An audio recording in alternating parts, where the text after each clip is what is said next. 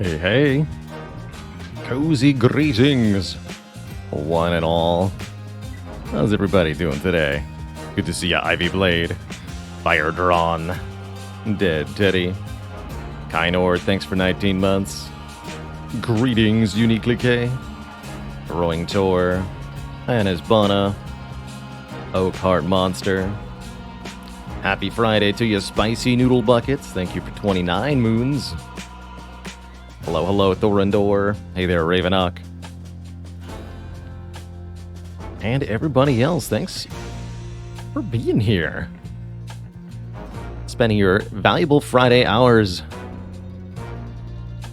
on some cozy games with yours truly. As we continue onward in our quest for 400 wins, 100 with each character in 2022.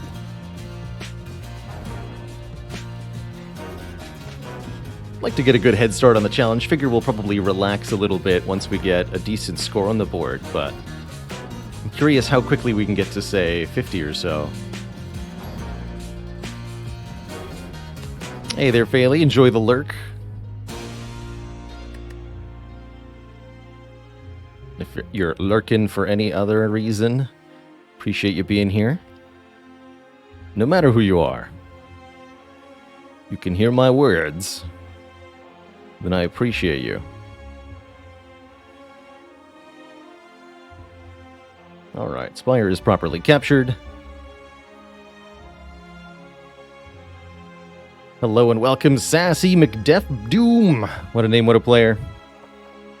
Binging your heart out on the heart kills. Well, fear not, I have so much content for you to binge. Both on the YouTube and coming up this year with 400 wins planned. There's going to be, well, a lot of highlights, a lot of cool runs.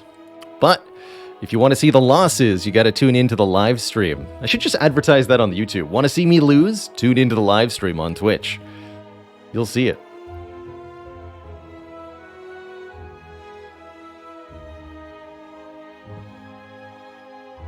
But only some days.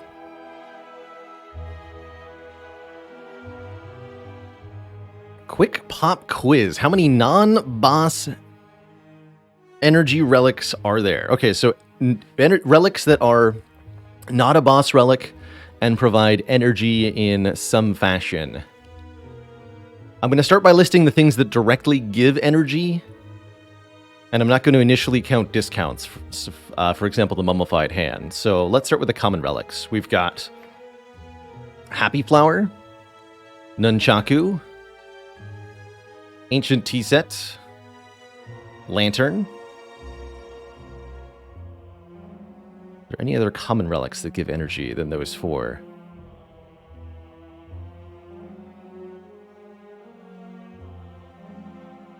Can't think of any. Uncommon relics that give energy. Oh, Art of War. I almost forgot Art of War.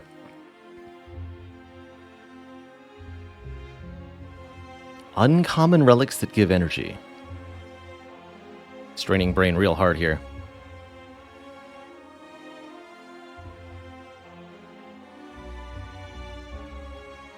Are there any?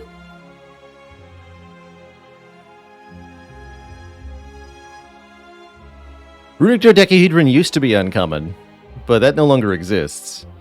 Hold on, now I gotta know. Are there any Compendium Relic Library? Uncommon. Do any of you things give energy other than the mummy? Oh, Gremlin Horn. Gremlin Horn gives energy, technically.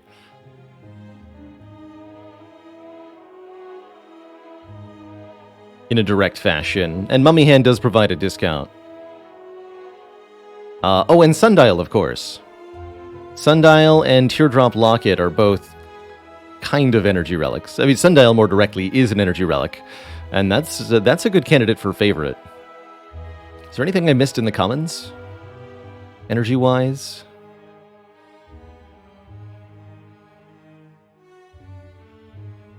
No, that's all the energy-generating commons. And then in the rare, you could count Ice Cream as energy-generating. It's not really generating, though. It's saving energy. Is Is there anything else rare that gives energy?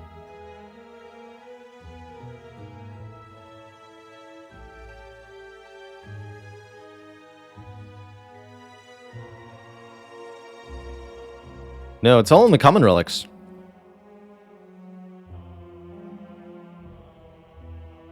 My favorite of the energy generators might actually be Gremlin Horn. I really do like Gremlin Horn, particularly in Act 2 and Act 3, specifically because of how helpful it is against Reptomancer. But also, any minion summoning enemy is much more easily tackled with the Gremlin Horn. Hard to go wrong with a good old Happy Flower, too.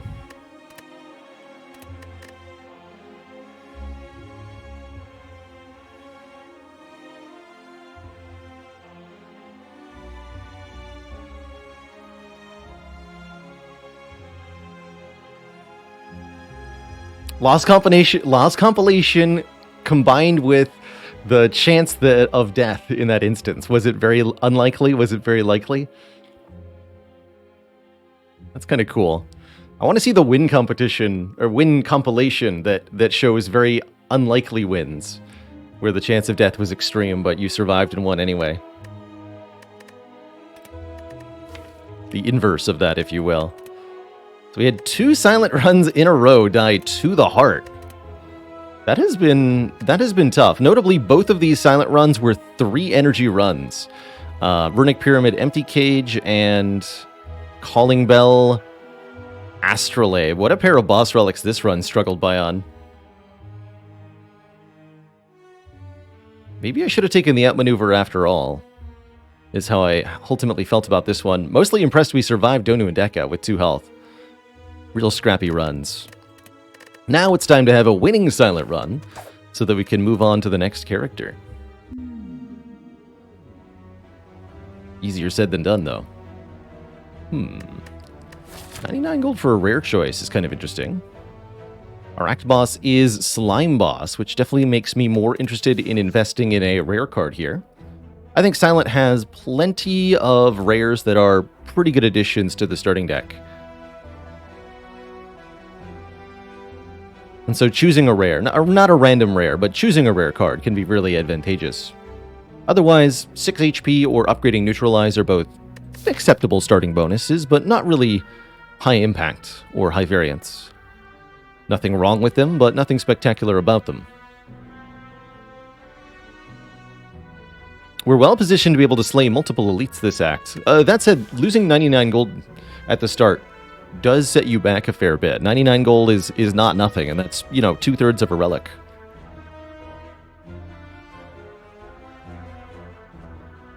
Any truth to the rumor that I will be playing Chrono Trigger this month? Well, that all depends on the game boat, doesn't it?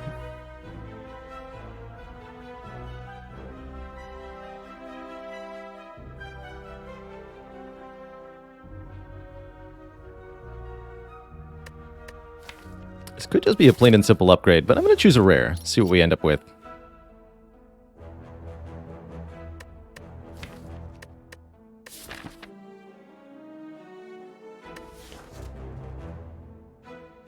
The no-nonsense pick is the unload here. I am considering Floor 1 Finale.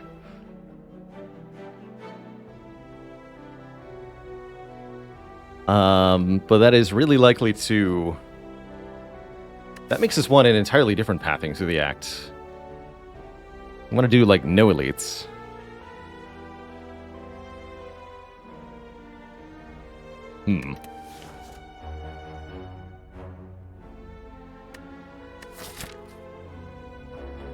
Could always start a new run, right? So the idea, if you take a grand finale here, the idea is to add basically only card draw cards and card removal cards. Or card removal at stores. Diminishing the deck as much as possible to 7 or fewer cards ideally, so that you can play the grand finale on turn 1 every combat. Hey, Fat Viking Knight, the Archives channel is deprecated as of now because I no longer have an easy way to keep it updated, and because the main YouTube has kicked off most successfully. I might restart a full channel Archives at some point, but For now, your best option is the past broadcasts section of my Twitch page, which stores all of our previous broadcasts for 60 days.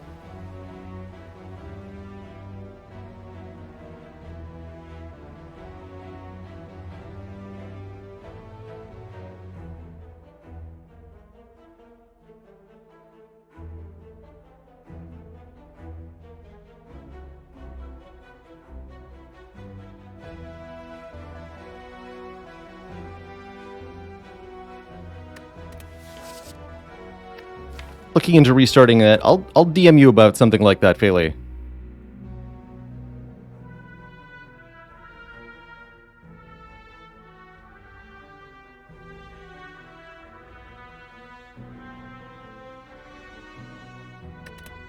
So, what do I take here? Do I try to make this finale work? I think it's pretty tough to do. If I could afford a card removal immediately, it'd be a lot more appealing. But we really can't. I'd like to get some good elite killing in. The Malaise is the better long-term card, but the Unload will serve us so much better right now. I'm going to grab this Unload. Can't take that on, but we should be able to upgrade a card here and then fight this elite and this elite. That's my hope. My fondest hope. Unload isn't a card that gets a whole lot of love, but it does do pretty okay damage, ultimately. I think we can get away with blocking for the 1 health here.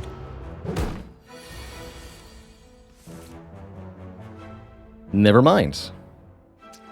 I should have struck. Tried to save 1 health, but instead lost 1 health. The stakes have never been higher.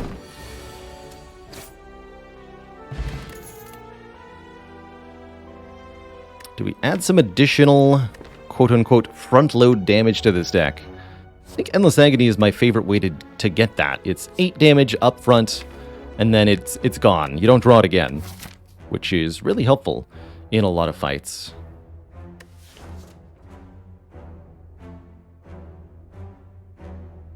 Getting started on Poison with a Poison Stab is never wrong either. But I like the Agony. I think Agony interacts with more interesting stuff. An early remove transformer upgrade. Ooh, spicy. Getting an upgrade here would solidly improve our odds against elites overall, but I cannot resist a transform this early.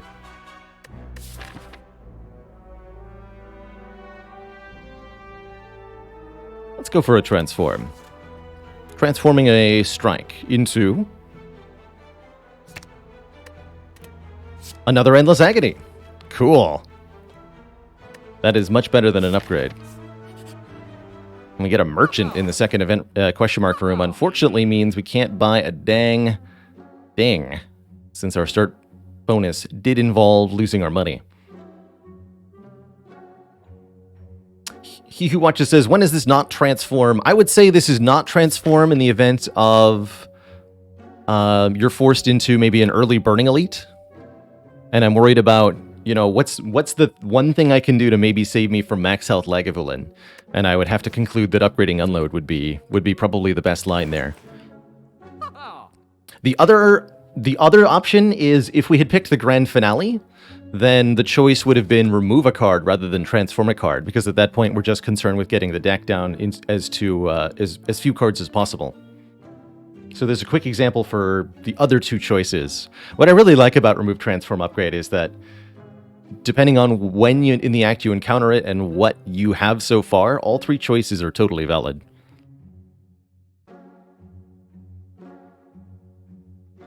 Do I ever consider in such instances a mental note of what I won't have later? A quick note of certain relics that have disappeared.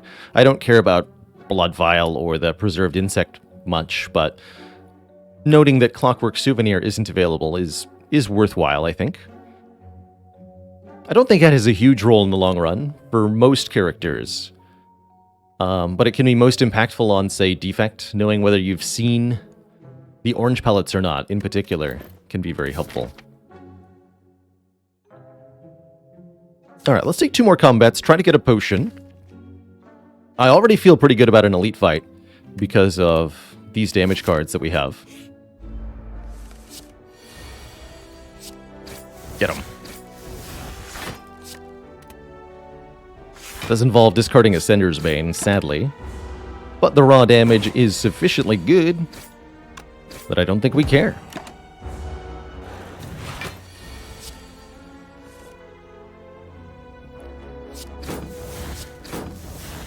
Perfect.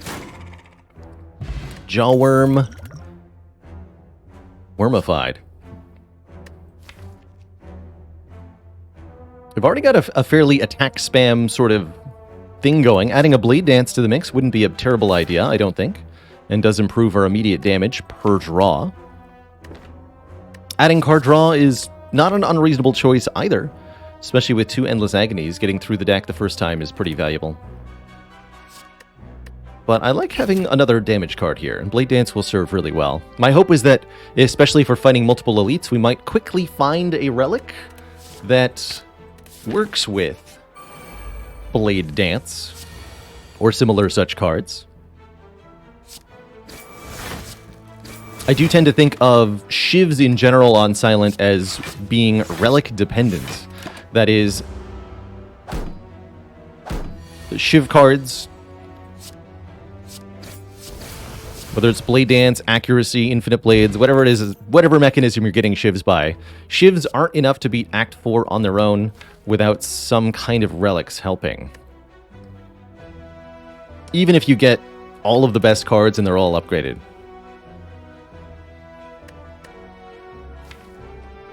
Because you'll get eviscerated by Beat of Death against the Heart. You might have problems with Time Eater.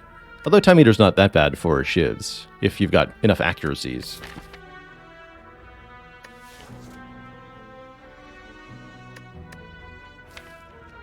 Really strongly considering a Piercing Wail here. Generally speaking, I'm a big fan of Wail as a defensive card. And I'm a bigger fan of Wail the later into the game you get. After Image can definitely help a lot when it comes to blocking with Shivs. Hey there, Prankster. Okay, +1 Shiv is probably better than upgrading Unload. Actually, no, it's not, because of Lagavulin. If we have -2 Strength, then the Unload upgrade is better than the Blade Dance upgrade. Okay, let's upgrade Unload. Make sure our best damage card hits most effectively against this elite, which is conveniently the Sentries. I definitely think they're the easiest one to handle here. I can use Neutralize and Piercing Wail to block. Very notably. This one has 39 health. That'll be our first target.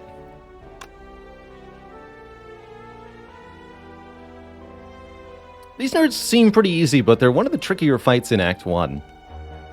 They'll flood your deck quickly with Dazed, and if you don't prioritize killing one of them quickly, you're going to have a bad time. To that end, I think it's often worth shorting yourself a little bit of block on turn 1 in order to deal more damage to whichever sentry it is that you're trying to target down. So for example, I'm going to strike twice here, doing as much damage as reasonable, to try to bring this sentry within range of a kill, so that we can prevent the 10 damage it's going to do next turn. And we'll Piercing Wail this way. That way we block for 6. We remove the artifact from all of the sentries, allowing me to use the Weak Potion if I wish. And we can apply Weaken when we redraw the Neutralize too.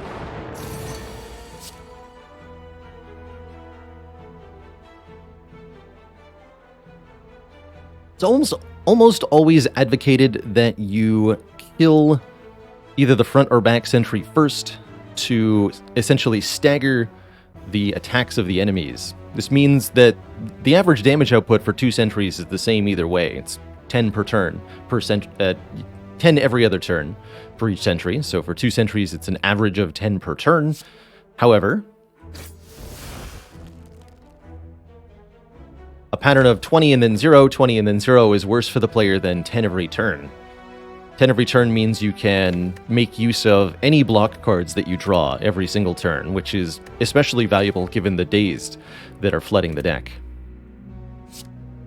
Let's go for the... No, we're full blocking next turn, so let's try to kill the front one 2 turns from now. Prioritizing on this one next. unload here.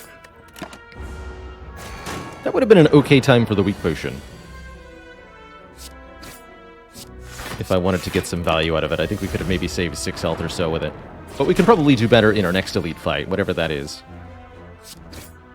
Did not end up killing this sentry sufficiently quickly. But this turned out alright. Depending on the draws, the later part of the sentry's fight can either go very well for the player or very, very badly. Looks like we're in pretty okay territory so far.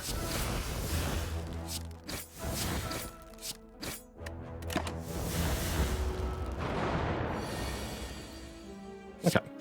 That could have been a slightly better, but I won't moan about 5 health, that's for sure.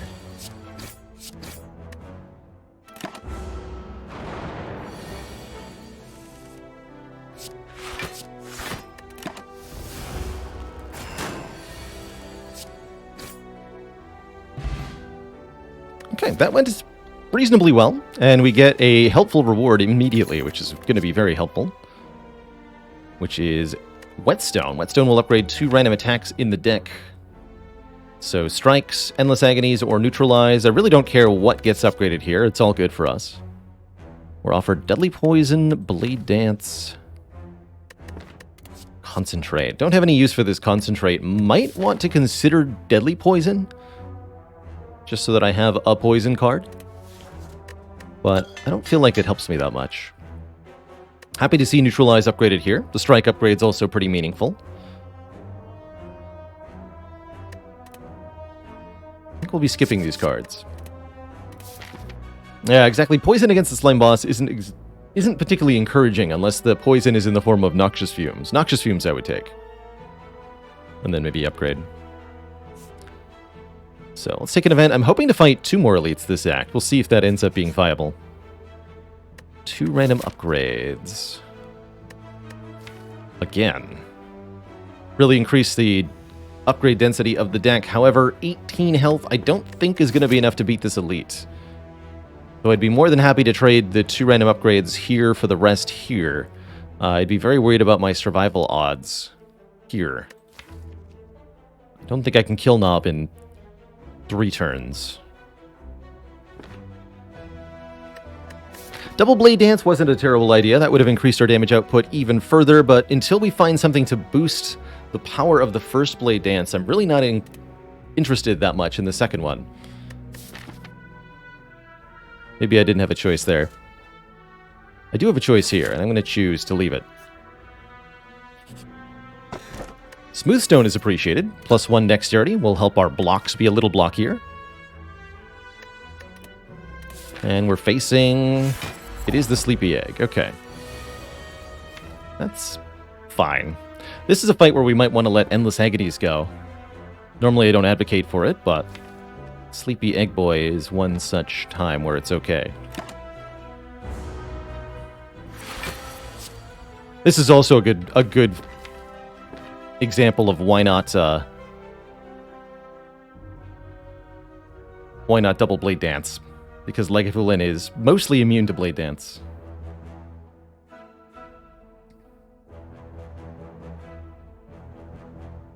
It's a pretty bad wake-up turn.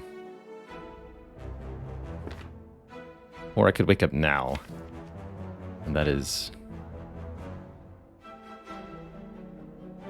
Piercing Wail down to 14. 14 gets weakened to 10, so I take 10. And then have one good draw. Or I wake up next turn. I also get to cycle the Endless Agonies? Okay, we'll wait one more turn. These I'm going to play, though. Just having the 2 is good. I want to draw block cards on the next couple turns.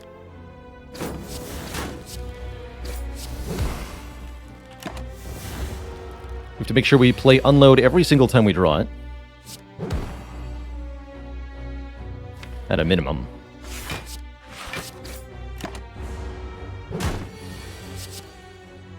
These definitely all need to be played now. Okay, pretty good draw order so far.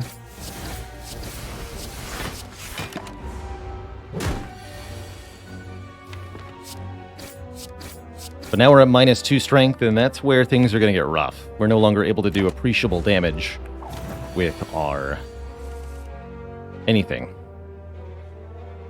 Okay, I'll be using the weak potion here. 15 more damage to go. Looks like we got there. Okay, not too bad, not too bad. There it is. Okay, now I do want the second blade dance. The kunai is here. Every time we play 3 attacks in 1 turn, gain a point of dex, and we're offered 1 more endless agony, which I really appreciate. Heck, yes.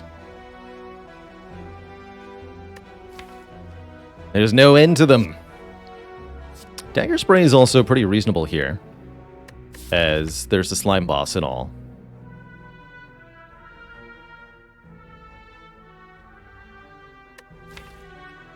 And if all of my cards exhaust against Slime Boss, I'm just going to die under the weight of 1,000 slimes. Skewer's pretty good too, especially with the energy potion. I thought I didn't play Endless. Well played.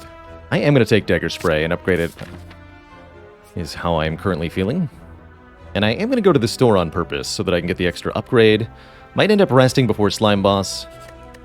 And we can, at the very minimum, remove a card at the store, but potentially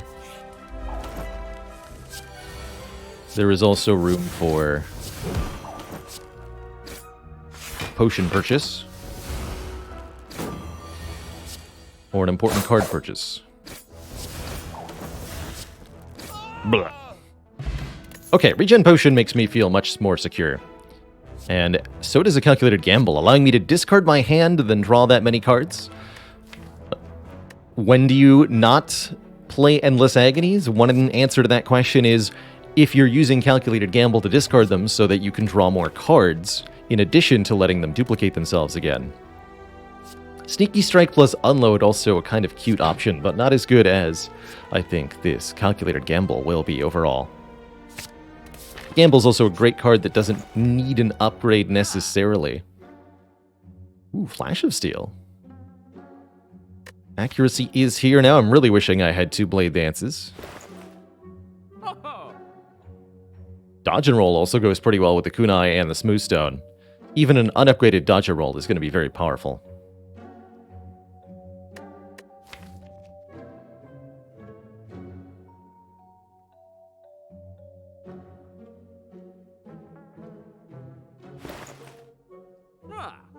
Glass Knife on sale is appreciable damage output.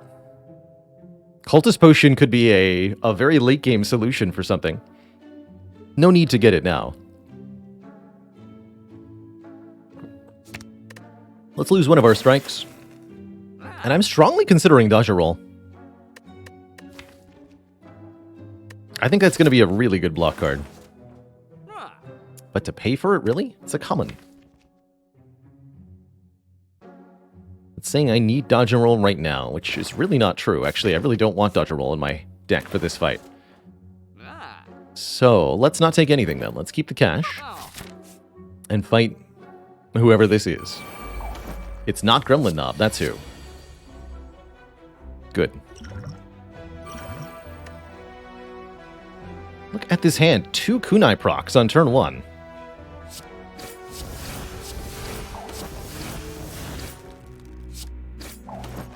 Eight block defend. It's like a defend plus. But it's not plus. Not plus at all. Okay, lots of block coming up, so let's keep attacking this one.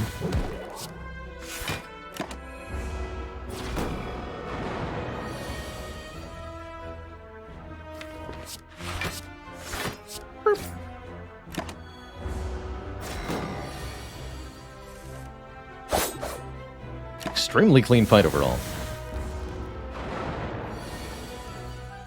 Beautiful. I do want that last hit point, so I'm not going to play the unload here. Because I would miss out on the 1 health from the regen there. Get the Regal Pillow, incentivizing us to rest. Interesting. Escape plan with this much dexterity, very potent. It's a 0-cost draw 1. If it hits a skill, which it will some of the time, then we gain block equal to 3 plus our dex modifier. And as we get more and more dexterity, then this becomes more and more rewarding. Normally, I don't advocate for this card that strongly, just because the payoff is so small, but if the payoff is increased, it's real good. Escape Plan's one of my favorite ways to make a 3-energy silent deck really functional, because it is so efficient in what it does if you can modify it. My hope is that we can upgrade here. Upgrading Blade Dance is quite valuable now that we have the kunai. Not only is it more damage, but it's probably more dexterity. If I've drawn an Endless Agony alongside, for example. Could upgrade the Calculated Gamble so that I can discard slimes multiple times. That's reasonable too. But I think I'm going to upgrade the Blade Dance. Now, because of the kunai and the Smooth Stone, and the upgraded Neutralize, which we've unfortunately drawn on turn 1, block strategy against the slime boss might be possible here, where we just block the Slime Crush that happens on turn 3. I don't think we've drawn in such a way that that's favorable, however.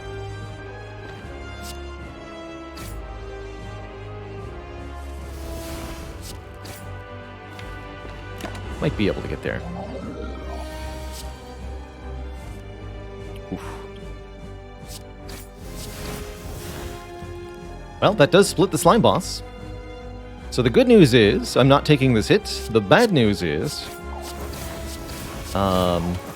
both big slimes are going to have 69 health.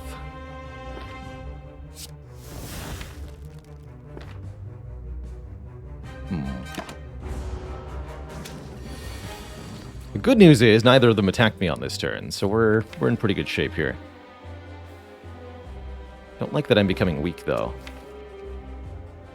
Let's go for the Gray Slime first. Gray Slime is guaranteed to attack for 18 next turn. This one might attack for 12 or 13. Well, they're just both doing 18. I understand. Understand completely. This is a reasonable time for the Energy Potion. Let me play both Defends and the Strike and get rid of this Slimed. And I think we need all the help we can get in this fight right now, because it's about to get really spooky.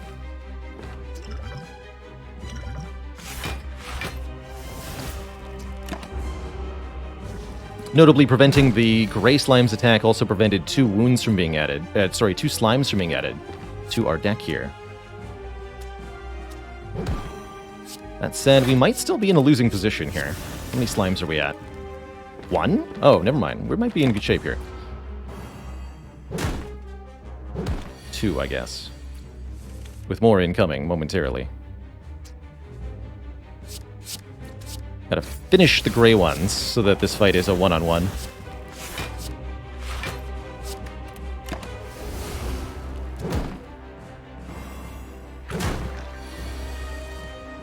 Good. And we're not weakened this turn, even better. Finish them.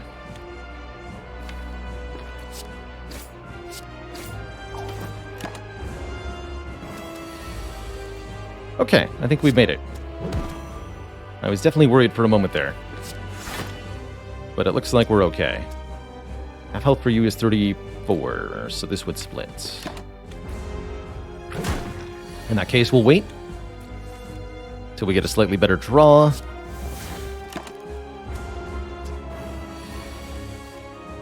Like this one.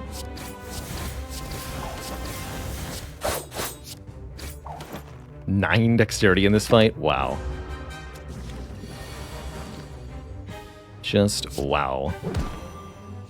And then I still managed to take damage, too.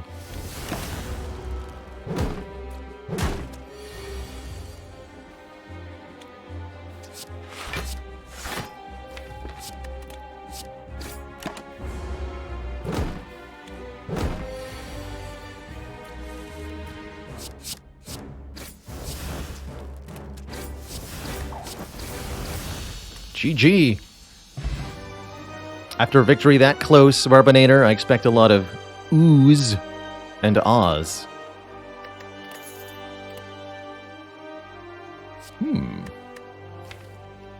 And Venom is kind of cute here as a way to scale. It's definitely on the pricey side at a 2 energy power. But it allows us to apply damage over time to targets as we hit them with our attacks. Other options include bullet time, letting us play an entire hand for free. That could be useful. Well, the no draw is problematic though. Or burst, letting us duplicate a skill. Double blade dance can be a thing. So can double defend, double calculated gamble, double piercing wail.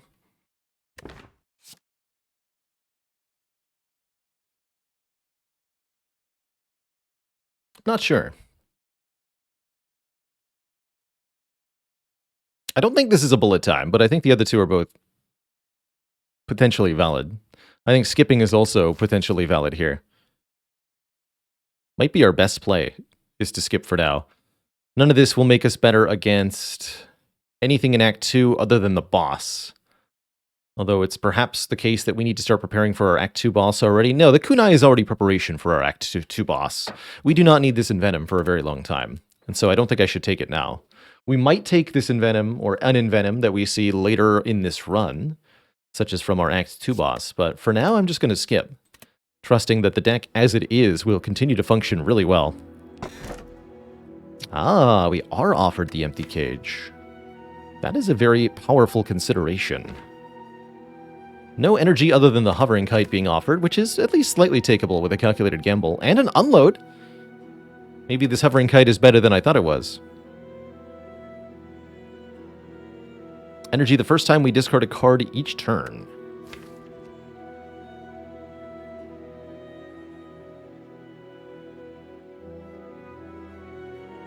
The Survivor, the Gamble, and the Unload. I'd say we'd get energy maybe half the time with Hovering Kite.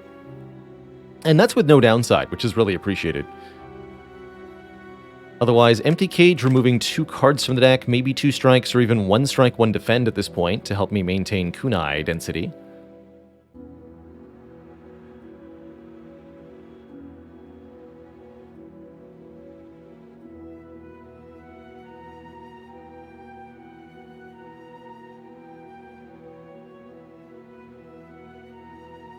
Sure, we'll give another one for the crowd. Why not?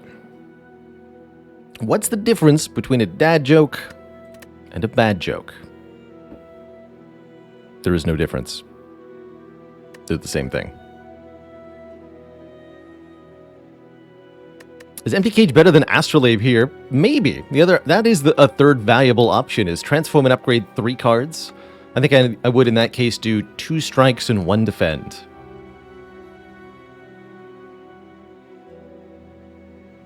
But random cards might not be what we want.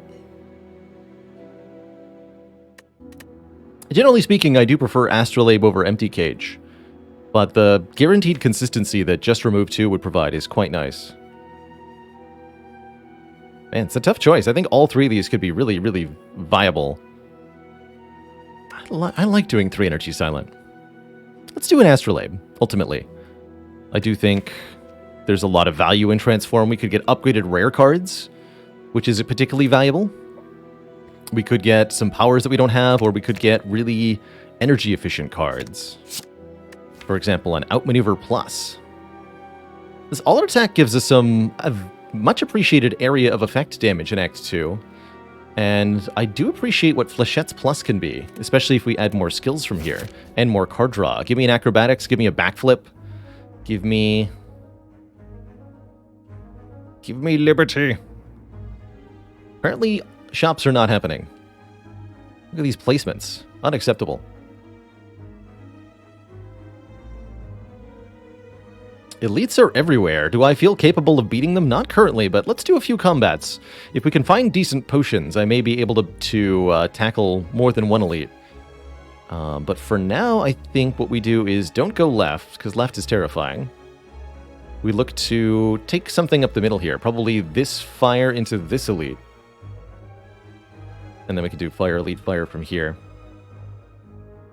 At the moment, I definitely value combats quite a bit. I think we're going to perform very, very well in the combats of Act 2, at least the non-elite combats of Act 2, because we have only 1 strike in the deck, and we have a kunai. I would really like to get potions so that we can think about tackling an elite.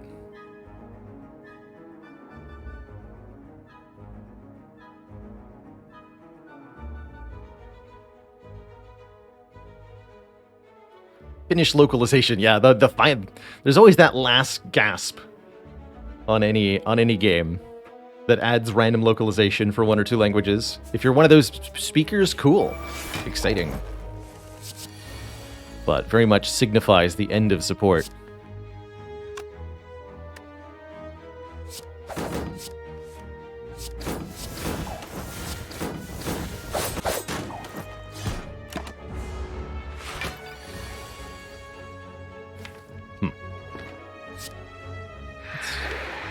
Not a good turn.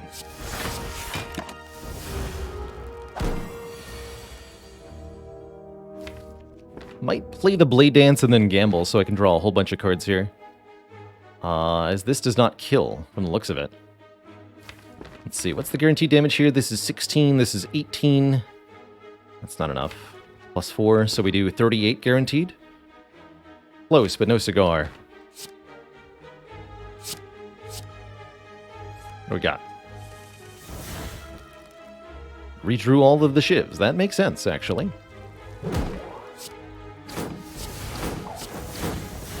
Did this end up killing? Looks like... yes? Yes.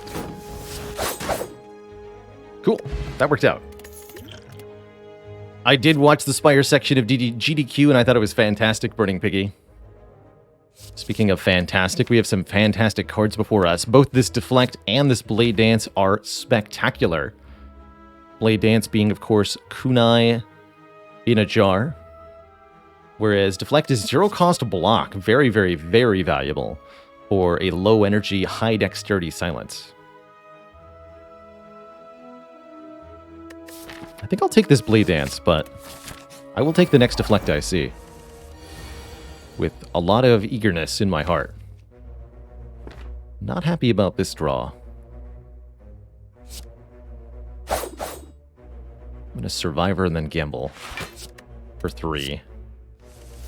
Trying to draw Piercing Whale, but did not get it. Instead, I drew many damages. And that was okay.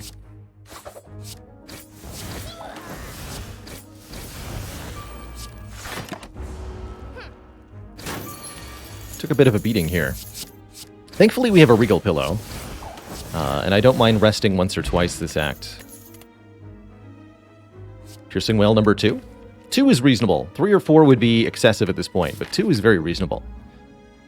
Love me Piercing Whale, especially in a low-energy silent. It's such efficient damage mitigation.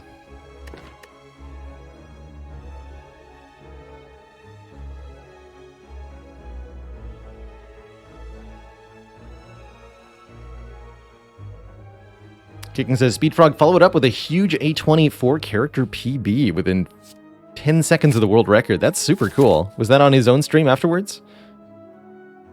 Very cool. Congrats to him. Alright, 2 Piercing Whales for the Snake Plant. That's not too bad. However, the Snake Plant's unusual method of blocking is really problematic here. Gaining some block every time we strike them with the malleable buff. Makes for some tough times. Tough toenails. Can't play both Unload and All Attack. It's going to have to be the Unload. Actually, wait, no, I can. What am I talking about? Unload first. Unload doesn't discard All Attack, but All Attack does discard Unload. What does it all mean?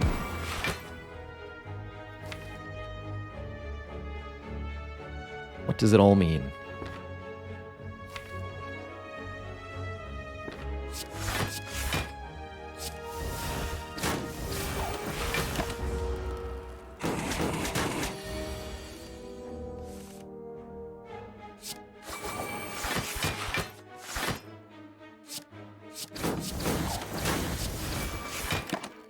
Slow and painful fight. Okay, we're through. We got our money. We got another Endless Agony or that dodge and roll that I wanted from earlier. think it's a lot better now. But the Endless Agony says plus on it. One more for the road. I want a little bit more front load for these upcoming elite battles that I might be going into. Certainly not going to be going for the Burning Elite here. We're going to rest and try to fight this one. Don't have a choice here. We have to fight one of these two now. So let's go event, one more combat. In an abandoned temple, you find a giant book open, riddled with cryptic writings. Costs 21 health to read this book. If we take the book, there are 3 outcomes. 1, the Necronomicon, doubling our first 2-cost attack. That would not do anything in this deck. There's also the Enchilada, giving us a free power on turn 1. That could be really good. Or the Nilri's Codex, letting us shuffle cards into the draw pile each turn. That would be okay, but mostly annoying. And since there's only 1 out of 3 I really want, I'm just going to say no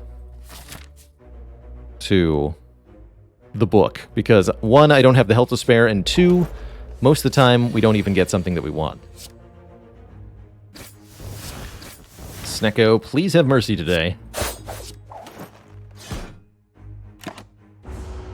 Sincerely, the Silent. Okay, that's good.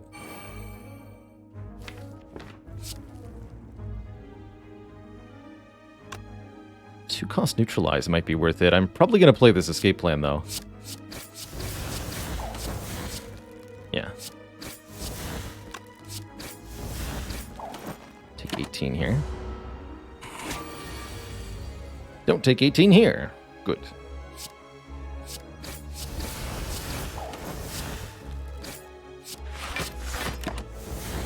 Now I definitely need to rest.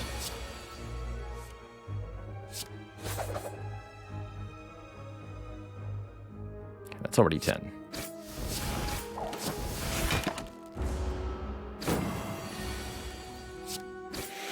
Whew.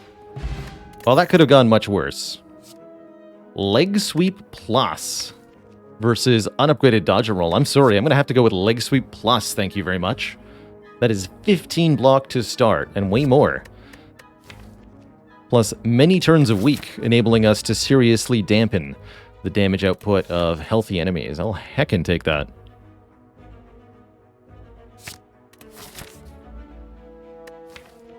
Now, with our energy constraint, it might be that Dodge and Roll was actually slightly better. But I refuse to believe this. Alright, 49 health and 1 useful potion will have to do. Hopefully we can get a turn 1 KO here. I'm going to go with we definitely can. And here's where I do in fact wish I had taken a different block card than Leg Sweep. So, we do kill one of them at minimum. How much damage is this anyway? 12 plus 14. So if vulnerable, that's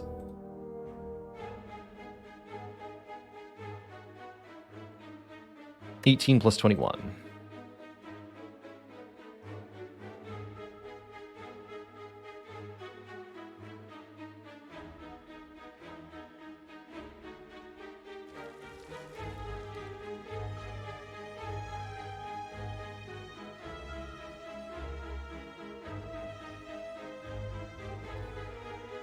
$39.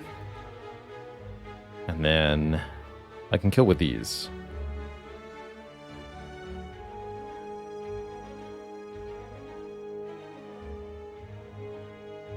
$26 plus 18 is how much?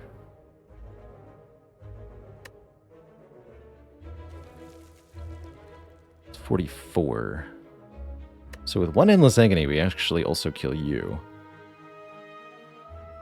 So let me do math again here. 21 plus 18 plus 9 from the Endless Agony. 48. Exactly enough to kill you. Which leaves All Out Dagger Spray, Endless Agony, Unload on the other one. That's what? 24 plus...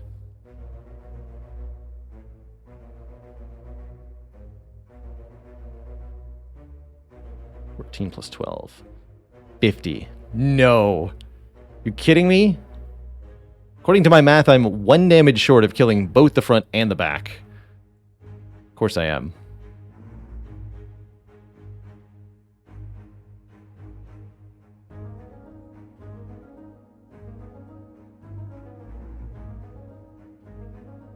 That's including the potion use.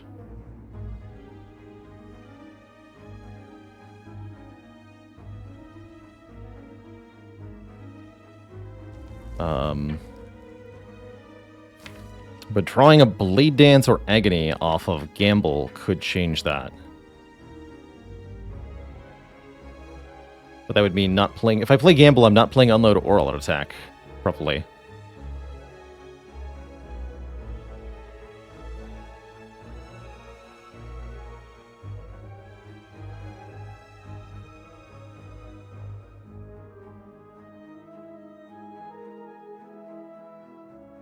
So close.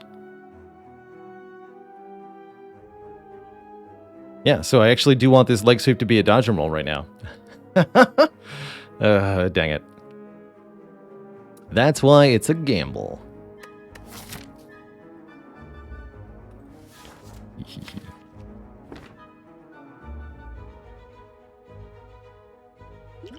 Alright, we'll do it this way then. This would do 27. Plus 9 would kill. Not enough to kill anybody else, though.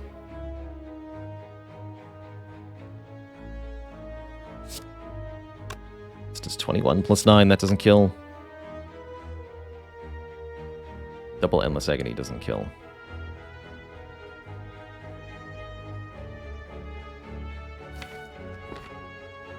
So do I gamble at all? I might not draw a kill at all if I do. Then that'd be okay. If I don't draw a kill at all, it means that I drew block cards. I'm actually just going to gamble here. Try to improve my outcome. And I would say that that turned out better. Yeah, let's go with better.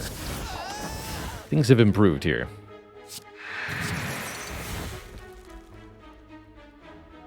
I want to take out the Taskmaster next, huh? Yeah.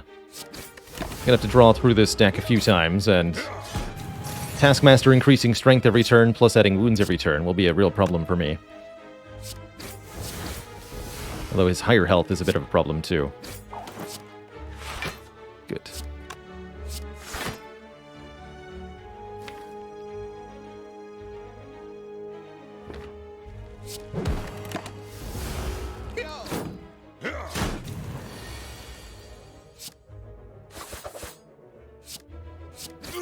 Okay. The wounds have ceased.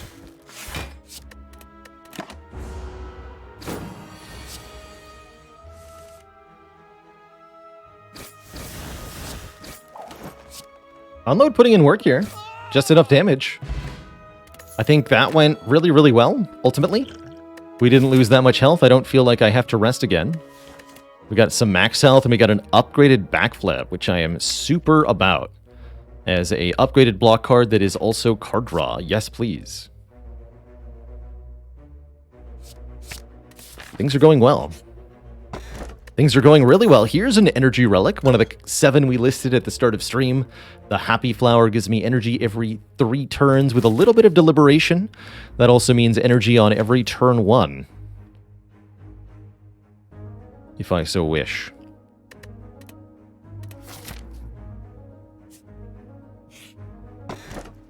And Vajra is also massive here, giving us 1 point of strength, means all of our attack cards do base 1 damage higher. And that is ultimately a lot more damage output.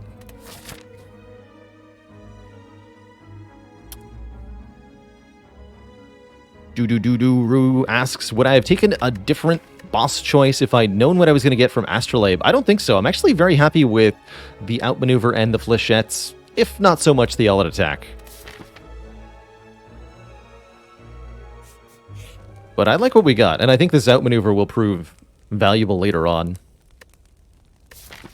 Probably upgrade Gamble before Automaton. No, let's upgrade Gamble now so that I can upgrade a rare card that I get from this elite. Essentially eliminating any upgrade debt that we might have had. Heck yeah, Blade Dance. Alright, targeting Centurion first, as it is written.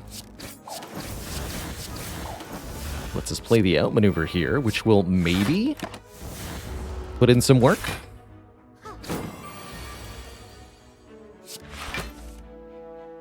Yeah, maybe.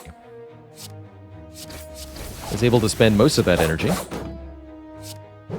Even got me a kill. Good. Double good. Playing Whale just to avoid drawing it again. It won't be useful in this fight. Now that we've eliminated the Centurion. So, Unload and All Attack do work together. It's beautiful. Ancient Potion could be something to take to heart, maybe. I would actually advocate for a Sucker Punch in this deck if we didn't have the Leg Sweep Plus. But I need not advocate.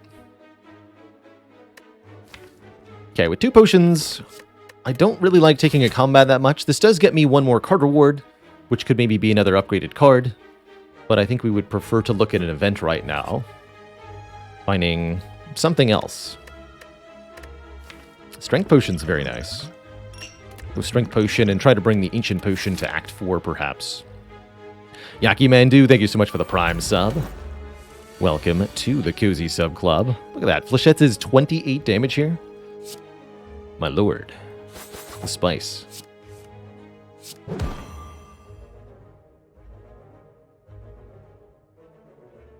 think I owe it to myself to play 1 more attack this turn. Let's go Defend Unload. Take 4, which means getting 1 wound, but we also gain a point of Dexterity.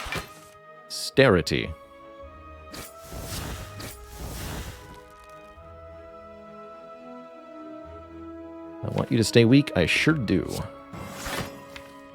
That really doesn't look like the outmaneuver is going to help me that much. So I'll just play a strike. Maybe should have used the Strength Potion in this combat. This is one of our more deadly opponents, but the Piercing Whales should make them manageable.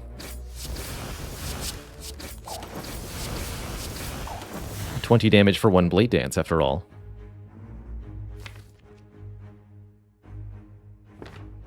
This way.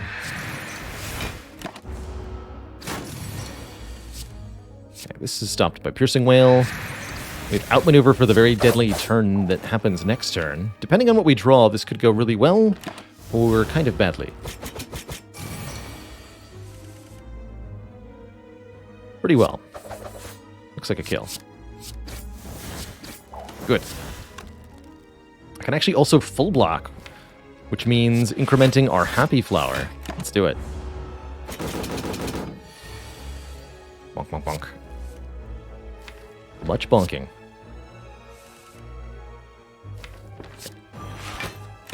Set it to 2.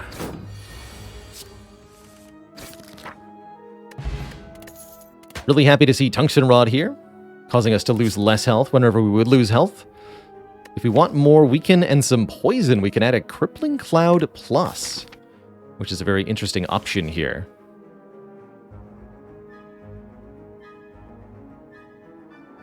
Found my videos after watching my Banners of Ruin video. Oh, that's cool.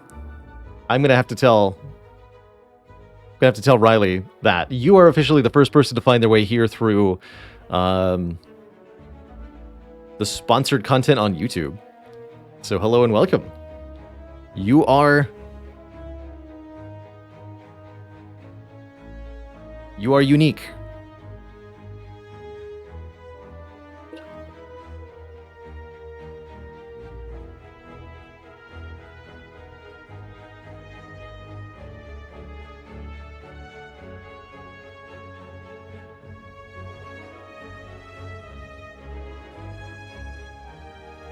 I don't think we need any of this. How are we going to do damage to heart? That's something we should think about.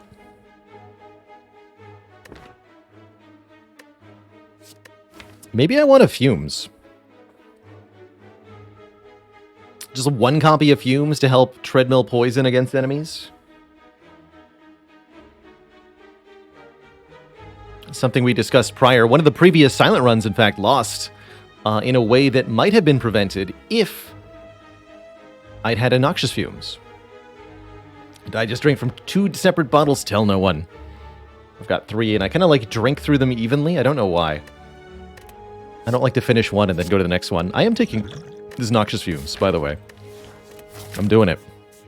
That'll help right immediately against Bronze Automaton. Probably doesn't need an upgrade much, though, huh? And we'll take one more event here. It's another snake plant. Fortunately, we, again, have Piercing Whale. So the plant is hacked.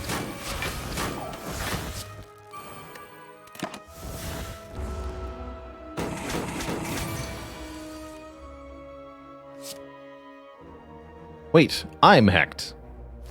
Ow. My health.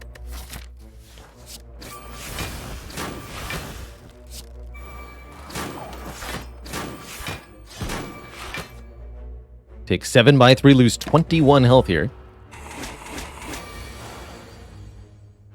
And then draw leg sweep. And then again, don't draw any block on this turn. Oh, dear. We have to kill it. We have to kill it now. Tell me this is lethal, huh? You have 1 skill. As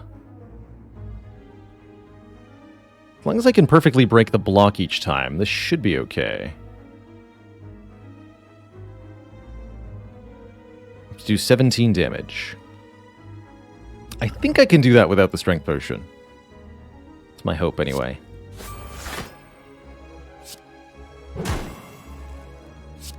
Here's 5. These are 3 each. Wait, maybe? I gain 5 block next. So I do 3 plus 3, 5, 3 more. Gain 7 block. Do 2. I have to do 7 more damage. So I'm going to be able to do 2 plus 3 plus 2. Okay, that's 7. We don't need to use the strength potion. So here's 2 damage. Play this for... It's essential that we play hits that don't generate any block, if possible. That's going to be the key to success here. Oh, and this is actually... I was off by 1. This is a full 3. Do 1 more damage than necessary. Good. Of course, we do get a potion anywho. But now is my opportunity to take a dodge and roll and feel good about it. I will do it. Guess I'll use the strength potion against the Bronze Automaton. I don't think I need to rest here. 22 health should be sufficient with the block density the deck has. Unless I get like a complete dead draw. You're so welcome, hippity hip hooray for the cozy content. What would I upgrade? I guess is the other question. We could upgrade Blade Dance, we could upgrade Dodge and Roll, we could upgrade Fumes. None of them feel like they're that important. Maybe I just rest for safety.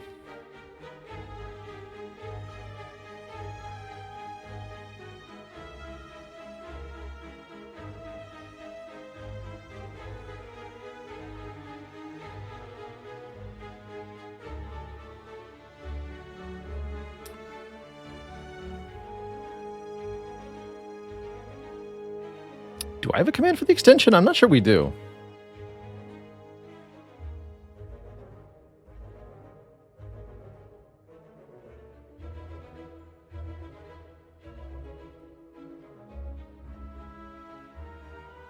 There's this one, Relic Stats Mod.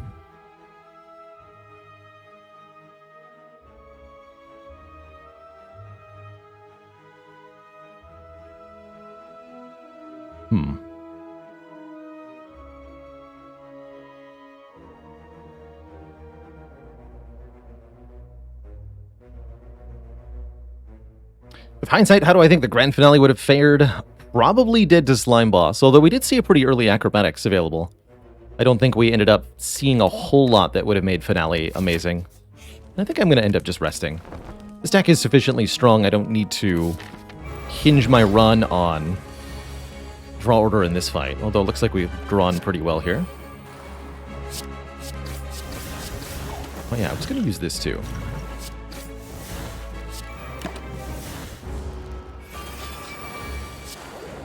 Speaking of not hinging things on one fight. Just play Whale to remove the last artifact. We're stealing Unload, and then the second one is stealing one of my uncommons.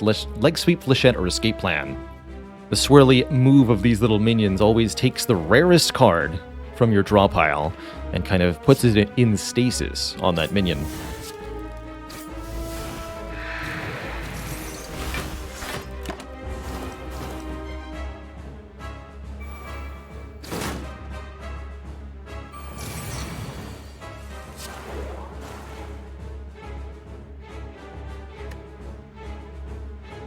Okay, you took Endless Agony.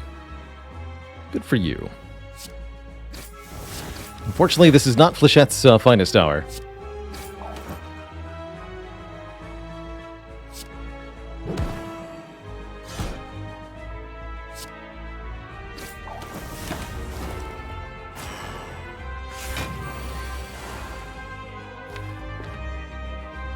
Okay, this keeps you weak all the way to the Hyper Beam turn. I would like to draw Blade Dance next turn. And Hyper Beam is next turn. We'll have that maneuver for it. Good. 21 is more than 9. We'll have 7 energy for Hyper Beam, actually. Looks like we're fine.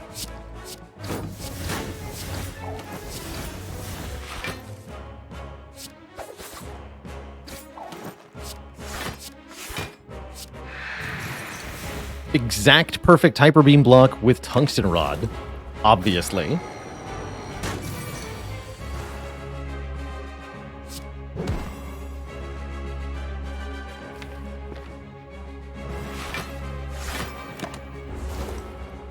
How could it be anything else?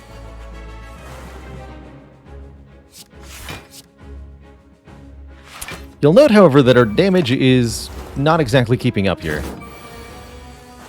But it's okay because Kunai.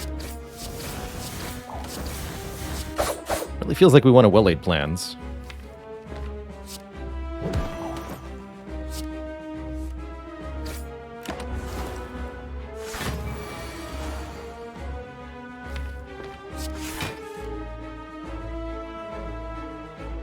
You know?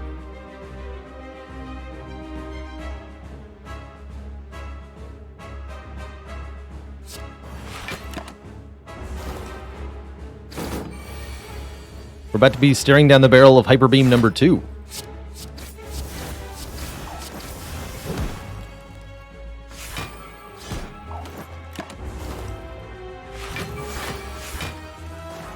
The power. Would have hit us pretty hard, too, if it weren't for a kill here. GG. Definitely feels like the Strength Potion was required for that to be clean. Here's another chance at Grand Finale. We talked about how it might be okay.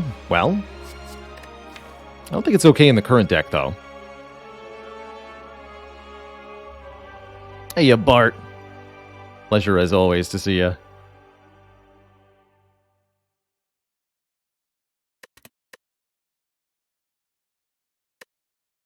Doppelganger outmaneuver is kind of fun. I wouldn't mind upgrading the Doppelganger to be a sort of energy generator for the deck. Alchemize is not bad either, although I do have one potion I'm already looking to keep for a while. I think this is another relatively skippable rare pick for the Silent here. These are all reasonably acceptable, but they're also all potentially an obstacle. A draw we'd rather spend on a different card. And they're all unupgraded. I'm going to skip them. Coulda, shoulda, woulda taken the Alchemize? Perhaps. So, choices are... This is, again, a 3-energy Silent Run. Good lord. Sneko Eye says, at the start of our turn, draw 2 extra cards. What makes us confused? That's definitely awkward and dangerous. Do not want that. Sacred Bark makes our potions twice as strong. That's potentially pretty good. Or the Calling Bell gives us a unique, unremovable curse. It gets in our way, and 3 relics to compensate. 1 common, 1 uncommon, 1 rare. I think I'm going to gamble this on the Bell. -1 draw. every now and then is a little annoying. However, the 3 relics provided could be all sorts of power. And we are a Shiv-heavy deck, which incentivizes more relics. So I'm taking the bell here. Dong. Those were not the relics I wanted, but maybe they'll get us closer to the relics I do want. Akabeko makes our first attack each combat do more. Could be very good with flechettes or dagger spray. Singing Bowl lets me skip cards for max HP, and the Specimen transfers poison, which does make our fumes do something at least. Have to go for a Burning Elite here. Looks like we can get a lot of elites, 3 of them in fact, this act, plus an early shop. I think we're going to be okay.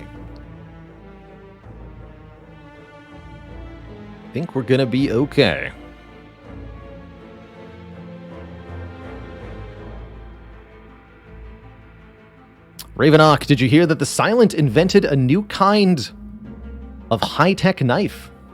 It's apparently cutting-edge technology.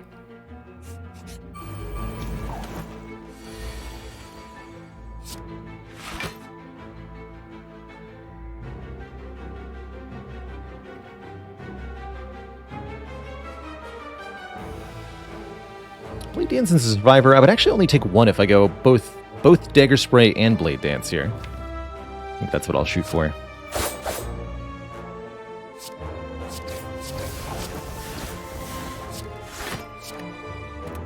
Just in case I get a Agony. Did not. Now I got the Agony. And now it's bad. Definitely feeling the pain of that Curse of the Bell here. Thank goodness for Regal Pillow, perhaps.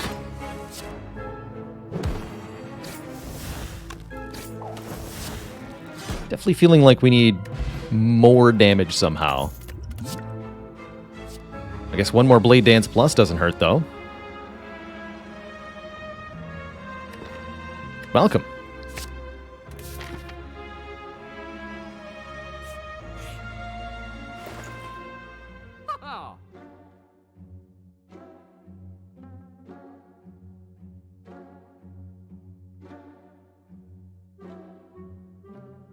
Okay, lots of things that are very good here. I see After Image giving us block per card. That could be quite valuable. Just one After Image in this deck, combined with a Tungsten Rod, is a neat little Beat of Death counter. Bag of Marbles gives vulnerable on turn 1. That's also artifact removal. I think both of those are very good. Card removal looking good.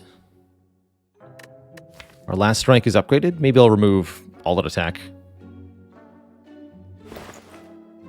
I also really like Orrery here, letting us choose and add 5 cards to the deck. Because we have Singing Bowl, we can skip cards from Orrery to gain max HP. So at the absolute worst, Orrery is 167 gold for 10 max HP, and that's a very good deal. Envenom into Sadistic Nature, wouldn't that be cool? Pen, thank you so much for 14 months of support. Catalyst is here. Tactician Plus is here.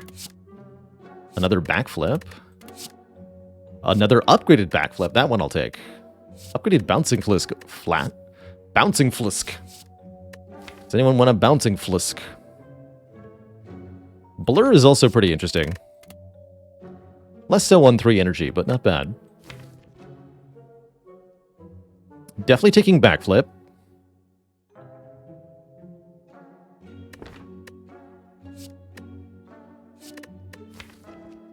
Bouncing Flask Catalyst might be a legit choice.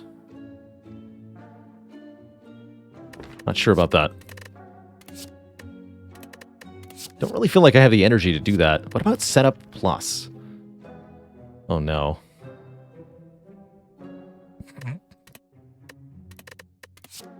Up against the Backflip Plus though? Blech. I'm strongly considering Setup Plus because we're so energy starved. And because I now have good card draw with double backflip. Also, Setup Plus combos with Escape Plan to guarantee a skill, which is entertaining if nothing else.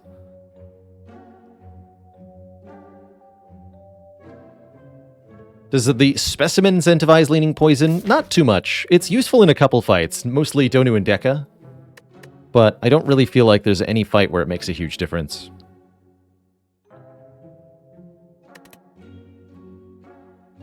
I don't have enough discard to take this reflex. Alright, I'm taking you setup. Same with the tactician here. Okay, I'll skip that as well. Okay, do I still want this after image? It's okay. Hard to spend energy on powers that don't do a whole lot, you know?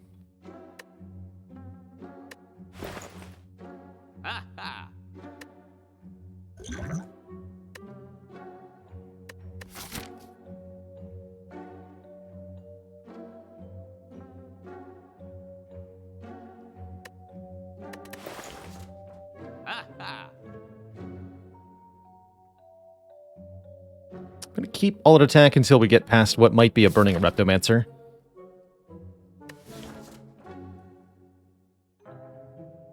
This deck might want to remove one defend.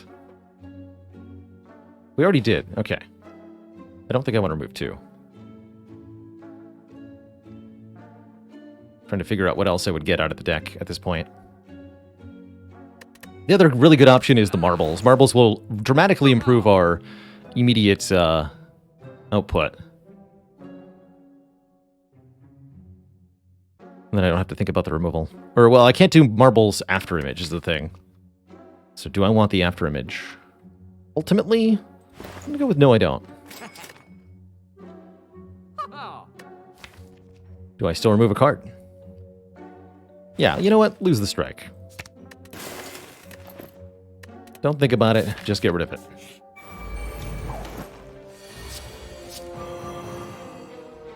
Fools.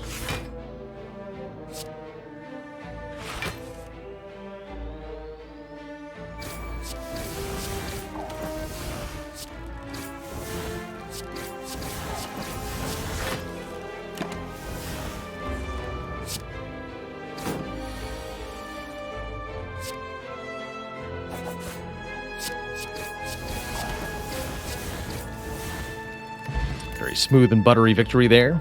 Another chance at a blur. Could also take a Phantasmal Killer. Actually, wait, what about Cloak and Dagger? Genuinely. Cloak and Dagger is block and shivs at the same time. Although unupgraded. Worth considering here. Really mostly want either card draw or zero cost stuff. This is none of the above. Keep skipping for now. Dagger Spray? Dagger Spray! 22 to all enemies from one Dagger Spray. Wow.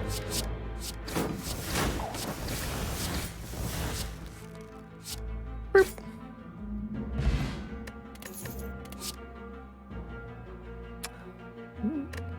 Bane could be okay, but we don't really need a card that does decent damage for one energy at the moment. We want cards that do decent damage for 0 energy, or we want cards that give us more energy. Ultimately, it's worse than a Blade Dance, right? Event or combat here? Combats offer us max HP, which is quite nice. Events could be good, but could be a loss of max HP. Could be rare relics, though. Always hard to choose.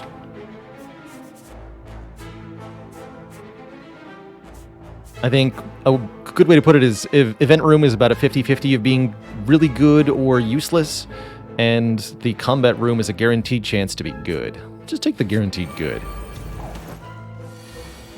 Yes, even against this nerd. That is a lot of damage, but might result in me getting cursed. Nope. Enjoy your 25 block. Sir. And 3 energy is not very much, huh?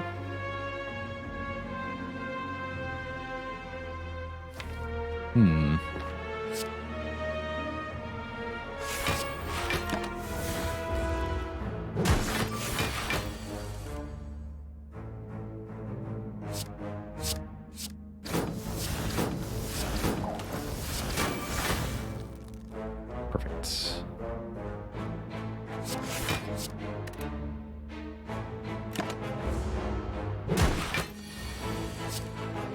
So the idea here is to control what Writhing Mass does by either playing or not playing attacks as appropriate.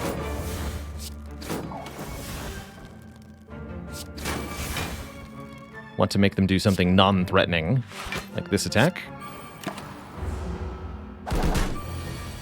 And take the fight at our own pace. This enemy doesn't scale. Doesn't increase their power over time during combats.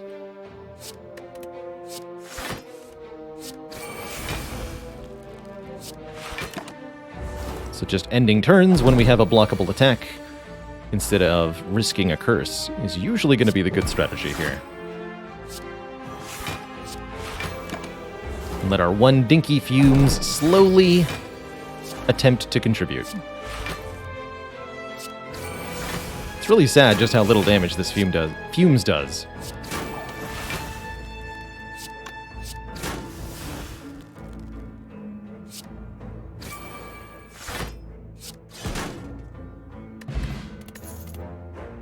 There's a well-laid plans. Okay, that is an important step towards making this deck a lot more functional. Allowing us to retain cards at the end of turn will make the setup a lot more useful, will make our outmaneuver a lot more useful, and becomes a very important upgrade very quickly. Good. Finally. As long as you can avoid having the Writhing Mass making you vulnerable, you can avoid the worst of the damage, which is quite nice. I just open with all-out attack here. It'll kill all of them. I think I do. We'll go outmaneuver, fumes, then all-out attack, kill everybody. Discard an agony, but that's not bad. Worst case scenario, I always have the liquid memories, and that exact turn is why I didn't remove all-out attack at the last shop. Even though I don't like the random discard it does. Good. Very good. Okay,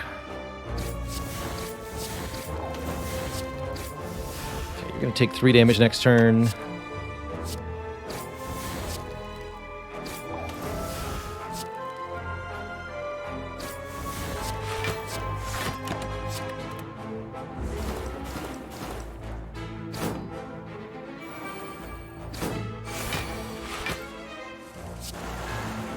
Beautiful.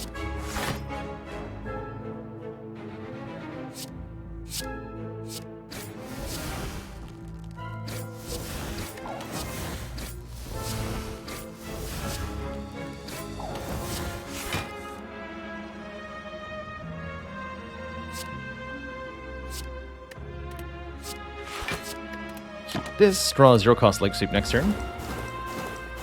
Oh, here we go. Actually, Specimen is really contributing, making this poison amount to something. That's cute.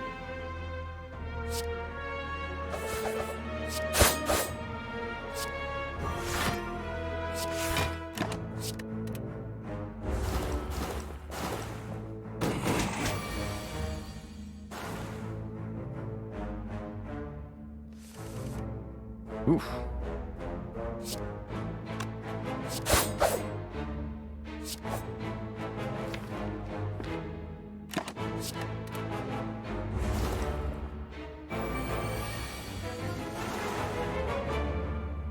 Okay, if I can delay things for one more turn, I should here, just for the sake of Happy Flower. Our next elite will be the Burning Elite, so I'd prefer to have more energy on turn 1 if possible.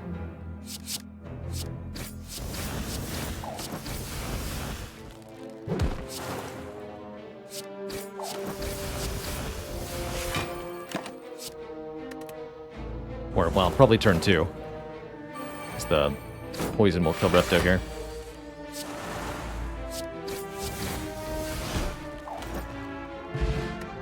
Did that just...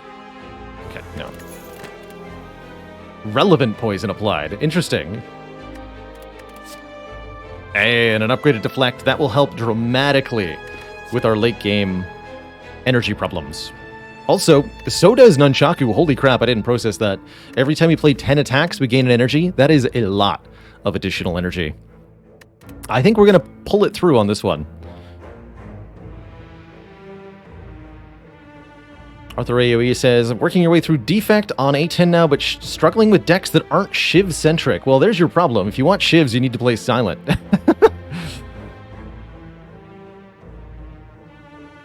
So other stuff to look for that works really well on the Silent. Poison is a big one to keep in mind. Bouncing Flasks, Deadly Poisons, and Catalysts especially can be a really powerful way to solve your late game.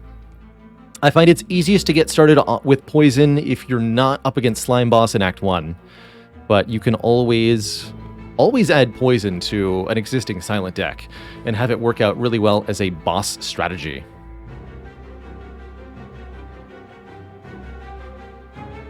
Otherwise, getting a defensive strategy of some kind, often Dexterity plus block cards, but potentially also lots of strength down with Piercing Whales, or weak off of Paper Crane or something, can all be really good ways to help you survive. If you can survive well on Silent, then there's a myriad of options you have for damage dealing, such as Caltrops, or Fumes, or just passive defense.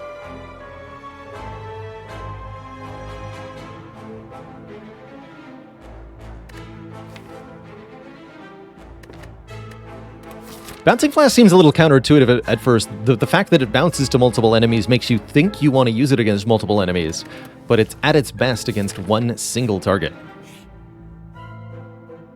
That's not the worst red mask. 115 gold is a reasonable price. This would strip more artifacts off of enemies on turn 1, as well as apply Weaken on turn 1, which could be useful, but I think I'd rather have the money for a card removal or for a potential relic here. For example, not so useful here.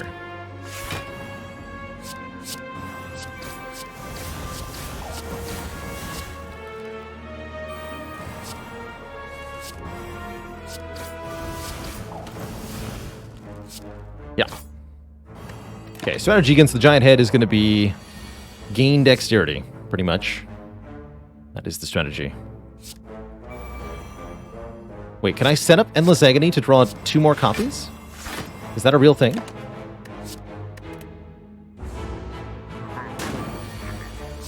The synergy! Incredible.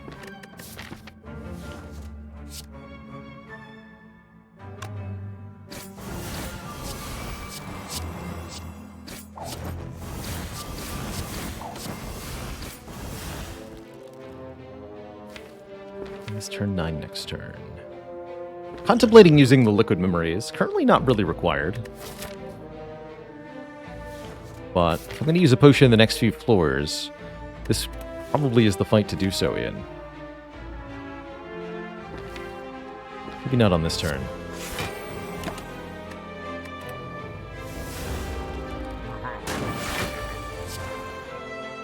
This turn. This is the turn.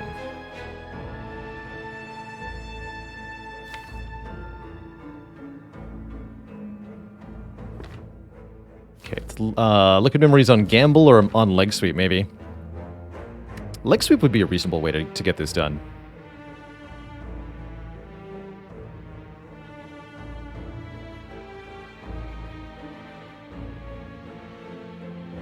Leg Sweep will reduce this to 33, and it's going to itself block for +6, so 20. Which means I'll take very little. Okay.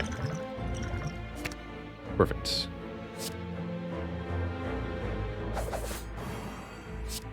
Actually, more than that. And then I have Piercing Well, too. So we take nothing. Good. Good.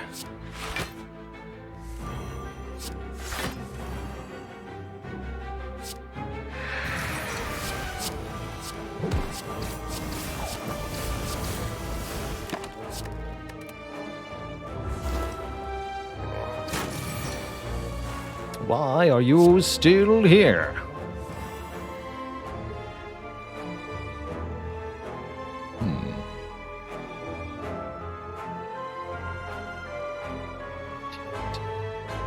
Best is just Leg Sweep defend here, I think. It's just stalling for time, though. It's a bit concerning. And card draw is what's lacking. Card draw is definitely what is lacking here. Set up the outmaneuver? I only have 2 block cards. That's not good.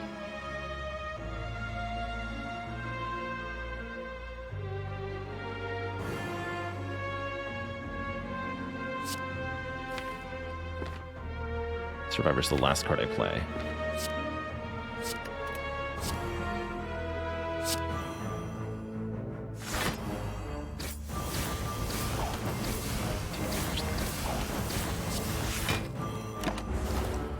Wanted more damage off the shivs. Probably should have played the deflect last, though. And here we're in a bit of a pickle. If I gamble, I could end up with anything. Hopefully we'll end up with something good. Maybe dodge and roll gamble? Let's try dodge and roll gamble. Backflip, please. Dang it.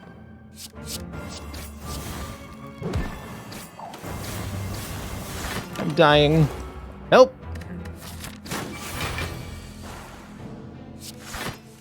Help!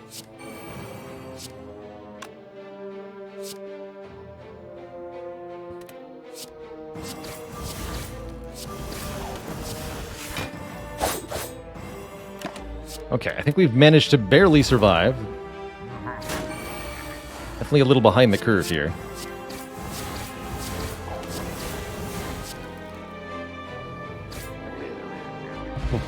We do get a white bee statue, giving us a potion after every fight. Deadly Poison Plus could help with the poison thing. Ever pulled off a turn 1 kill on Giant Head? Oh yeah. I've turn 1 killed every enemy that can be turn 1 killed, pretty much.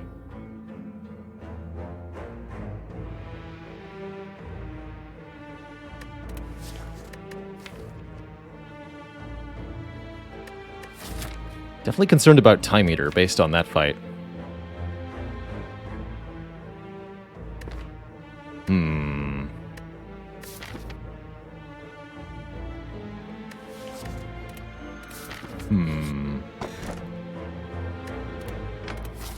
Have to take blue key there. Meat on the bone would have been very nice. Reptomancer rematch is terrifying. Good luck to me.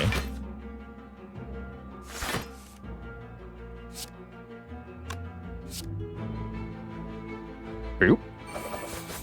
22 times 5 is an awful lot of damage.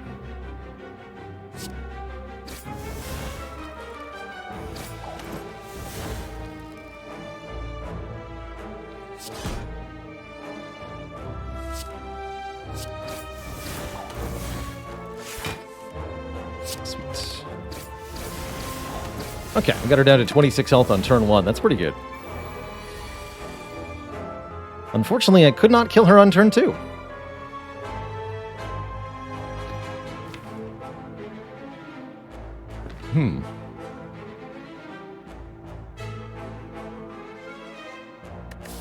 I missed turn 1. Let's see, max damage and draw pile is definitely reasonable here. If I can't kill her next turn, though, we're like super dead. So I think I have to go Dagger Spray, Survivor Defend. Parker, thank you so much for the 7 months and the Prime sub. Thank you for keeping it cozy. So this hurts.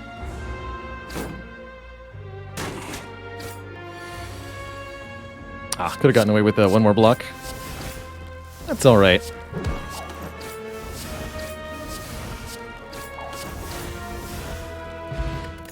We do get a pretty good relic, the Thread Needle, and a Cultist Potion could be our savior. There's also an Acrobatics here, which is the card draw we've been looking for. Expertise could work well, too. That means I'll have to go unupgraded Will Aid plans for now. I'm okay with that.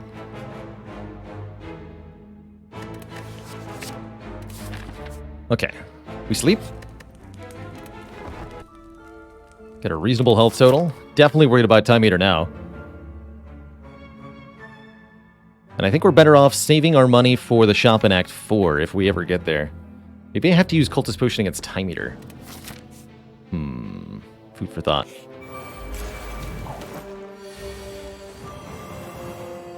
Food for thought.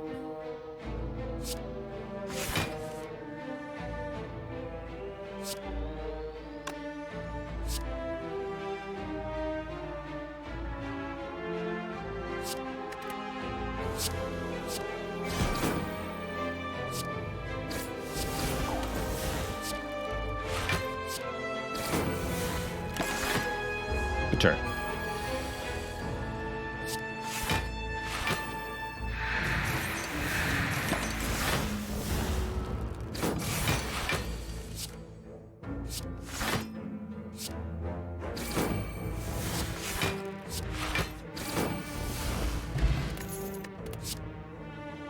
Max health.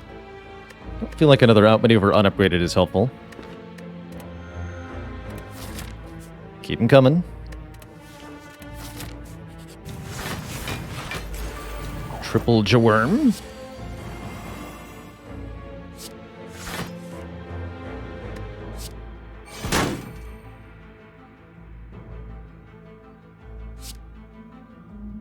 Okay, we're just blocking you. So let's go hit. Hit. Fumes is nice because of thingy. Because of Specimen.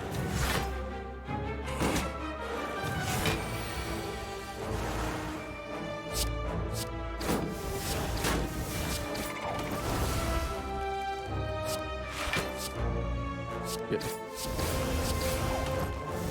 Kill that one too. Even better.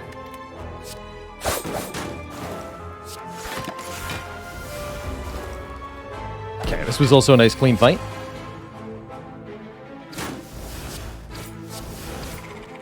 Happy Flowers on 2. Next potion could be nice. Another deflect could be nice. I think I'll take one more. One more zero cost block.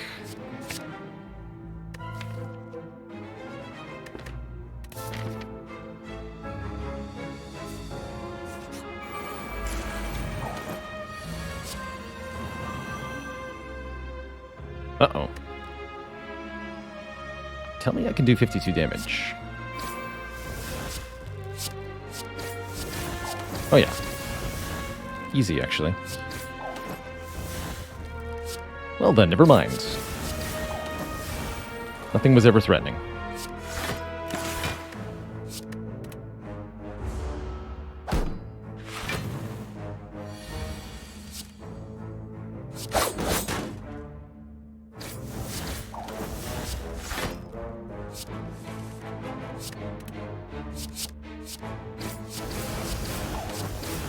If we can keep getting ourselves multiple dexterity per turn like this, I think we're going to be in very good shape.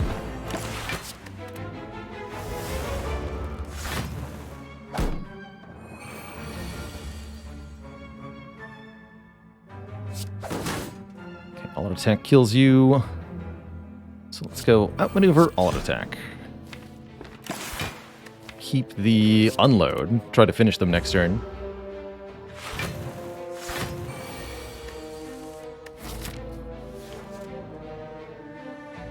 Failed to do so.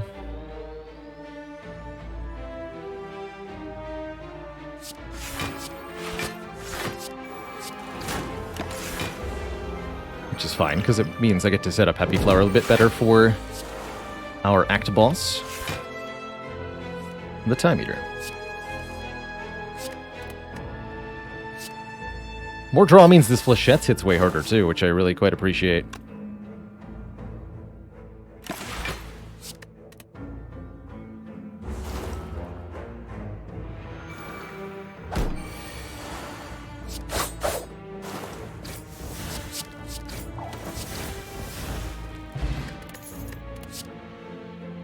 Bronze is not better than Cultist Potion. Let's take our 2 max health.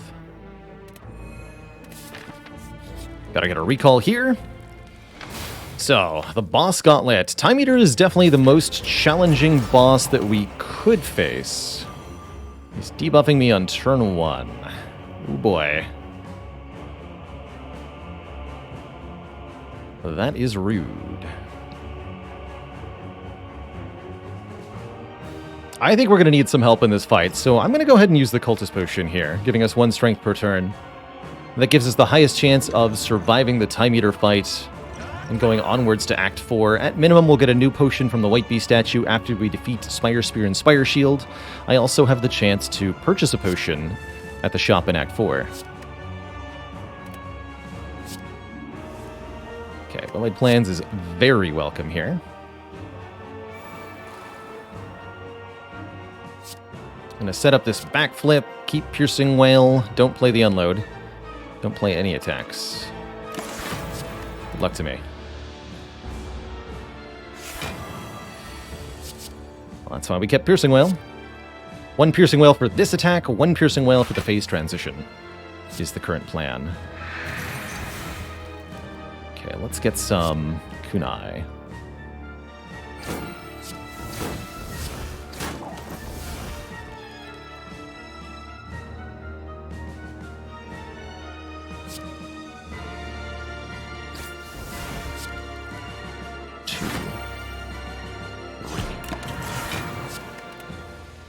Take a little bit of a hit here.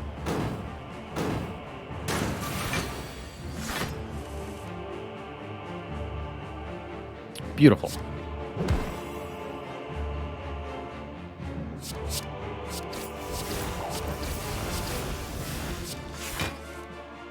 Cool, this gives me a kunai proc and an energy back. The leg sweep. So the goal is to scale dexterity while our strength is automatically going up and try desperately to keep up with Time Eater here.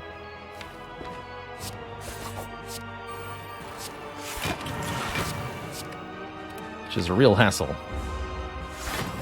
With the drawdown and the... yeah. Maybe second Piercing Wail is for this turn. How good are we after a leg sweep?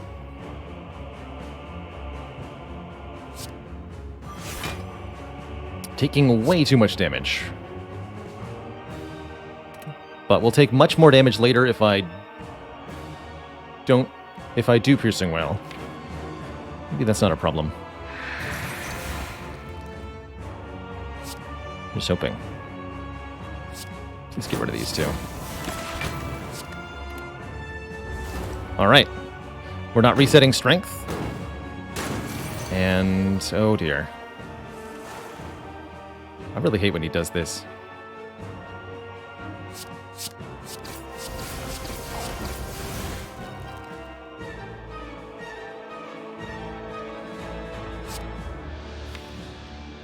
Oh boy.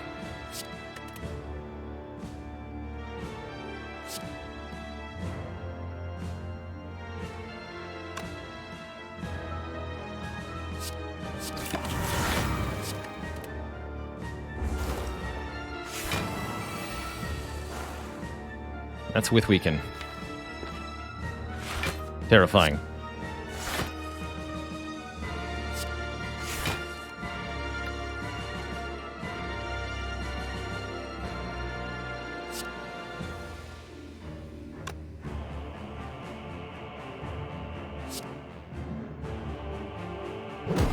Ew, Zuthus.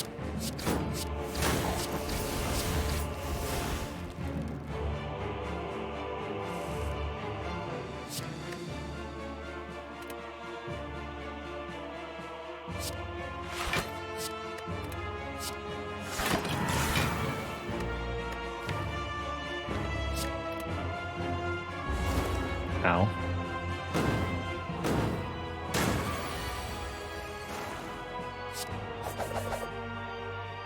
Okay, going below half. Thank goodness.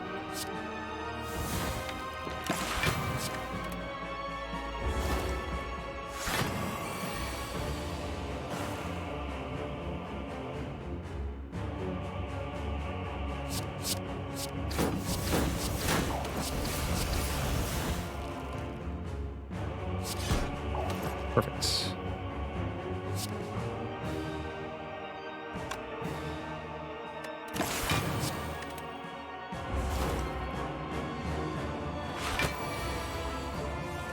$16 by 3. Whew. Some big numbers, sir. Very happy we had the ritual potion for this fight. Very, very happy we had the ritual potion for this fight.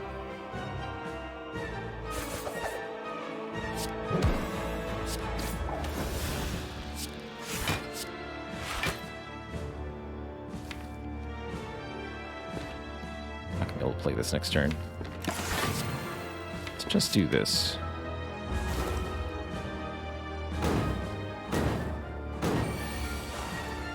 Okay, that's a problem. Outmaneuver will help, though.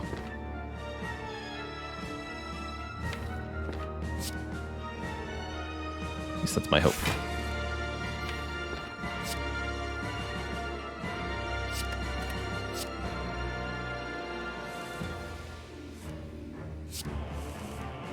Good. Outmaneuver. Dagger spray. Keep the backflip. I need card draw more than anything on this turn. Just 49. Okay, that's manageable. If this had been the ×3 attack, I don't want to think about how big it would be. Let's think about it. Base 18/3 with 12 strength, so 27/3, then weaken. Yikes.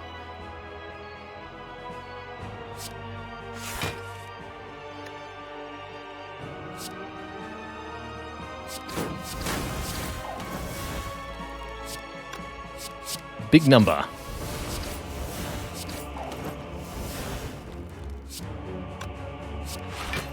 Okay, 10.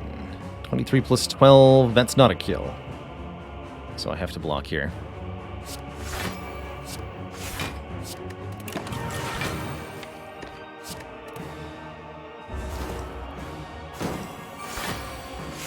Okay. That was a good ritual potion. I'm going to go with 13 points of strength off that thing. And we had a hard time, but we did get through the Time Eater fight. Does leave the question unanswered, how does this deck kill the heart? But it does leave room for the question, how does this deck get to the heart successfully?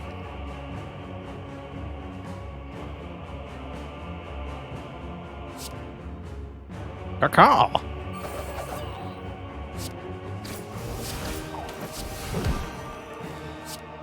Set up the outmaneuver, acrobatics. Okay. Fair enough.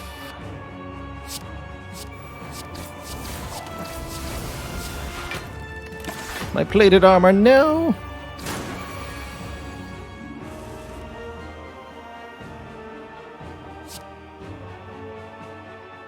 So I take it I'm supposed to not play Blade Dance this, Well-laid plans this turn.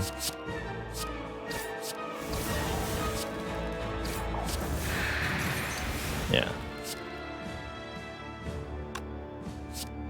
Discard those 3.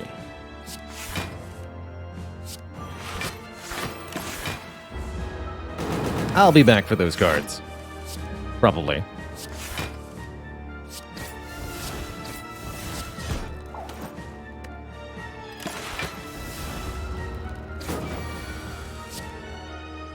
Ooh. No strength reset, that's fine. With the kunai, we can... The Awakened one will never gain power unless we play a...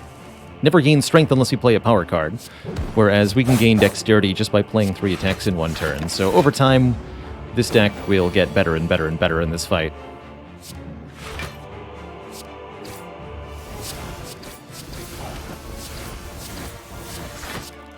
Gamble on top. Just in case.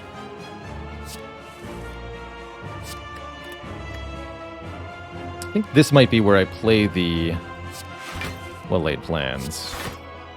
Not yet. Not yet.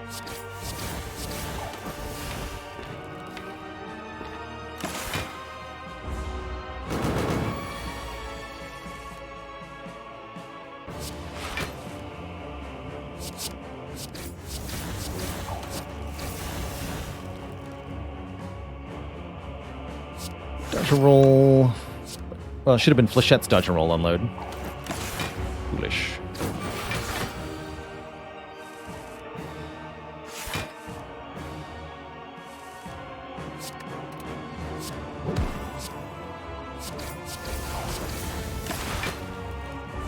Calipers would have been good here, too. Ah!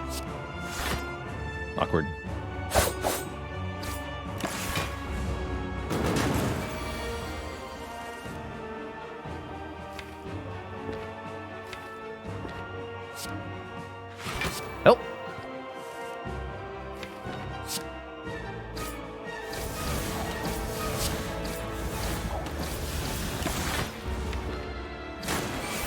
Keeps not working out the way that I want it to. Please. Must have mercy.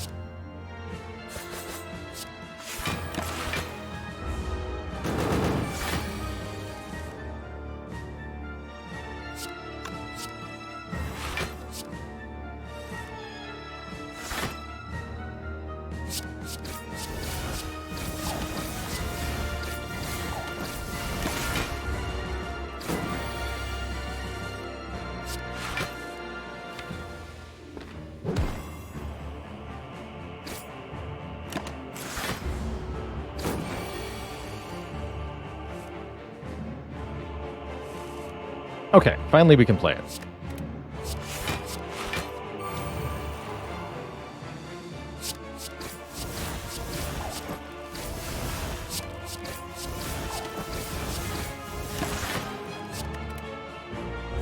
Slow and steady wins the race.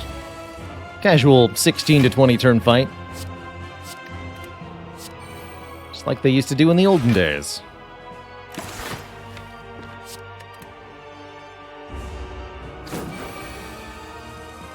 I'm really gonna hate upgrading well-laid plans over resting going into Act 3, but I have to.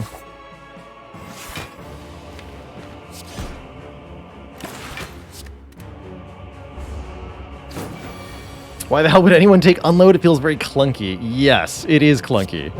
But it does do damage, and that's why we took it. That was a floor 1 pick for this run, and it worked out pretty well, giving us enough damage output to deal with the early game, while still contributing here in the late game.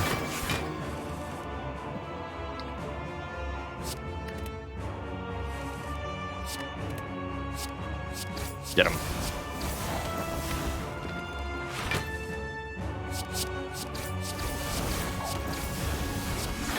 Please die faster. Thank you.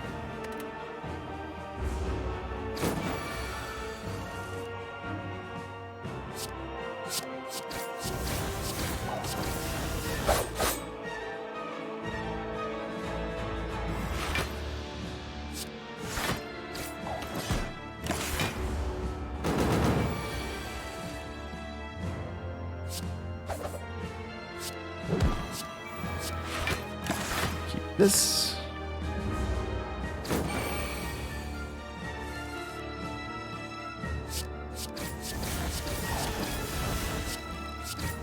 Shiv, shiv.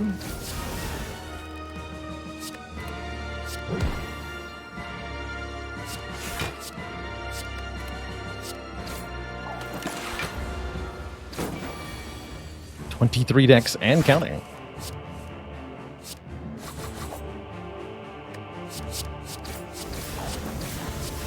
Burb is die.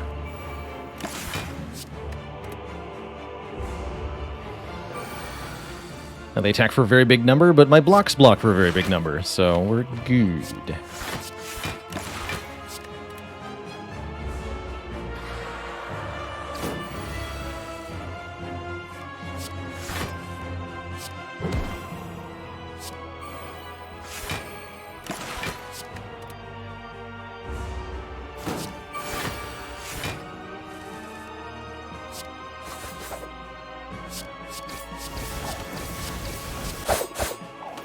$40 block from leg sweep. Holy moly.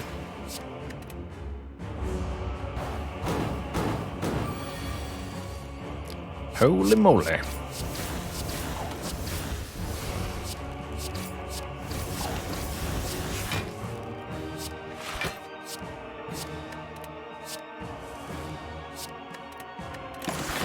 Keep the free leg sweep.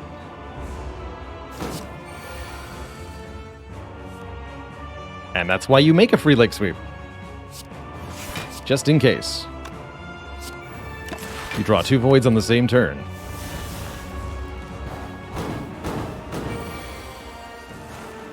Okay, fumes will force an eventual end to this confrontation. Trying to think about how long it'll take.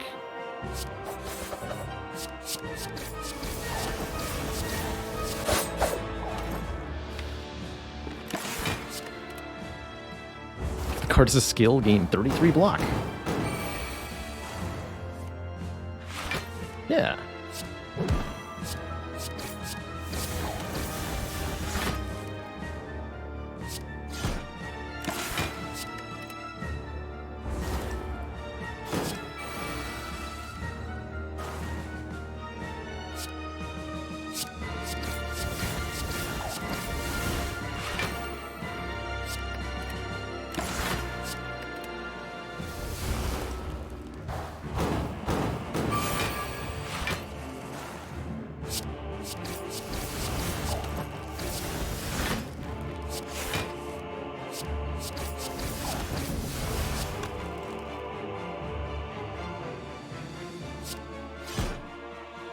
Fair enough.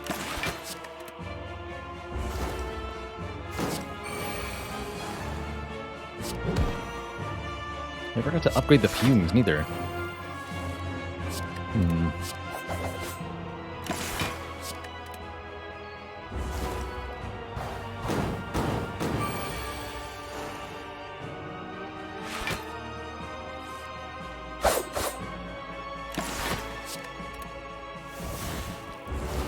Would we beat shapes of damage this slow? Yes, because our block is sufficient that we can keep up with blocking them, even as their damage goes into like 60 per turn. So what? I can block for 80. You know? We'd be okay. Wouldn't be pretty, but we'd be okay.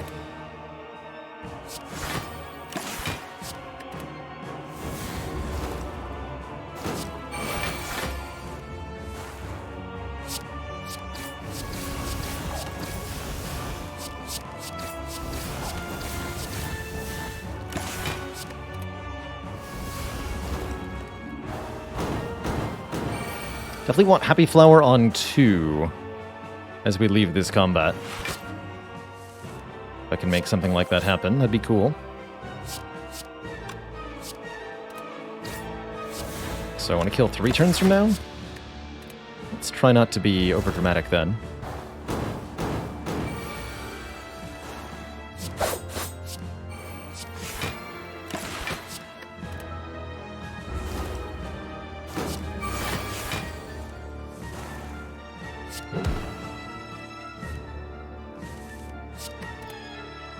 Set up the unload.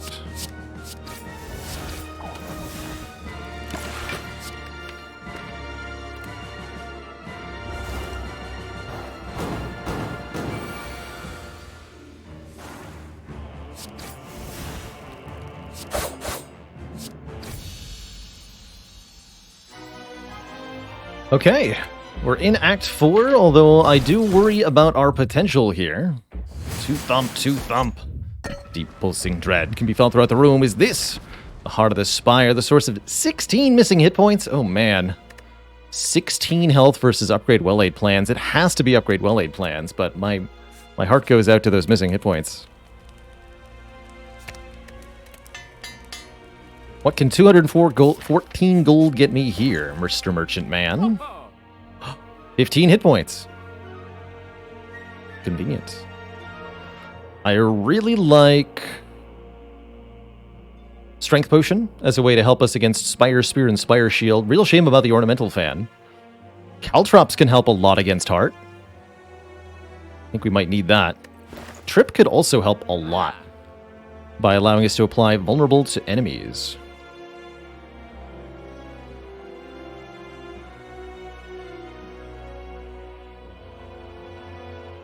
Trip or Trops?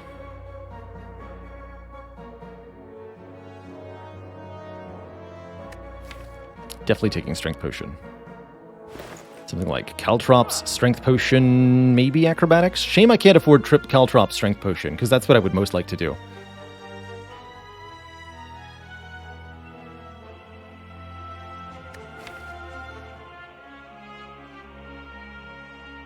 It's definitely what I would most like to do.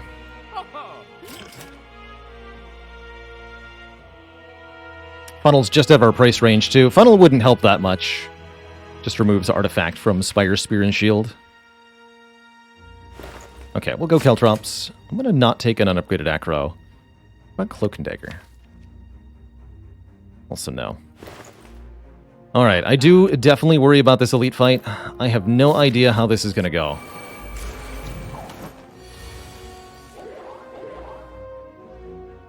Piercing Wail turn 1. Looks like we want to kill Spire Shield first. That's my inclination here, because I think we have the damage output to dunk them quickly. Killing Spire Shield by turn 3 saves a lot of damage, whereas killing Spire Spear by turn 2 is very difficult. But if our opening salvo can be 17 by 4, we're halfway there. And that will make a big difference.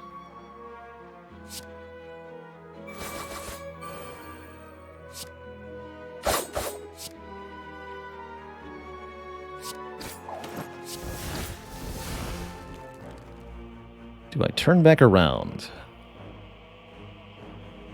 Definitely play dodge and roll. Might want to play Piercing Wail so that Piercing Wail draw next turn will work. That's a really good idea. Let's turn back around. Let's wail. Let's dodge. Does mean I take 1 damage, lose 1 plated armor, but I get 6 more block. This turn's bad, though. Hey, calculated gamble, save my bacon, please. Bacon. Saved. Well, not really, but bacon improved. Bacon dramatically improved. Piercing Wail would have been better. A kill on the Spire Shield would have been better. However, I accept this outcome. Just play these so I don't redraw them. Implement the Nunchaku. Ouch. Please die. Good. Okay, we do kill Spire Shield by turn 3. That's the really important part, is that we get the kill on this turn. Otherwise, this fight starts to go really badly for us.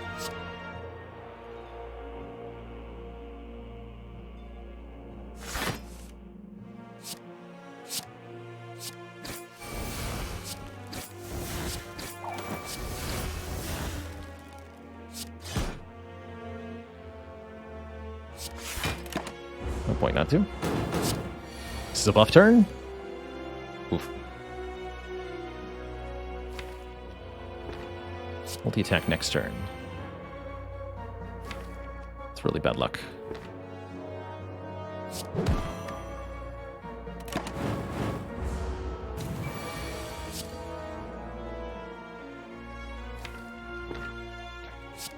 Lots of energy, though.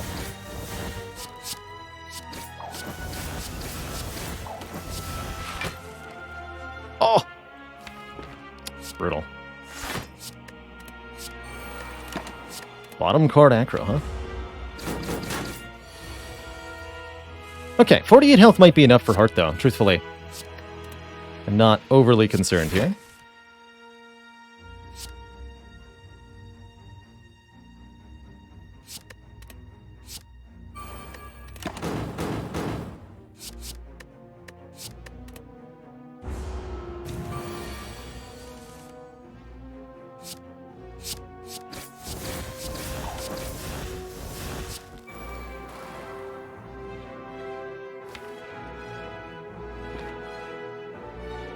Block for next turn.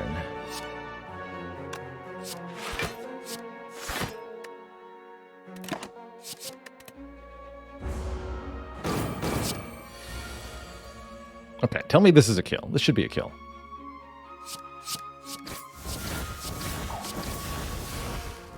Yes.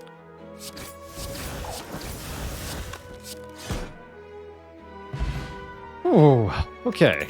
Not a very good potion. Not a actually pretty good relic, though. We have 2 curses, because I did take the Curse of the Bell, so that's 2 permanent strength for the Heart fight, which will contribute a lot damage-wise, and so would a Caltrops Plus. A second Caltrops, this one's upgraded. That might be all the damage we need for the Corrupt Heart here. We got well-laid plans, turn 1. That's another very, very, very important thing. We might just make it, Twitch chat. Turn 1 Caltrops, also important. Definitely want to use that to block vulnerable. Let's see, 2 energy, 3 with Nunchaku, 3 energy. I'm thinking well-laid plans, both agonies, and the Blade Dance get 2 kunai procs. Do take some Beat of Death damage, but not a huge amount, thanks to Tungsten Rod. keep at least one of these piercing whales. Although I may not need them yet. Probably the defend, too.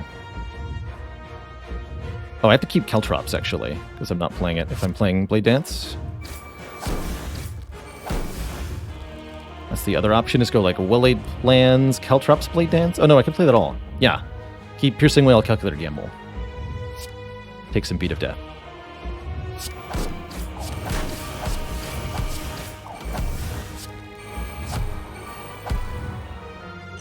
Throw that. So Piercing Whale, Gamble. Piercing Whale, Gamble.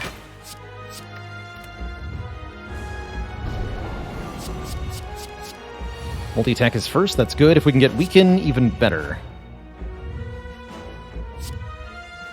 But if we can't, I'll just play the Piercing Whale. Oops.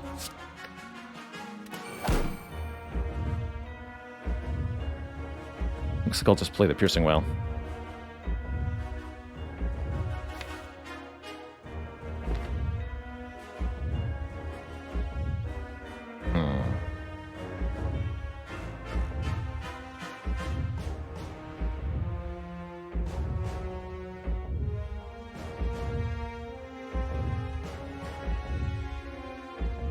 This is also our opportunity to get Fumes down, so I'll play 3 Agonies, get 1 more Dex. Use Survivor to block the Beat of Death here.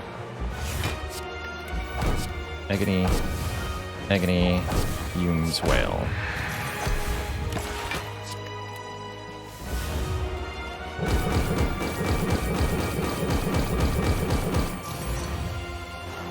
Okay, here's Neutralize, Dodge and Roll, Defend. We'll barely survive this. Acceptable to me.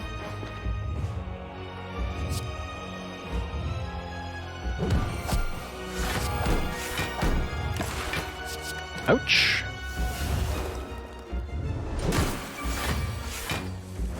Okay, health from here on out should be a formality, though.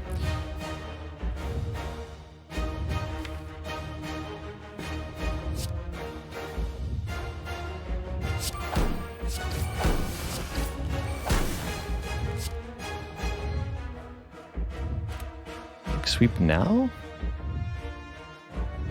Like, Sweep now ensures Weaken for future turns no matter what happens. That's probably a good idea.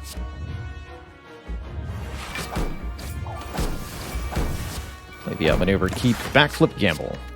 Surviving is the top priority for now.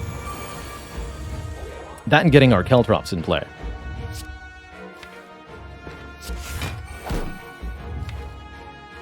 Two out of 5. Not great odds. Didn't think so.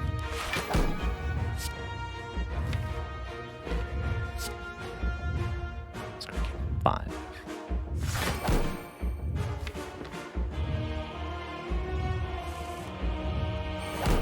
Hot. Less hot.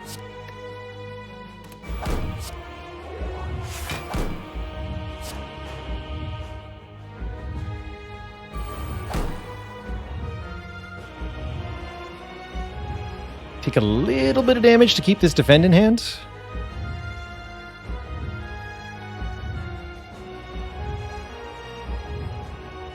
Also lose a couple points of plated armor. I'll just play the defend. Keep Blade Dance. Need to get rid of this slimed too.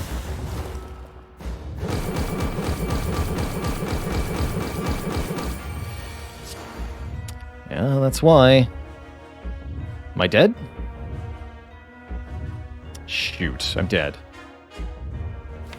Oh, I needed any of the blocks, but we drew both the Burn and the Curse of the Bell on this turn, and that one Agony that cycled. That one endless Agony. Dang it. Any block card would have been good here, and I suspect if we can block this turn, we win. Dang it. 3 silent runs in a row, lost a heart. Wow. Ugh.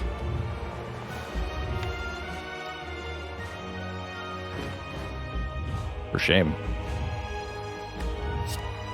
Oh well. Can't win them all. Or apparently any of them.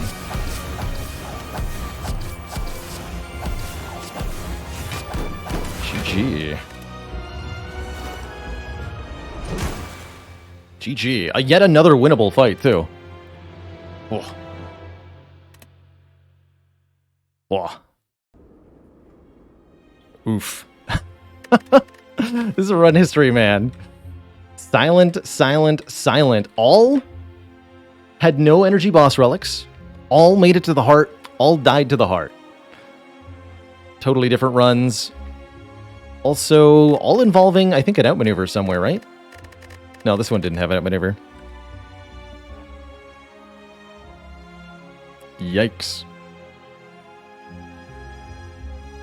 After image would have helped there for sure, Fine Bean, but I don't think it would have made the difference. Ugh. So tough. So close. So close. I just needed that backflip, man. Anyway, we're going to go again with the silent. That's the rule.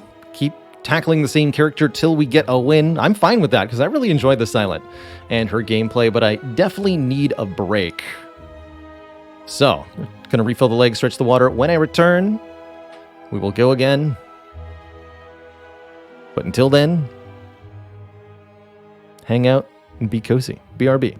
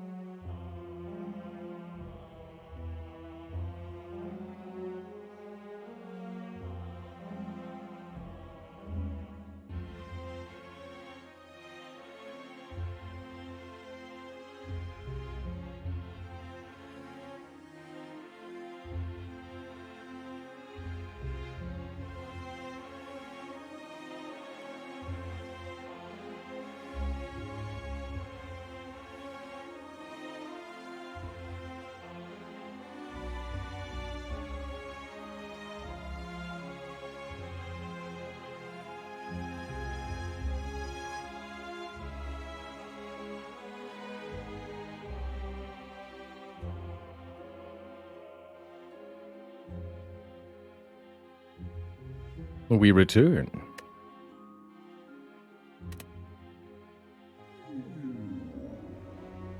How will this run start? Probably with 100 gold.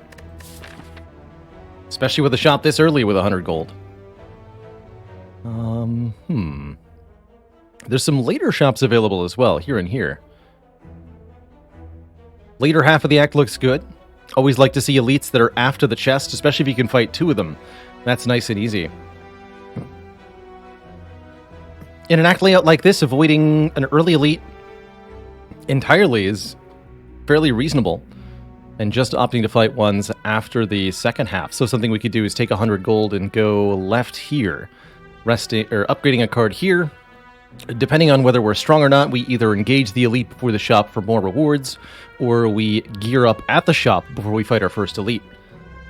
All depends on the cards we see early on.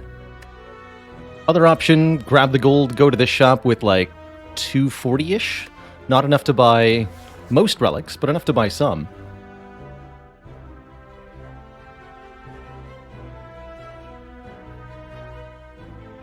Last 2 start picks, we picked... we lost 99 gold to choose a rare card and took unload on the previous run. That worked out pretty well. And I wouldn't say that had anything to do with why we lost. One prior to that, I don't remember. Warp Jedi, thank you so much for the tier 1. Welcome to the Cozy Sub Club. You might see some more Monster Train later today, Larlots. I was thinking we should play some soon. I think that Monster Train is a really enjoyable and replayable roguelite. In similar fashion to Spire, it's got its own distinct visual style that's not for everybody. If you don't like the way Monster Train looks, you probably won't enjoy playing it that much. But it has a really jammin' soundtrack and some really enjoyable mechanics at play, if you can wrap your head around it.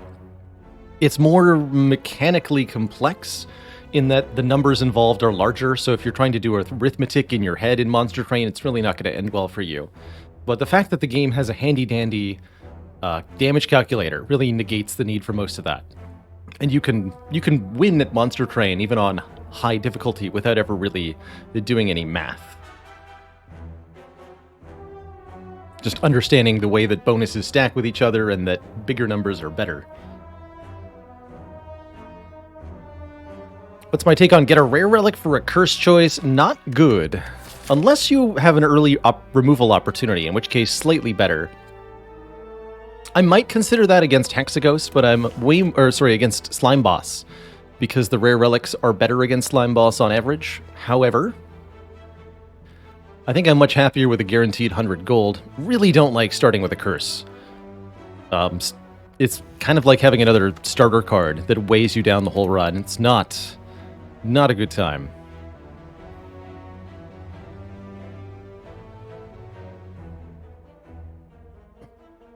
And these days I tend to lean away from boss swaps on all the characters. I think you can more consistently win without.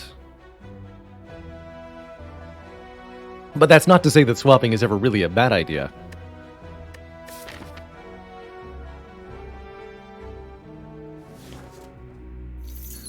Give me the money.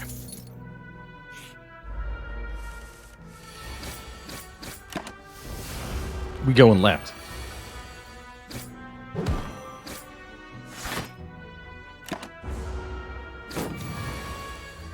And yes, I would say that monster... Ooh. Oh no. 19 health? Oh no. What has happened? Shammy YT, thank you so much for the 7 months of support. Ugh. I have to play 2 strikes here to guarantee that I kill next turn.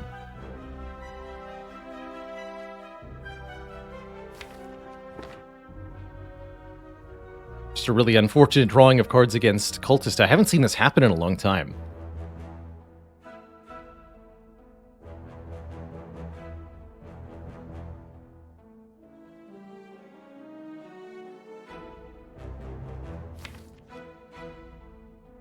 I could do math on the odds that I don't see...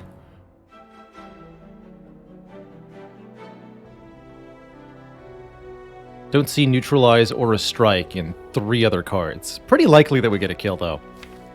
We're drawing... There are, what, 10 total cards? There are 4 hits, we're drawing 3 cards. That's way higher than 50%, just off the top of my head.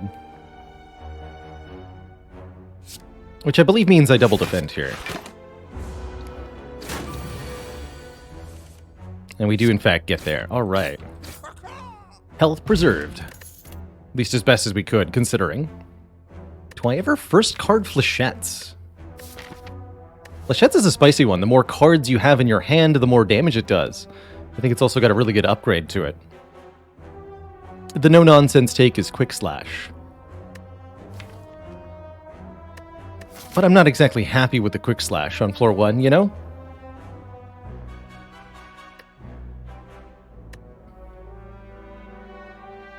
What if I ever go double strike remove in Act 1, given that we're fighting Guardian? If I take a Flechettes. Interesting option.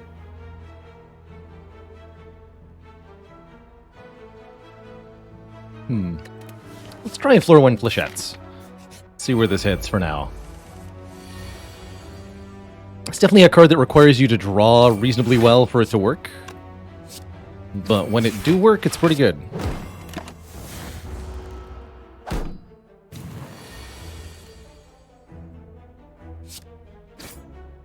Pew pew! Okay, no potion yet. I am feeling pretty good about that Flechettes take right now. Let me just say that.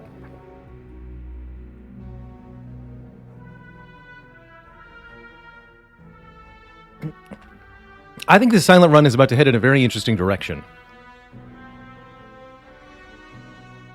I'm going to grab this backflip. And then I'm going to duck into the store. And I'm going to plan on avoiding this first elite.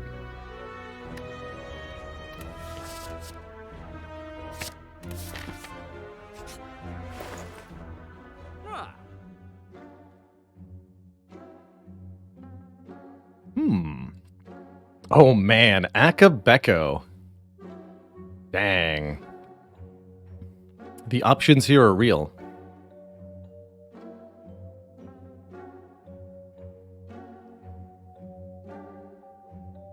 Akabeko with his Flechettes could be very, very spicy if we build around it. But doesn't do a whole lot if we whiff it.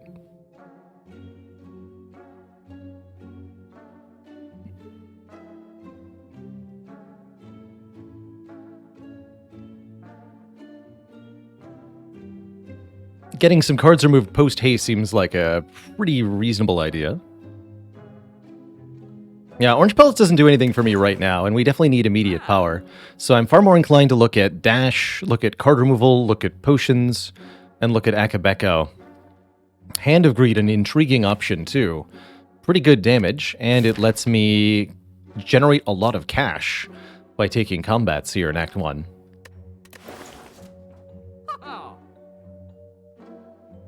A deliberately played Hand of Greed could turn him into some serious long-term power.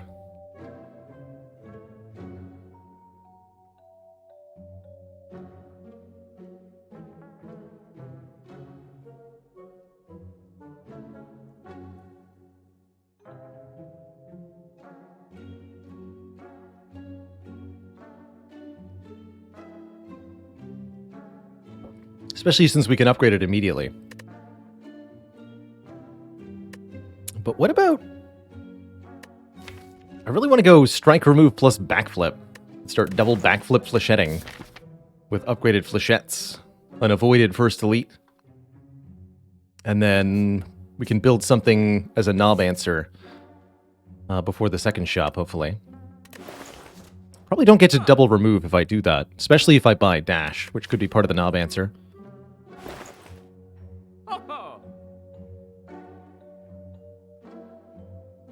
I think that means I don't want to actually buy a backflip. We just want to take more combats, get more card rewards. Dash is worth buying, though.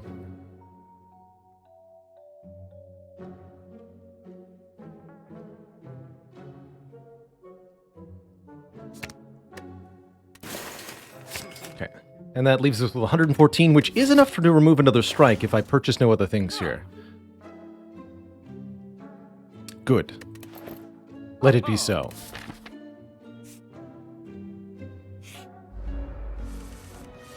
We should be extremely capable at the regular fights of Act 1 now. Although we might be missing an area damage answer. That would be a good inclusion here. Anything that strikes multiple foes would be welcomed.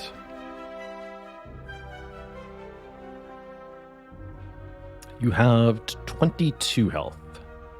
More than I can do.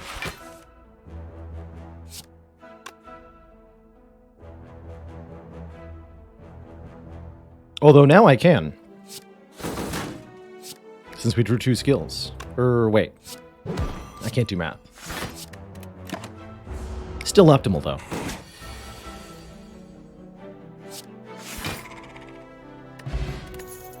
I was counting neutralizes for there. Well, there's the area damage option that I wanted. In Dagger Spray. Perfect.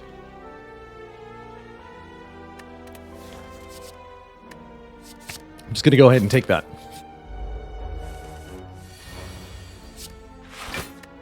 And now I feel like we're set up for quite a while.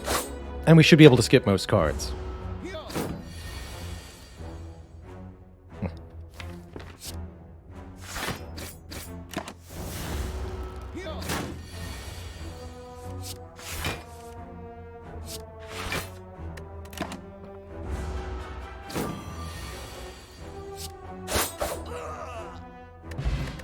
Dagger Spray feels better than Cleave. It's the animation, I think. It's really satisfying. There's the second backflip. This deck super wants a second backflip, I think. Deflect's not bad either.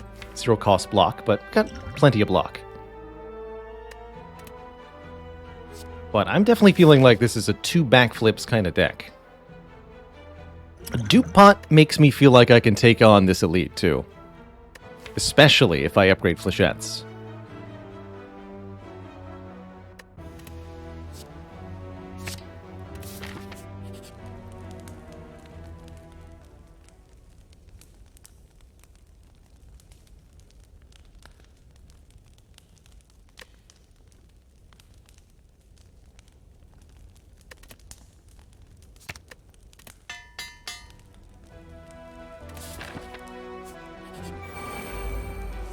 We look out, and it's not a Gremlin Knob. Although I think we have an answer to Gremlin Knob in the form of this duplication potion, as long as the draw cooperates. Against these nerds, I'm more inclined to use a power potion, but we might just be fine without a potion at all.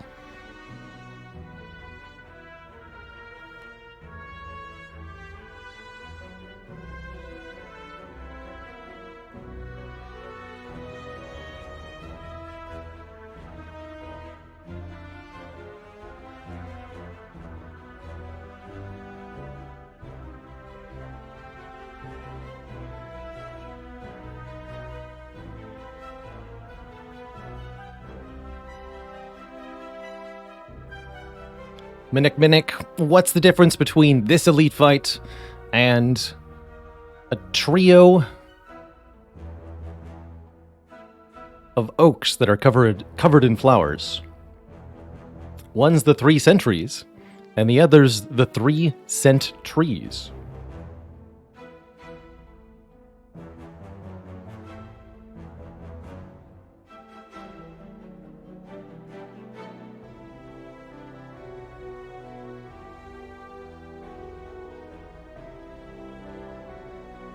Absolutely no refunds. Hey there, Newling. Newling says, I was given the opportunity to teach a 13-year-old the basics of digital art. You have no experience with teaching, so do I have any advice?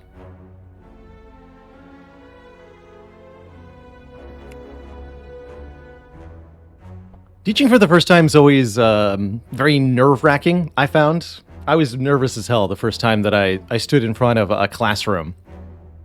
I imagine it's not too bad when there's only one person that you're tutoring.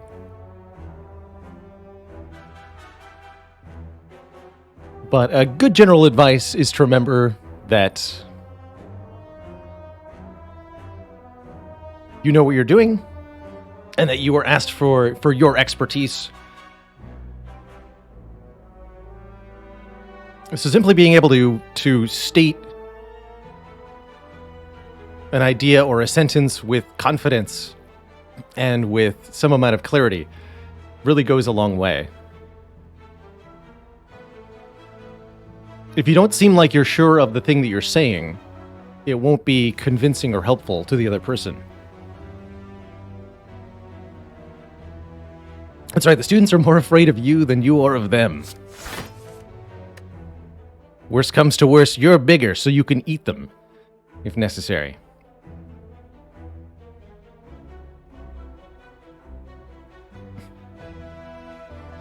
Yeah, in a one-on-one situation as well, I think just being honest and being yourself really helps too.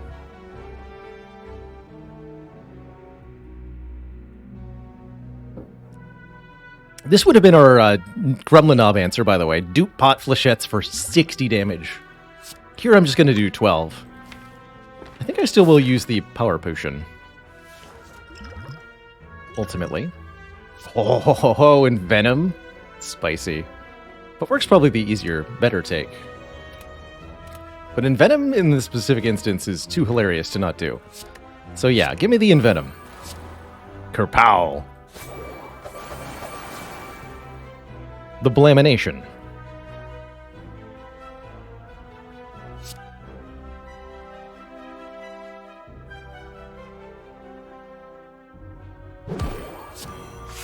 Oh, it does apply the weekend. Interesting. Didn't think it would.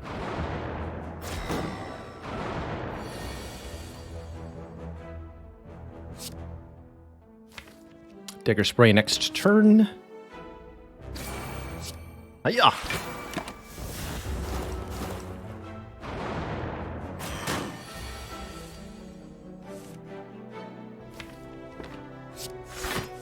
And this seems like it has worked out marvelously. I wonder if it's ever correct to play Strike over Defend here. I'm going to play the Defend, because I'm greedy. And it was correct to be greedy. Good. Well, maybe. Get the kill, but also a full block, so maybe I want to put the damage on the front one. Give me a chance of killing it next turn. We have how much damage? 16. Yeah, we have enough to threaten a kill on it. I'm going to do that.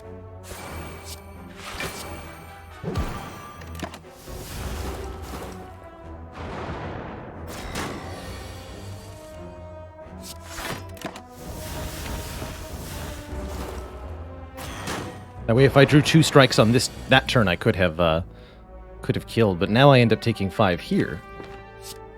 Looks like it worked out ultimately.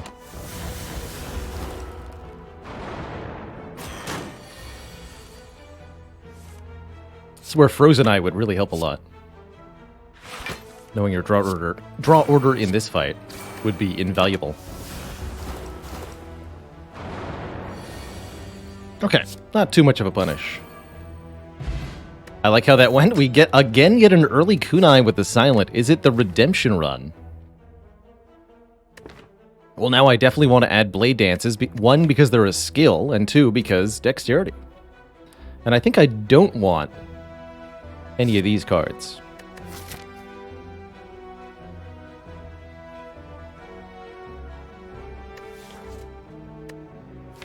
We already took our AoE card. Yeah. Skip. Yeah. Can remove a card in the shop, but we might end up buying a relic if we see a good one. I would buy the Sling of Courage or a Preserved Insect in particular. Strange Spoon is not what I had in mind. Second Flechettes can be in addition to the card removal. Now that's interesting.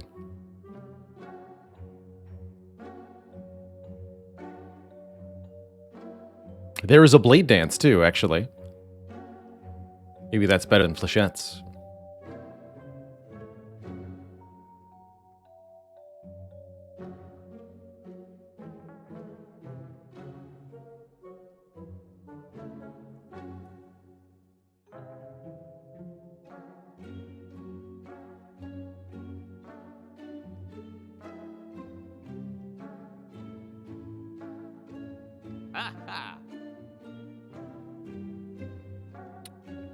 I think invaluable refers to, like, when you say something is priceless, I think invaluable is conveying the same concept. It has no value because it is beyond the concept of money in its value, because it's so much. And yeah, don't tell them that inflammable and flammable mean the same thing. Oh dear.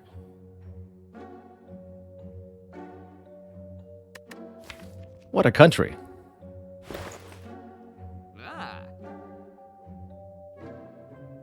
I'm definitely inclined to go card removal plus blade dance here. Don't think this is ever 1,000 cuts. It's just too much money to pay.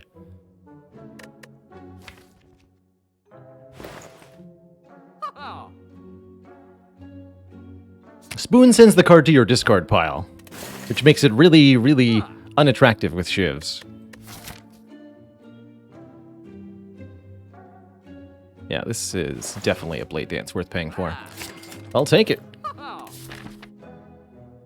Okay, now we're down 2 strikes in Act 1. We're up 2 backflips, and we have a kunai and a blade dance. This is a very interesting circumstance. I feel like we're capable of taking an elite here because I still have the duplication potion, and I can still do super flechettes, and because we have 45 health. We're also getting 1 more card reward / potion chance from this fight.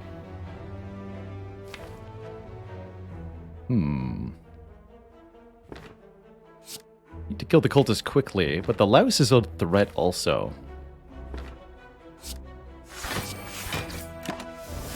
We'll do that to start. Dagger Spray will finish the louse next turn. How much damage is that to the cultist? This is 18 plus... I mean, it doesn't really matter, right? We'll find out next turn. There's obviously no need to kill the louse right now. So let's just do all the damage to the cultist and find out. 18, 12, looks like 38. Unfortunately. Right, 18 plus 12 plus 8, yeah, 38. So does that mean that I backflip first?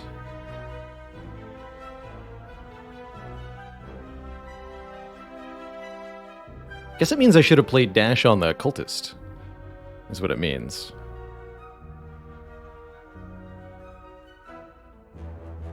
Fair enough.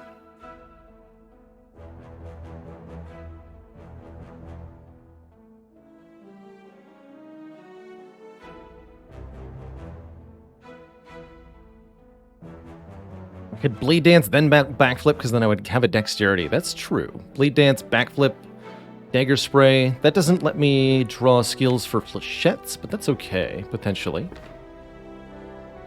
Although drawing into dash would be pretty good, too.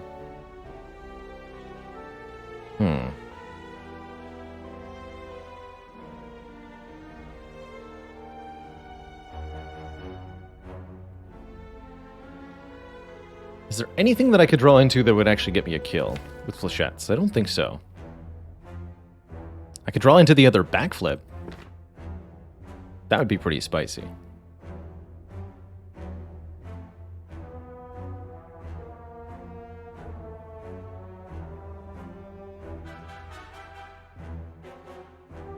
Redrawing the blade dance does not get a kill, that's for sure.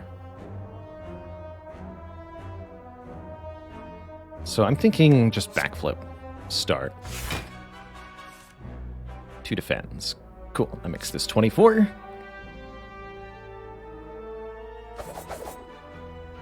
And then do I even play blade dance? Probably not.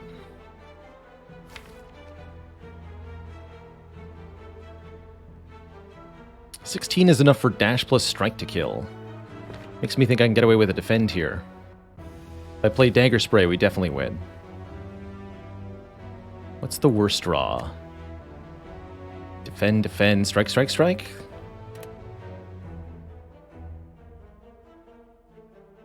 Because then I take the full hit from the louse.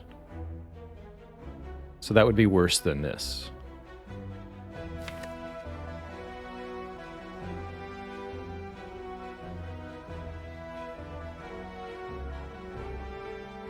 Actually, I could also draw something that doesn't kill the cultist next turn if I don't do damage right now. So I should probably just lose the 6 health. The louse will always attack next turn.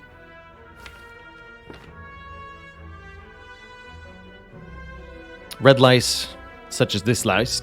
Fun fact, there's 2 colors, red lice and green lice. Red lice can buff strength, green lice can debuff, but Nair can do the opposite. So a red louse can't debuff, and a green louse can't buff strength.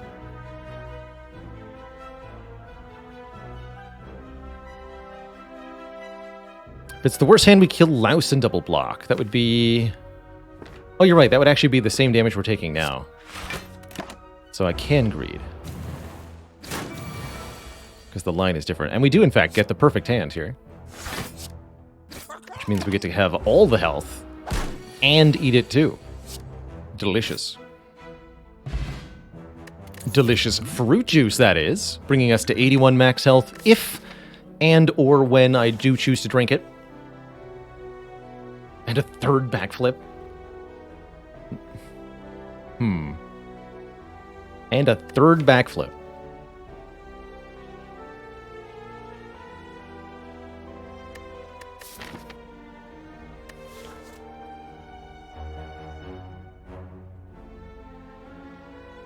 Phantasmal Killer is interesting. I think we'll struggle to make good use of it, at least initially.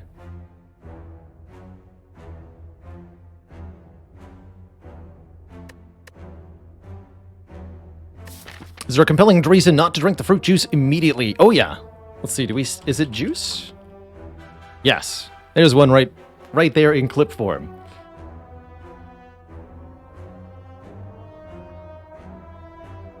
But the core idea is that we can find relics later that will make the fruit juice better.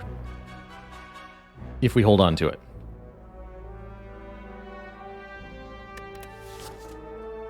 I really want 3rd backflip to work. Let's try it.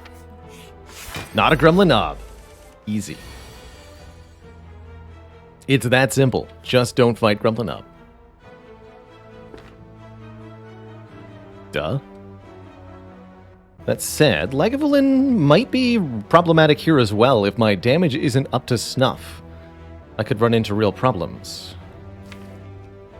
We can't just block our way through this fight. That I did not consider. We have to be very careful here.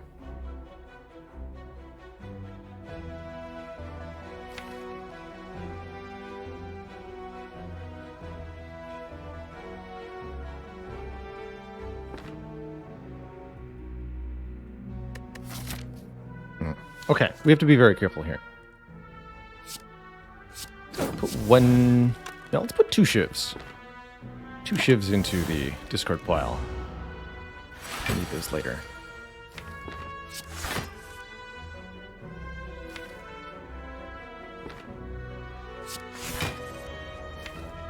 Man, we can draw through the deck quickly, though. Holy moly. Good.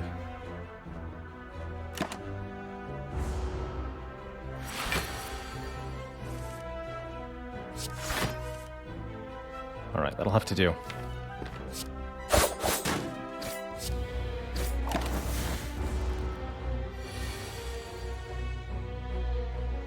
Beautiful. Beautiful. Okay. I think this fight's going to go very smoothly.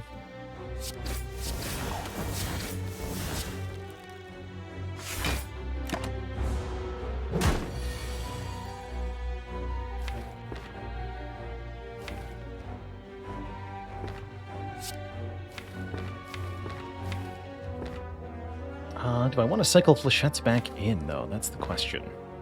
Probably. So something like Fléchettes...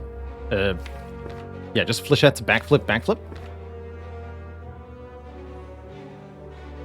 Or even just don't shuffle the deck so that they all go back into the draw pile.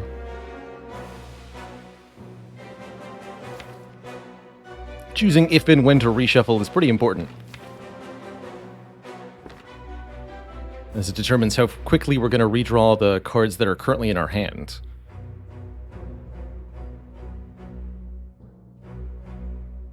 So I could get 18 damage out of the duplication potion right now, which I should consider. It'll also give me a kunai activation this turn. I think that sells it for me.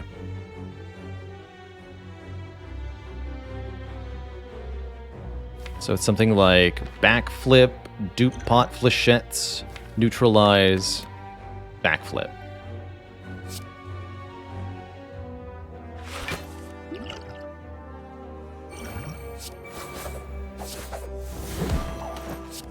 Which is also the perfect block. And I get to redraw the neutralize too, which doesn't actually help. Okay, but once we lose our strength here, we're in dire straits.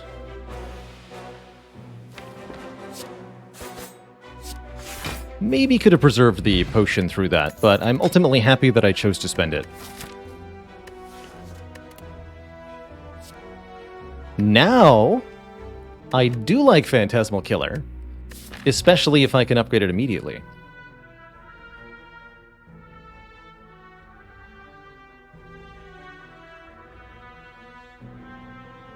I wanted to play Backflip at that moment, Delve, so that I could shuffle the draw pile without Survivor in it. Since the egg was going to debuff on the next turn, I did not want to draw Survivor during the debuff turn. And backflipping when Survivor was in my hand ensured that.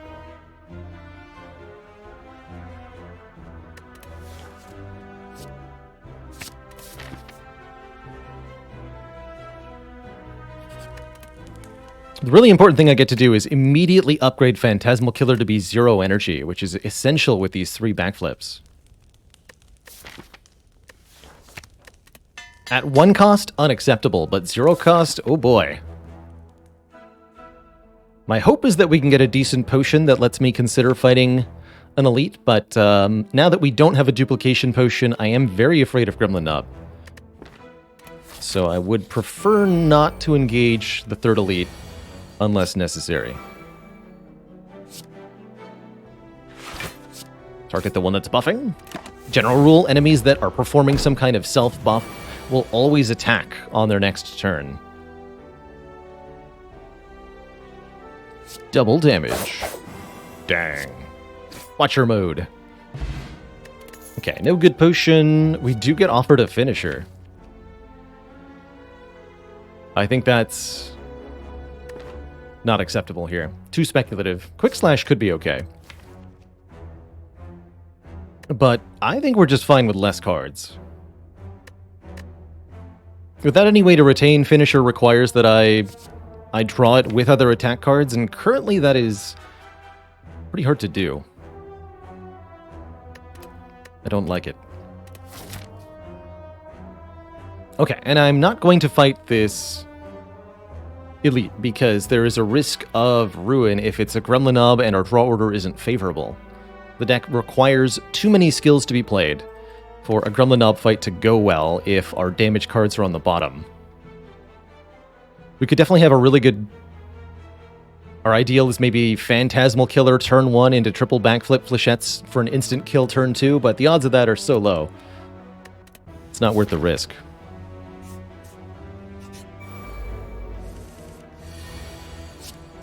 Double your damage. Double your fun. Good eye first. Not that it mattered there. Double your dash.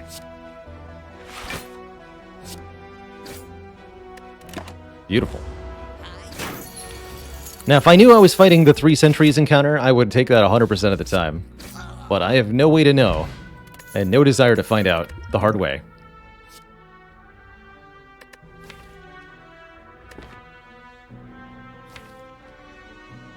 Quad backflip?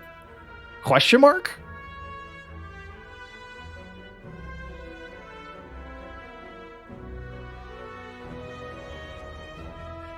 Question mark indeed. Collector bonus on a card in Act 1. Yeah. Let's do it. Backflip our way out of the Spire. Kunai should be more than adequate for beating Guardian, especially with 4 backflips. What do I upgrade here? Neutralize is viable. Dash is viable. Dagger Spray would be good for Act 2. Let's get this Dagger Spray upgraded. Especially if I'm multiplying this with Phantasmal Killer. I want it to hit hard.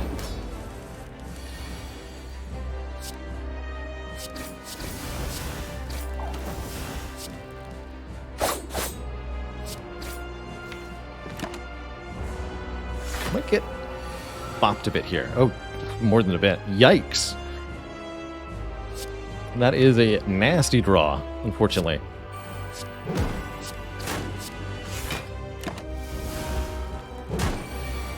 Ow.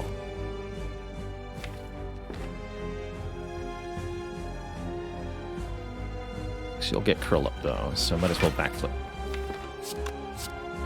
Boom. Overall, we should be really good at this fight though, so I'm not worried here. And we have +5 health if we need it. But I'm not at all worried to the point that I feel like we need to use the Cultist Potion. Or anything like that.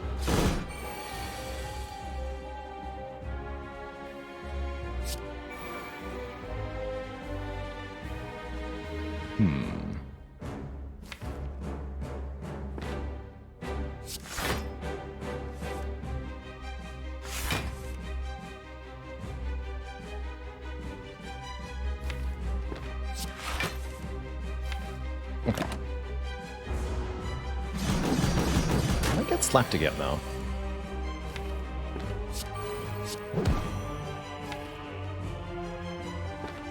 Alright. I'm increasingly concerned the way these draws have gone. Mostly I'm not able to accumulate kunai because I haven't had an opportunity to play Bleed Dance because of the spikes.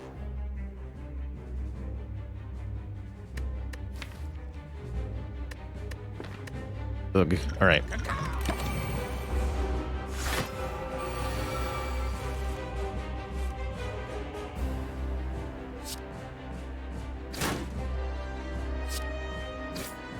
Notably, we would have died this turn if I hadn't just done that. So, good choice.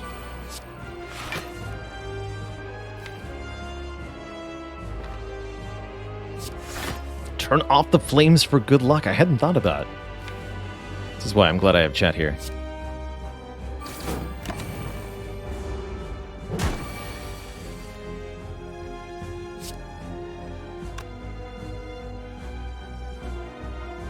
Ever in trouble? Simply turn off the fire. Let's see, so this is 8 plus 7.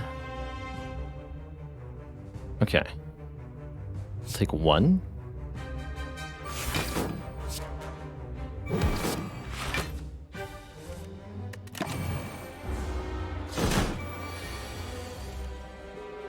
Good.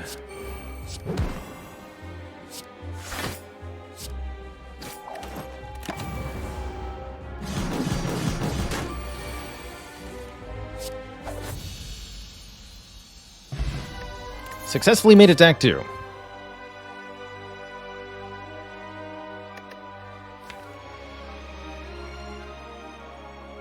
Malaise pushes us further into the defensive territory, but I do quite like it. That said, Corpse Explosion might be a great answer to the one thing this deck is weakest against. Big, immediately threatening AoE fights.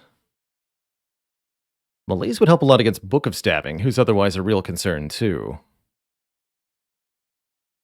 Don't understand how 4 backflips in Act 1 is working. 2 reasons. 1, kunai. Second reason, this Fléchettes Plus, which has been a serious source of damage with this much skills and this much card draw.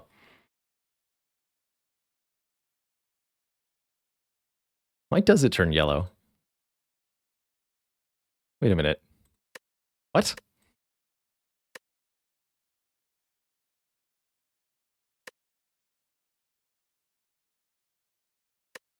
So confused. Must be that the big art file is different or something. A genuinely tough choice here. Really wanted to see a Tools of the Trade Plus or something instead of these. Keep opening the deck, hoping that there's going to be different stuff here. I'll take a Malaise. I think that the Kunai plus the Malaise will create a valid long-term solution for us, and oh man. We're going to have an interesting time with this deck. I love it. This is finally me taking Ring of the Serpent and actually being kind of okay with it. Ring of the Serpent replaces our starting +1 draw. Replaces our starting +2 draw on turn 1 with instead +1 draw on every turn. And that's going to mean Flechettes is going to hit harder on average. It means we'll see Phantasmal Killer more often. It means we'll cycle through the deck very, very quickly on average, especially if we can get more cards removed here. We're going to really struggle with energy efficiency on 3 energy, but that's unfortunately true no matter what I click here. Not a bad tiny house either. But I think that this is actually going to work out pretty well in most combats. We might be really, really worried about Chosen. The other option there, the Calling Bell, would have slowed down our card draw. With 4 backflips, I don't think we would have minded the Curse too much. And the Tiny House would have been at least moderately beneficial. What we should look to do is currently avoid elites. What we want to do now is upgrade a few cards, get the Malaise upgraded, maybe get the Blade Dance upgraded. Try to find a card that generates energy and upgrade that. Or a card that gets cheaper when upgraded. Take it and upgrade it.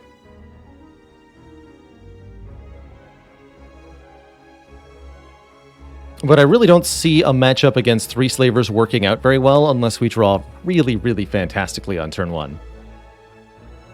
We're okay against Book of Stabbing if I upgrade Malaise. I'm a little worried about Gremlin Leader, although we do have the 1 Dagger Spray. Overall, don't like my odds on an average elite fight, so I'll try to avoid them until I feel like that has changed. Which means we should go to this shop, see if something changes.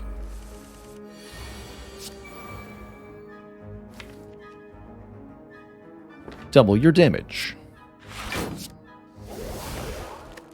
Spend 1 energy there just to get rid of 2 artifacts. Double your fun. There's no way I can do 80 whatever damage, right? I'd have to draw like Flechettes. Survivor or something. I'll just leave the Flechettes for next turn.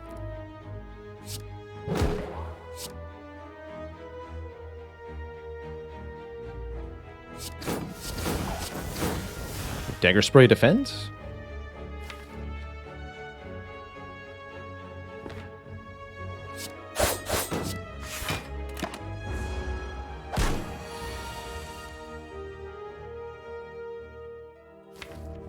Dang.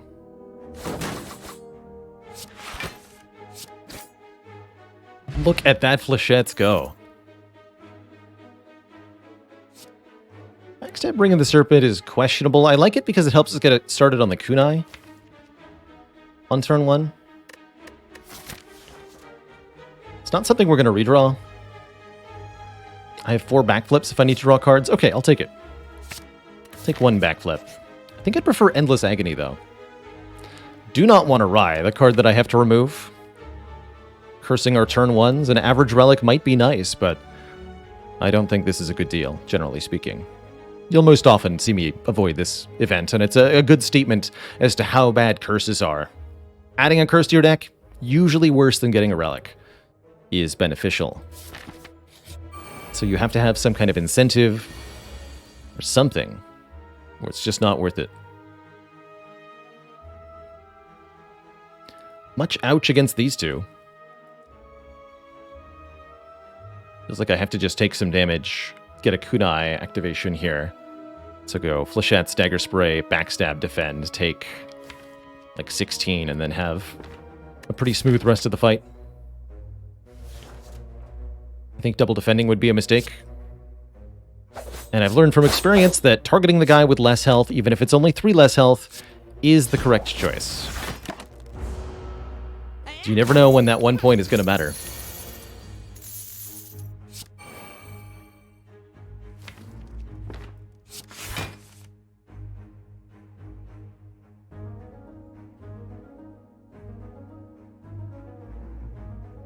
That might have actually been Blade Dance Strike Survivor upon review.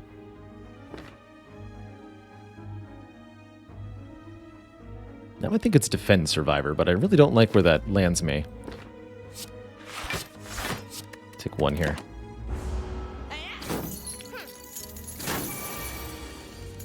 You dare.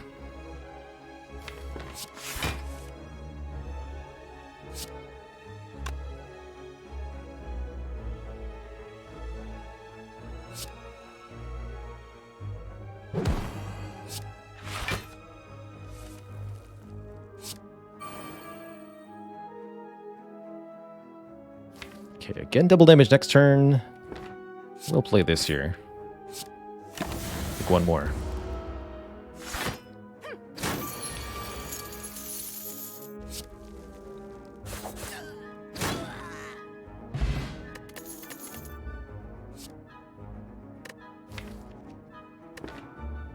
Oh yeah, because we have Frozen Egg. Cool. I'll take a Will-Aid Plans Plus.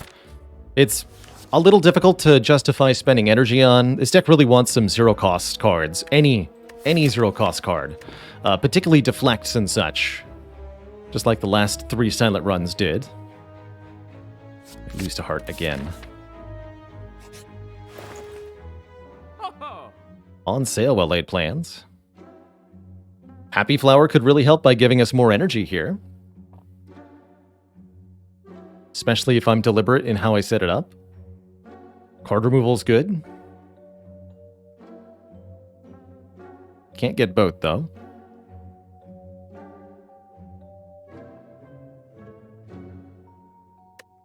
A Slice could help with the Kunai. Could go Slice remove. HH Don Vito, thank you so much for 25 months. The quarter century. Whale is solid. Call Whale pretty solid. Not amazing, but not terrible. Worse than a usual Whale. Bandage Up's oddly compelling, but way too expensive.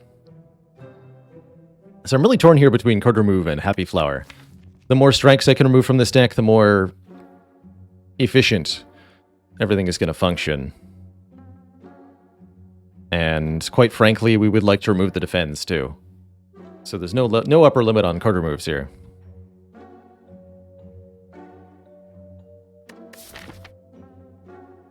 If I was going to take Bandage Up, I would have to upgrade it. 90 plus 125. I can't get both Bandage and card removal. If I could, I might. Are we cycle heavy enough that we care about Medical Kit? Yes. Maybe I want Medical Kit, most of all.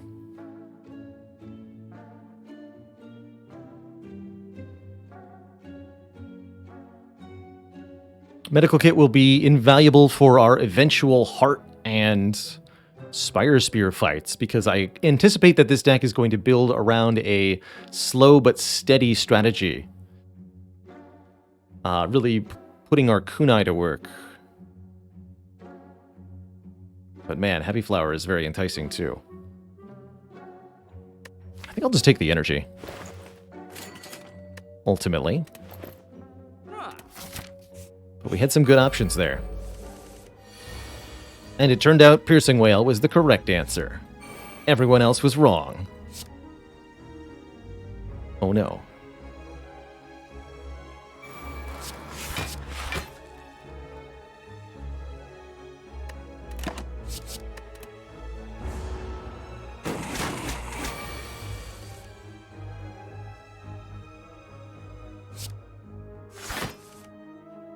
That's good.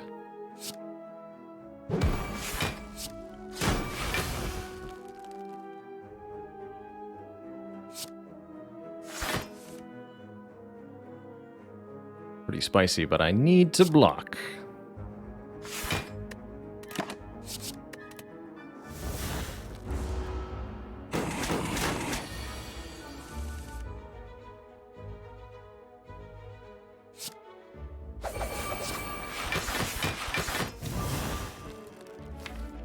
Just gonna keep my best 2 block cards, Dash Survivor.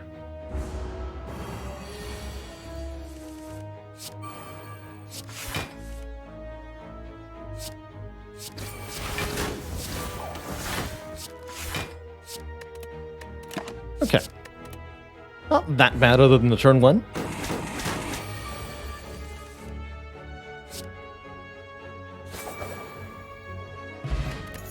Do get another potion. I think I'll be resting at this fire.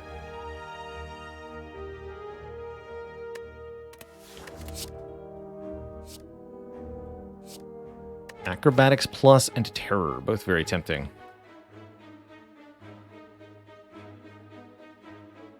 Acro plus is an absurd amount of draw. But to what end? Mostly to make flechettes hit really hard and to draw flechettes and Phantasmal Killer over and over and over again.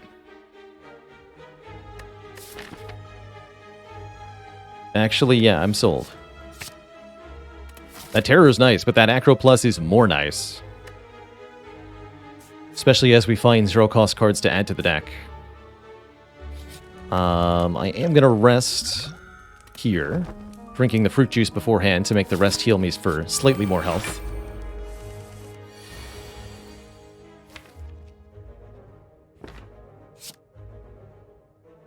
Kill this one first.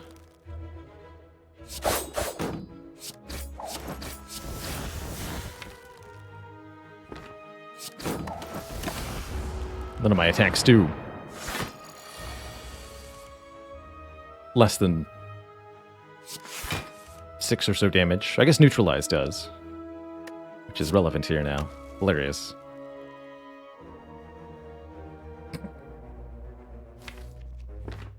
So I missed my chance to get well-laid plans down. That's okay.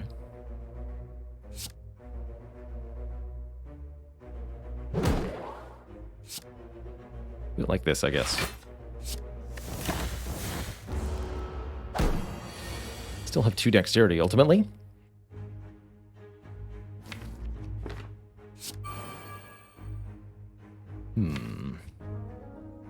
I can go backflip digging, but to what end?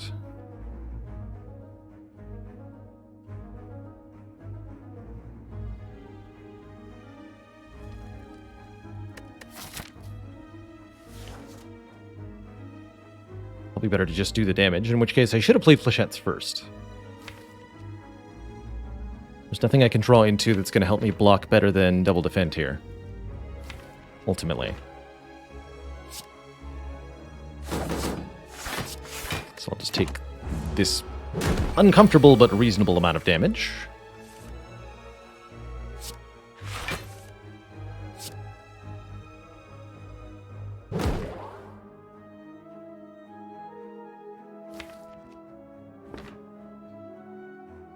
Survivor Well-Laid Plan Strike is good, but then I have to do painful things to myself next turn. That's better. I'm much more likely to win then.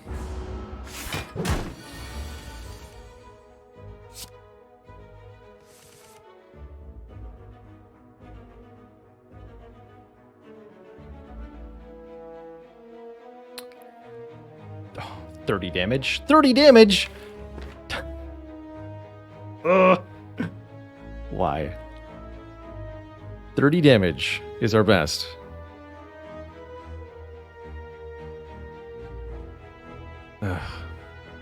Cool 29, thank you so much for the 8 months.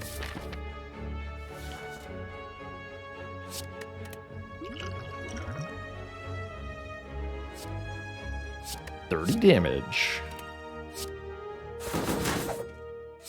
Don't actually play the Apotheosis, just use it for being a skill. Hey, there we go. 0 cost block. Welcome to the deck. Not sure I want to fight an elite, though. I'm like, probably going to avoid. Let's see what this is. Strikes for bites. Genuinely tempting considering the health situation, but I cannot allow more cards to enter this deck. I will instead take my Lantern very happily, more energy, and we will opt out of the elite fight here.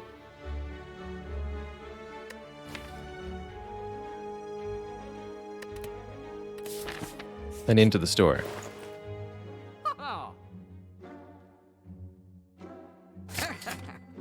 Ka-ching!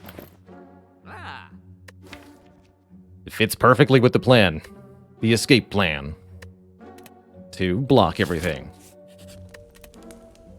Very slowly.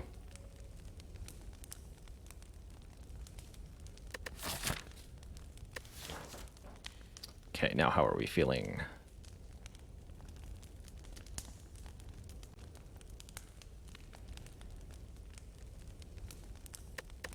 Like, if I rest, I can probably kill that elite, which is a really good idea.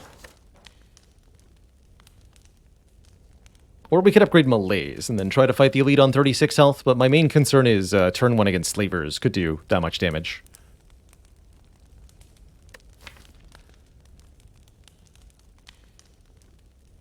Did not take the medical kit. Slavers would be a real problem. Maybe I should just upgrade twice and don't fight the elite ever. It's just too dangerous.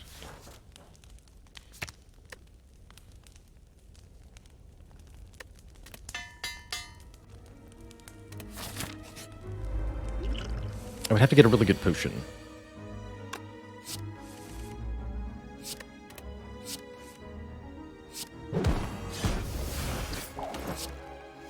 Let's do that. Get 1 dex. Sap 3 strength off the Snecko. Make for a slow and steady combat.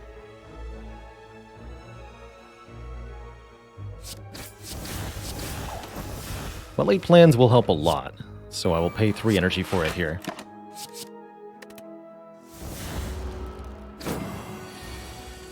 That helps me keep 0 cost blocks that I draw, for example.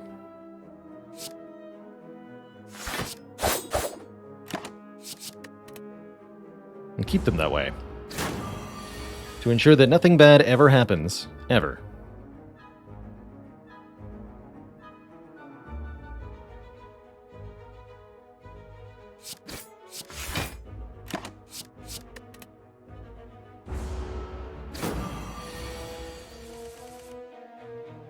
Fun fact, I don't think there's a limit to how many times in a row the Snecko is allowed to do their little debuff move here. I'm not sure why. They can only do their big attack 2 times in a row. This one. But the debuff one can happen any number of times in a row. Snecko was kind.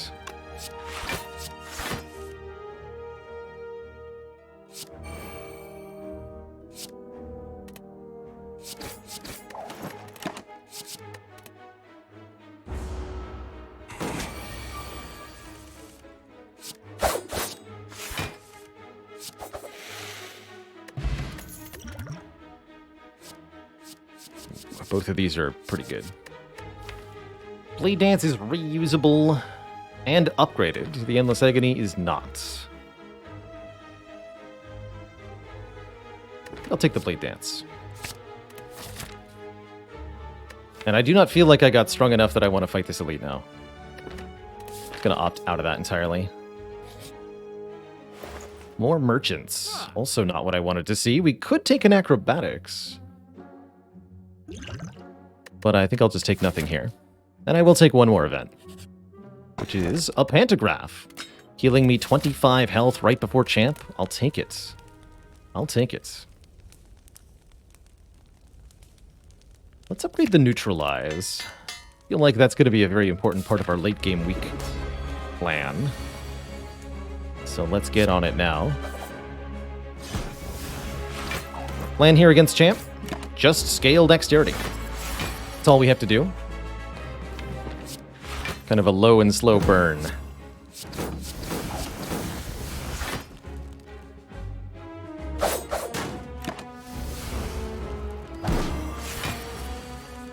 definitely rest assured this fight is going to take a while.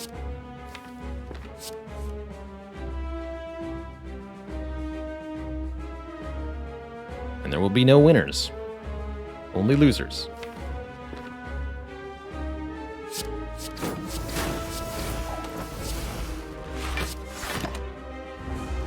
We'll allow that one Shiv to cycle so that we can play it later with our incredible card draw. 2 turns of double damage.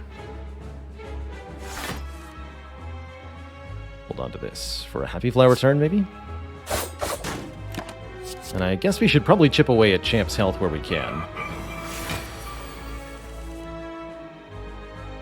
Wow, 9 by 7. Maybe I underestimated my own damage.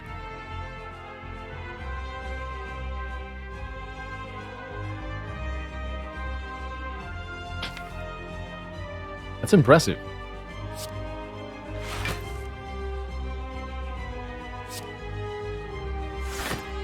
Just gonna block this.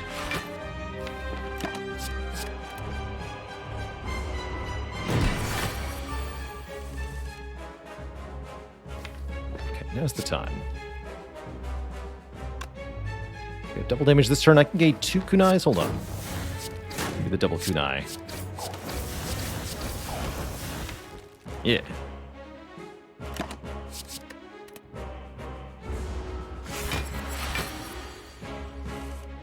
Double your kunai, double your fun.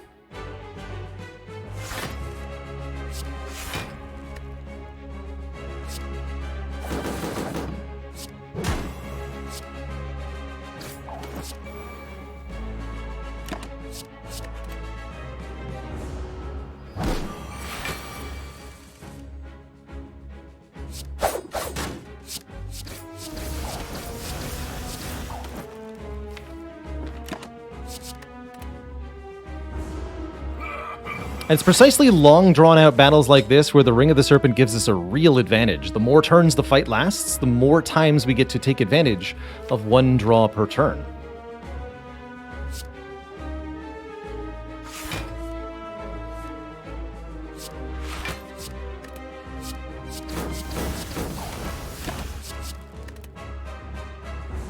Deck could use a terror, yeah, that is true. But consider that it could also use an Acrobatics Plus really well. Or buffing strength. Okay, now it's time for Malaise then. You stinky man.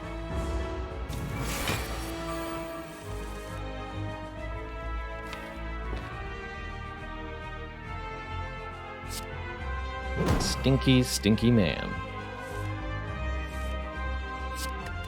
Eat my flechettes. Cool.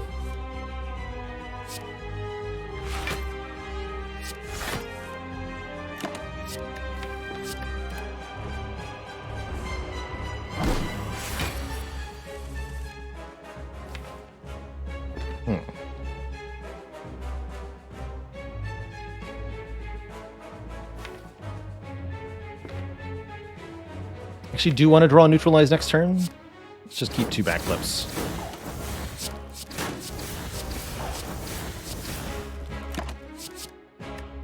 This part might hurt a bit, though. Impossible! However, consider how much block I gain from each of my block cards. And you will find that I am more powerful than you are prepared for.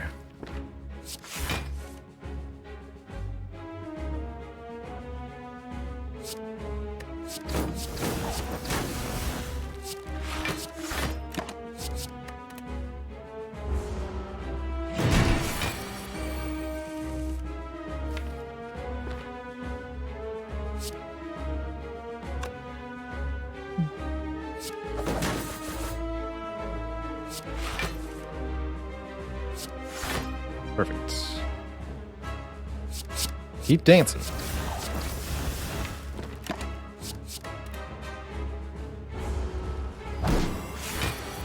Okay, one more execute headed our way next turn. It's going to be the really tricky part. Although, we've conveniently lined up Happy Flower such that we get energy every time he executes us. Which is, well, that's nice. It's nice to be thought of.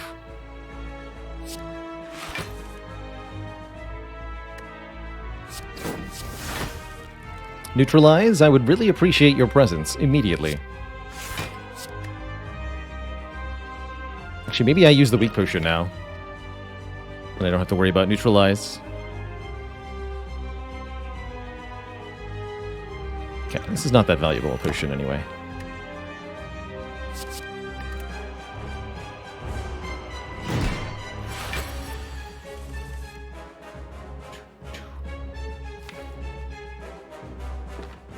Decent odds.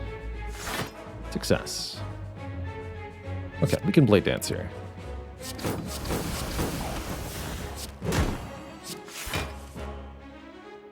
Twice.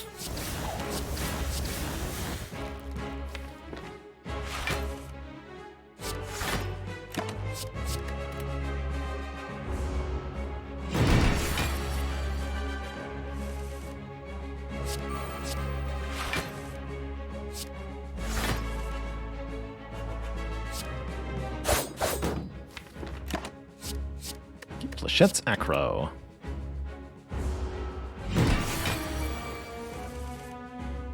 Hit him where it hurts. In the face.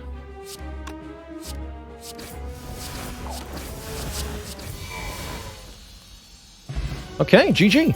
Quite cleanly done, in fact. Really hoping we can find some energy for this deck. After Image Plus or Wraith Form Plus. I'm going to be honest, this is much more the sort of deck that wants an After Image than the kind of deck that wants a Wraith Form. Wraith Form causing our decks to go downwards during fights instead of up would be unacceptable.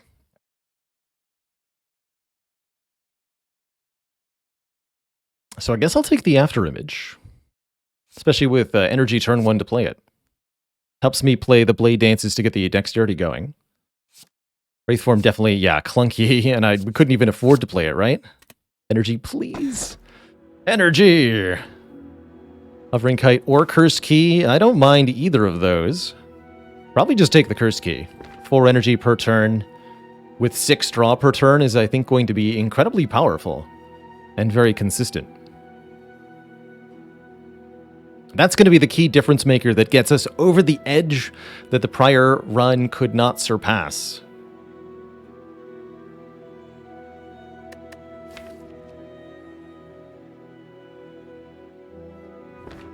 Black Star would be hilarious, but no thank you.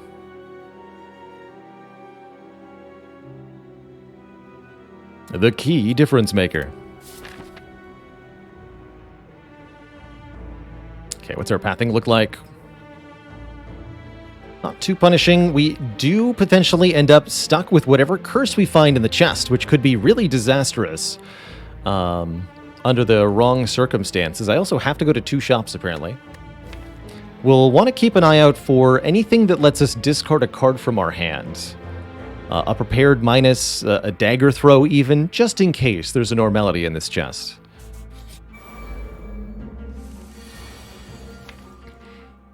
If we want this deck to beat the heart, we're going to need a little bit more damage scaling too. Caltrops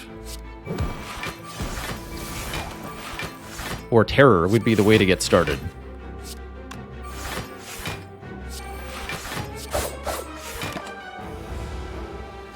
But the plan against Heart will be stall and slowly but effectively deploy a damage strategy.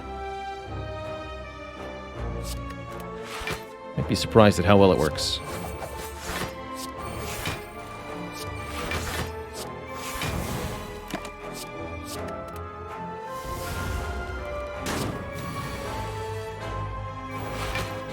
Okay, we'll just keep the Blade Dances for next turn.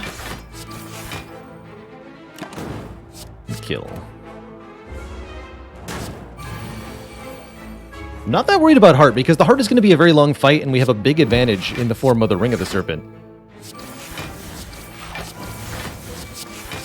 The exact thing that happened to the previous Silent Run happened in part because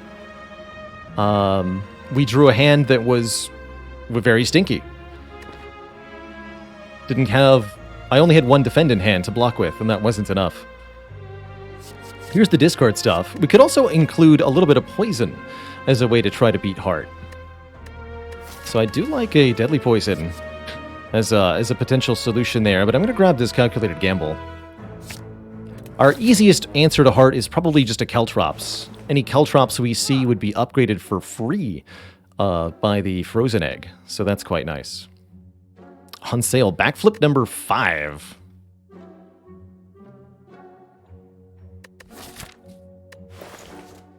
You gotta. Save money for this shop. And I think I'll take one event here. A lot of potentially good ones we could get.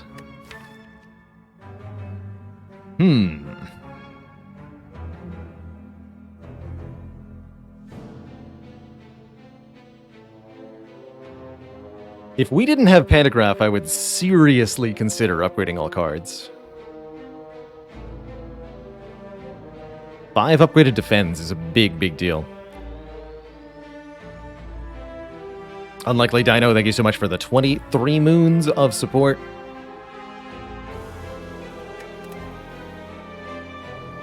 Rare Relic's pretty good. It's also bonus cash, which is appreciated. I would be stuck with a normality forever if I took 999 gold. That's not a good idea. So, we'll fight the boss. We'll fight the boss. I think that's the easiest choice. It also gives us an immediate heal, courtesy of Pantograph, which is definitely valuable.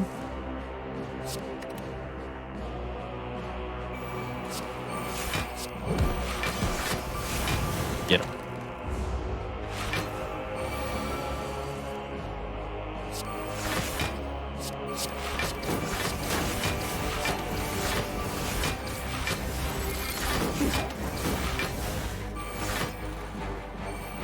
Hidden.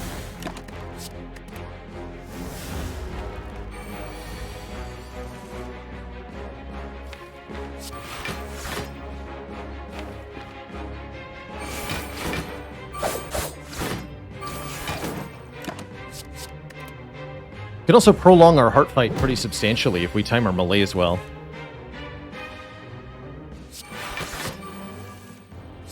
Speaking of heart strategies.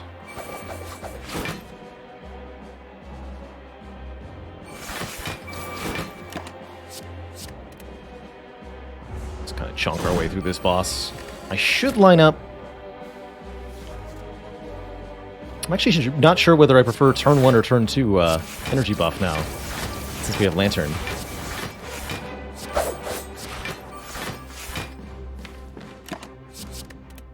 Not sure.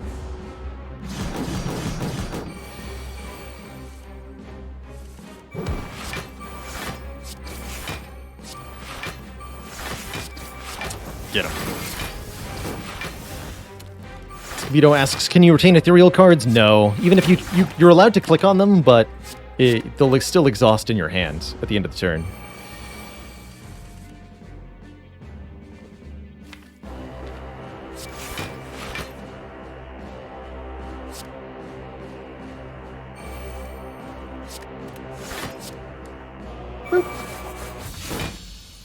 Now that's what I call a fléchettes.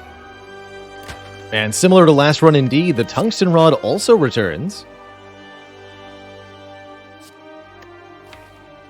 As does an offering of unupgraded Blade Dance, which I am tepid about.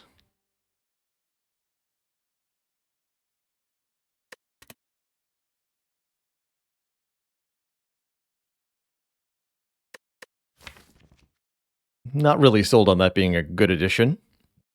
It doesn't really improve our damage. It does improve our dexterity scaling. But it dilutes the deck further. Don't think I like it much.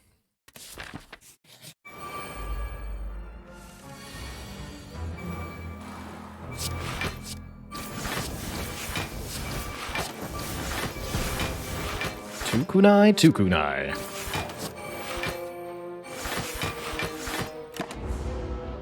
And the 4th energy is just so good. 4th and 5th.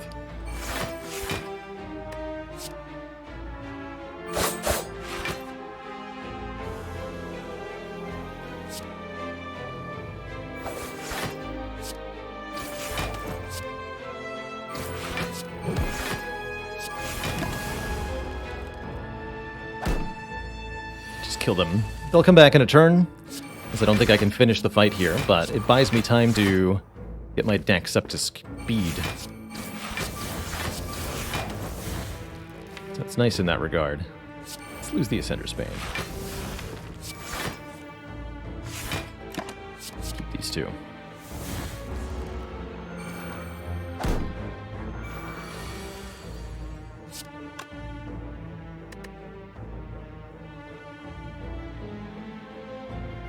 Barely made it to the meat for that one. Whew. Ah. Life face. Alright, let's get everybody to low health, not to 0.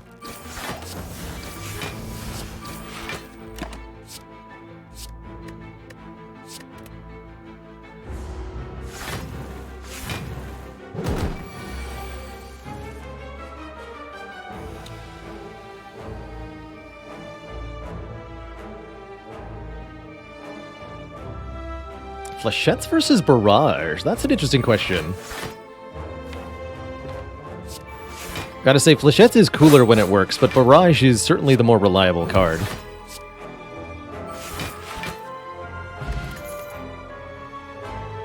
Don't feel like we need outmaneuver because we did end up with 1 base energy per turn.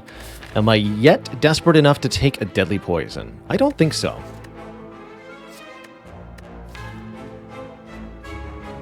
It's 1 energy, though. It's the most efficient poison per energy you can get if upgraded.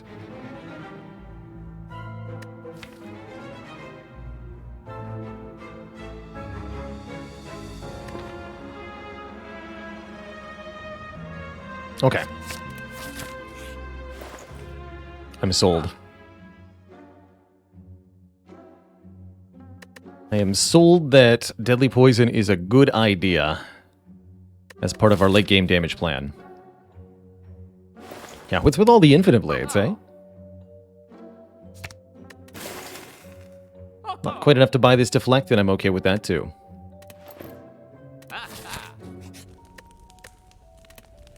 Recall now, so that I have the ability to shape my upgrades around what I need for the late game, specifically heart.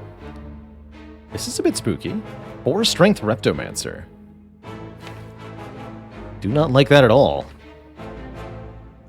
I have surplus energy on this turn, so I'm pretty incentivized to use the Snecko Oil.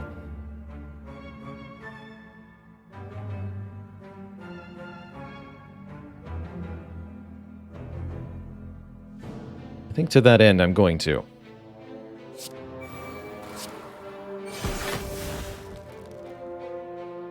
Might not kill this one. That would be very worrisome. We can Repto for now. This also decreases the damage I'm taking this turn. Fine. Alright, what do you got? Draw 5. 0 cost backflip, 0 cost blade dance. I would say that worked out. Thankfully. Lady Luck is with me.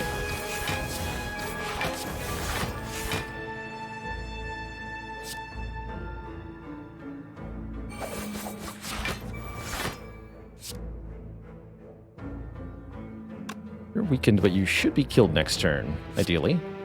I'm going to put Malaise on Repto, so if she attacks me, she's also out of it. Something like this. To get 1 wound, Repto takes a decent amount of damage, does not choose to attack me this turn.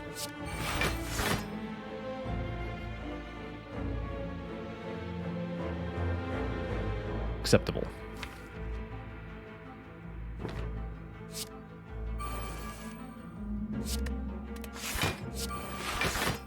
Really hoping to find Phantasmal Killer or Dagger Spray. Dagger Spray is fine too.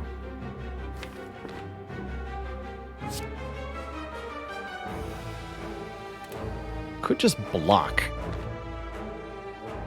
This guy will kill itself. Playing Dagger Spray seems like a really good idea though. Lower their health so that next turn isn't terrifying. Although 2 more wounds are added, which is definitely worrisome here. Currently failing to keep up.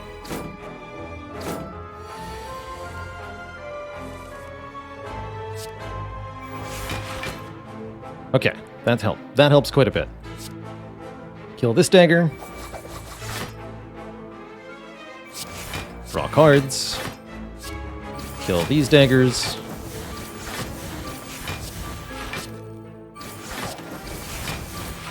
Not bad. Keep Repto weak. Double my damage next turn. Block. Block.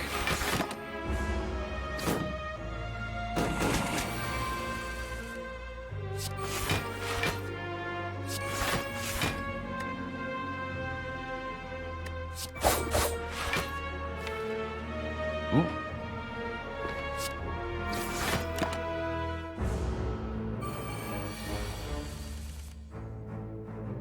My face. Saved by massive card draw. Definitely feels like I need to get well-laid plans down, though, so that that never happens again.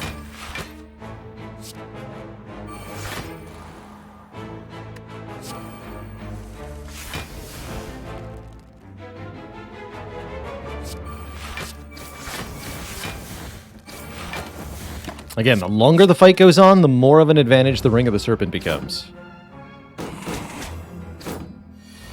Even if the wounds do pile up.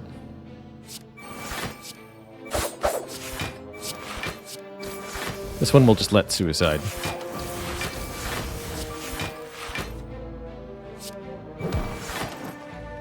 Next turn.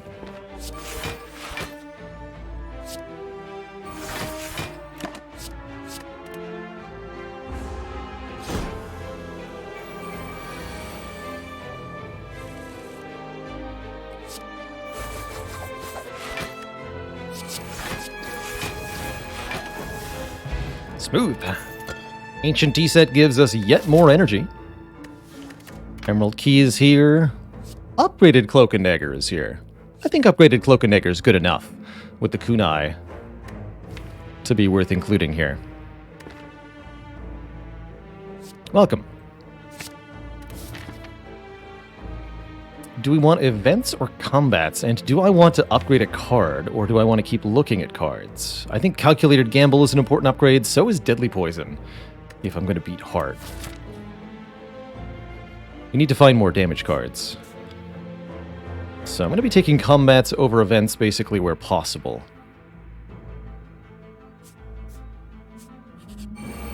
All in the hope of finding either one more poison card or something. Or something.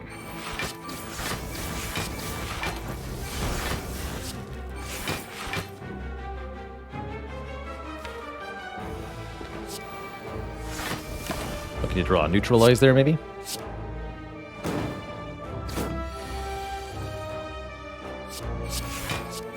Orb Walkers would be very terrifying for this deck. I'd prefer not to have to think about fighting them. With no potions? No, I don't want to do that. I don't want to fight them. Not with this deck.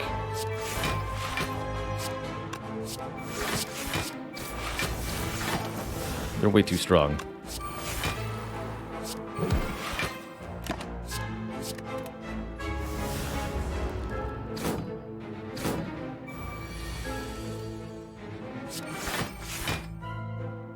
My Spiker answer.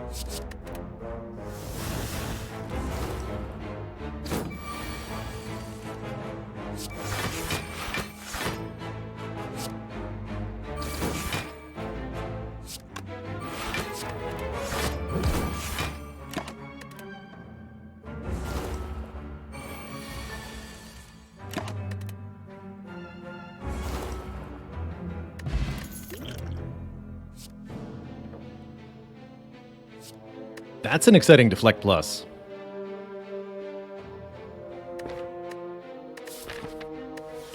Welcome. We do have to open this because I need to take the blue key. We will get cursed. It's a parasite, thankfully. Nothing worse. Ninja Scroll would have been really nice for 1 dexterity on turn 1. But overall, I'm just very happy we got a low impact, not that bad curse here. I am going to upgrade Deadly Poison as part of our heart solution here. And we are just going to take more combats for more card rewards. More potion chances, too. I have 8 energy, what? Hello? What do you mean 8 energy?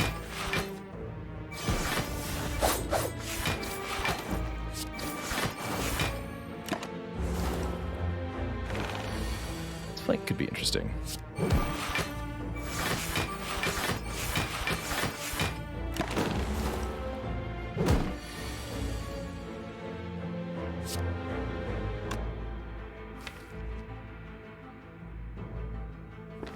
We need to kunai.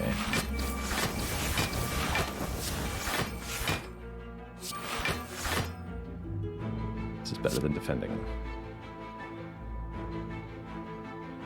We have to block for 30 here. This will be perfect. Slightly better than perfect. Malaise to keep the weaken down for next turn. And we'll slowly but surely find a way to get ahead here. At least that's the hope. Even knowing that this is not what I want, I'm going to play.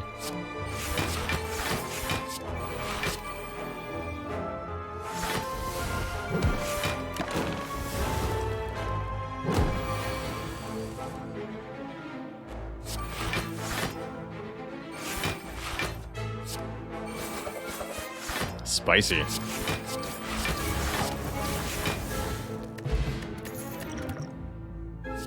Okay. Piercing Well would be nice, but I think we need the Terror as a way to make our attacks deal substantially more damage.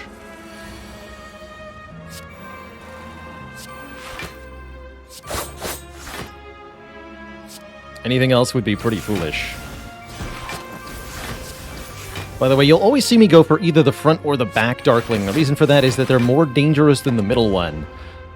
Middle one cannot do a ×2 multi-attack, where the front and back one can.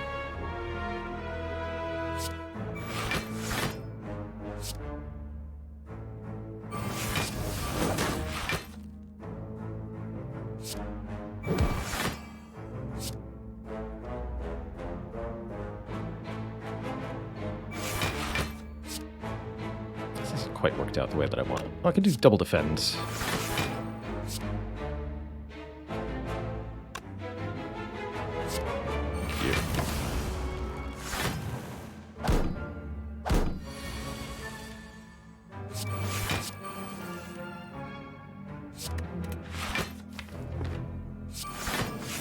Hey there, FBI. Pleasure to see ya. Okay, let's get some decks down. Prevent this thing from attacking me next turn. Buy myself some time.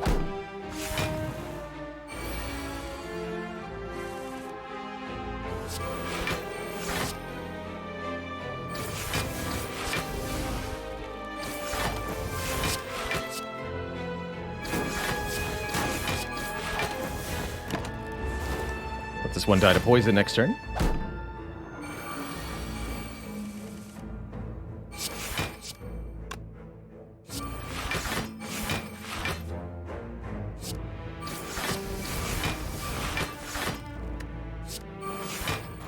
Finally get well-laid plans in play. Was the plan all along.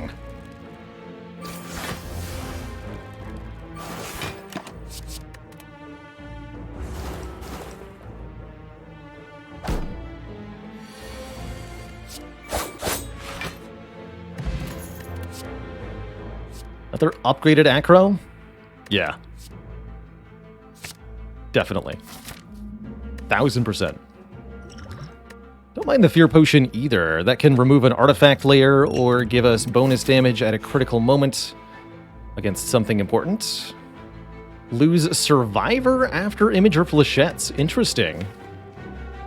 Never have I ever chosen to lose Survivor to Falling before, but that's what I'm going to do here. I do not mind losing a starter card, although I'd prefer losing a Defend or a Strike. Losing a Survivor is actually just fine here. Definitely not going to lose my Flechettes, as that's an important part of our damage strategy at the moment.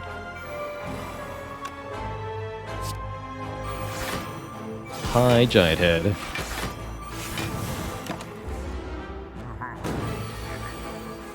Pretty safe from this guy, thanks to the kunai.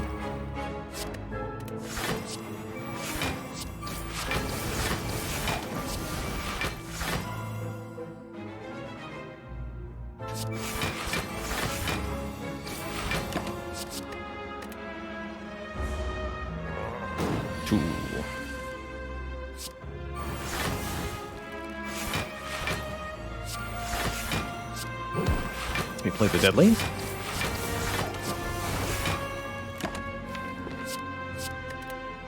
What? That means it's attacking time. Giant Head begins the onslaught. And our goal is to survive onslaught and block at the same time.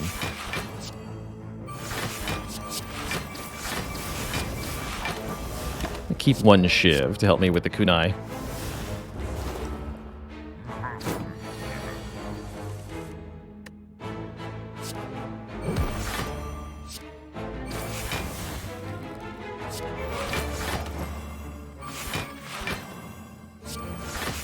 Okay.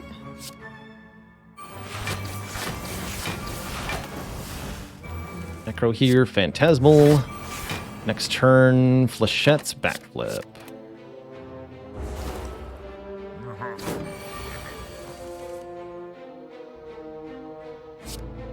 Currently 18 by 6, says Flechette's. Do that first, so that when I backflip, it goes back into the draw pile.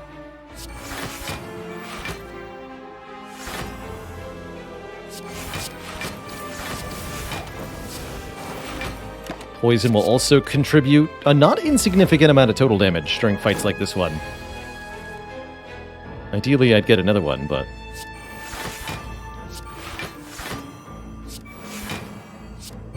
it's all good.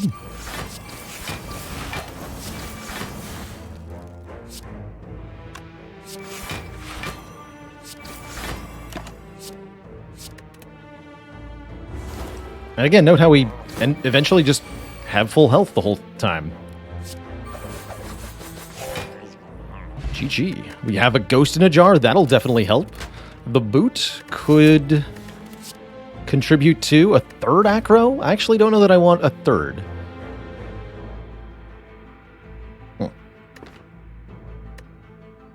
is the max plus damage per card on Giant Head? No cap. It can reach absurd values. Just truly absurd values.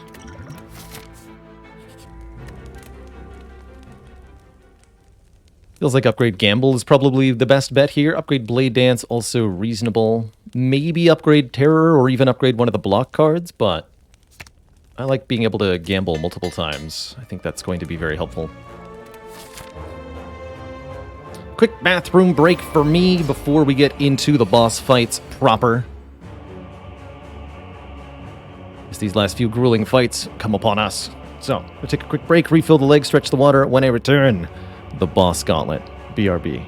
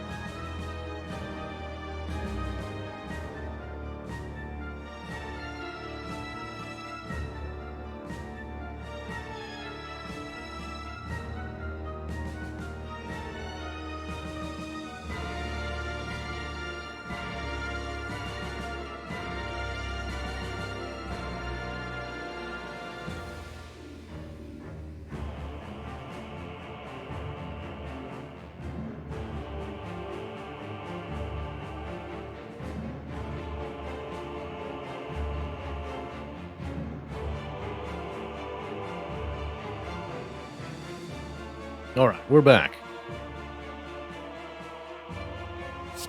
Definitely going to play after Image. We may not play this backstab, especially if I can't get a kunai proc this turn. Opting instead to try to draw more cards that maybe can themselves draw more cards, that can then draw more cards, that can then draw more cards, which, if we're lucky, will allow us to draw more cards. From there, we can perhaps consider drawing more cards, if we need to.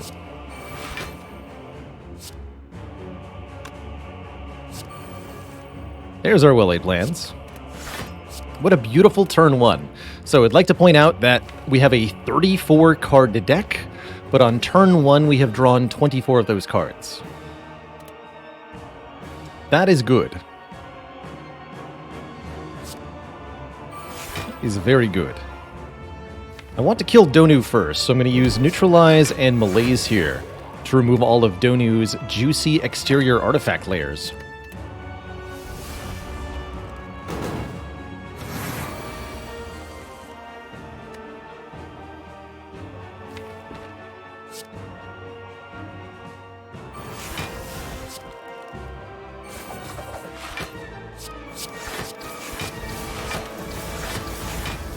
Get him.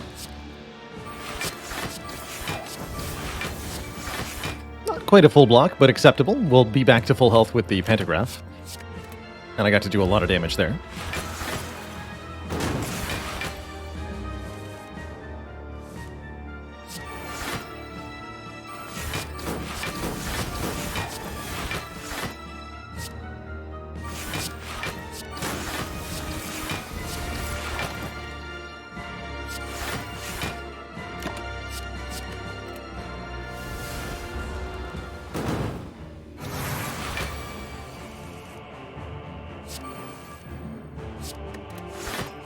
Pew pew!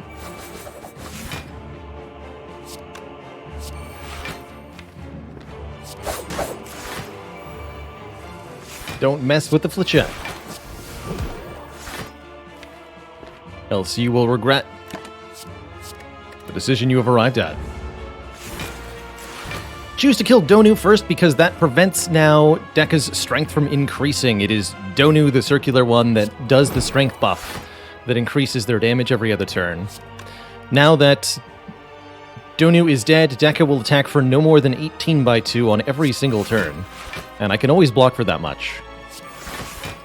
The days aren't too bad with how much card draw we have.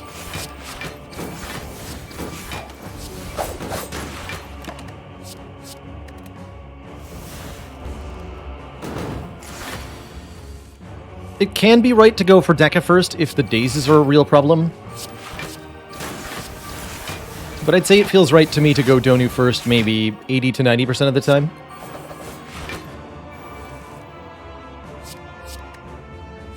Discard that.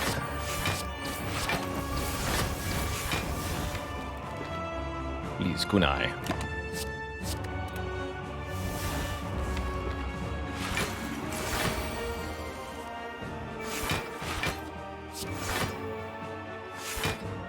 But I think of Corpse Explosion in a Shiv deck as a one-off, it's excellent just for dealing with Donu Dekka, or for getting a area of effect damage into any deck that needs it.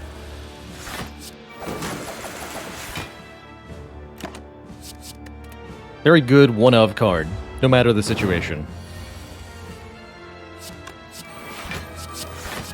Get him. You got this, Boot. Boot value. Bootacular.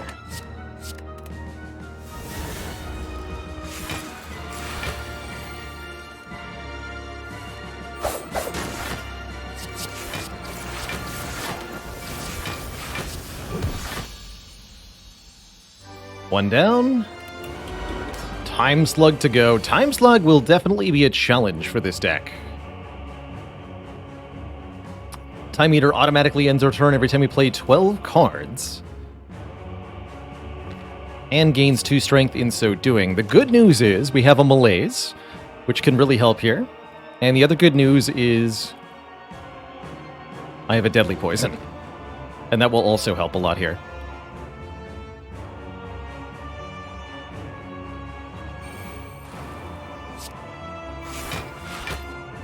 Card draw. Okay, there's our well-laid plans. It's not Phantasmal Killer yet, but I will get a kunai here.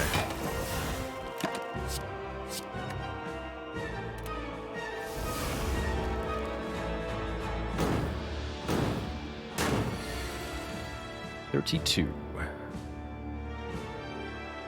Oof.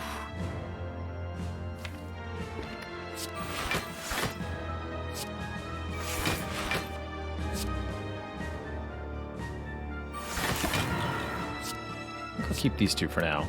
Not that worried about dealing damage yet. We need to get our defensive stratagem online. AKA, we need a big Malaise turn.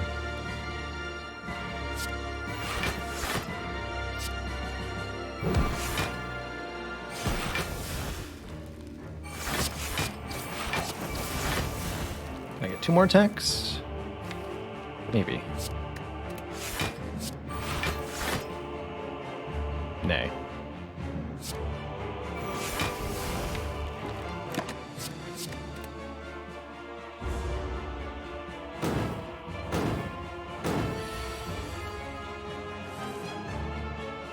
This will do.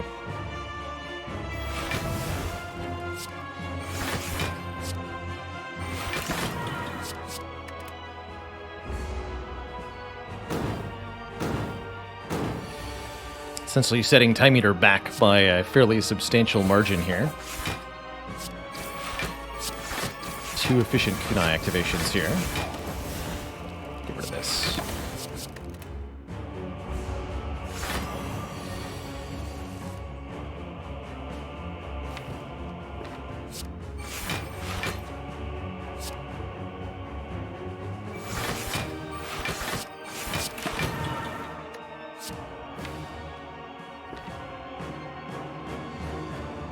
Time to start putting poison on, Time Eater. If I spend too much of my energy blocking, we're gonna have a bad time. Well, too many of my card plays blocking, rather. It's not about the energy.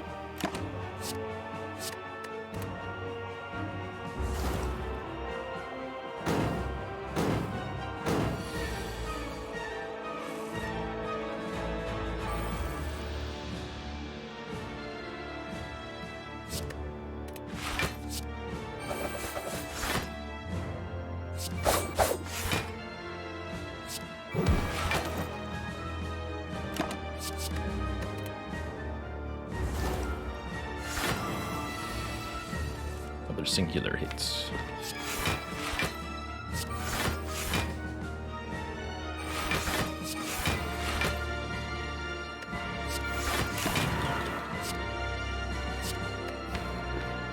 Keep the cloak.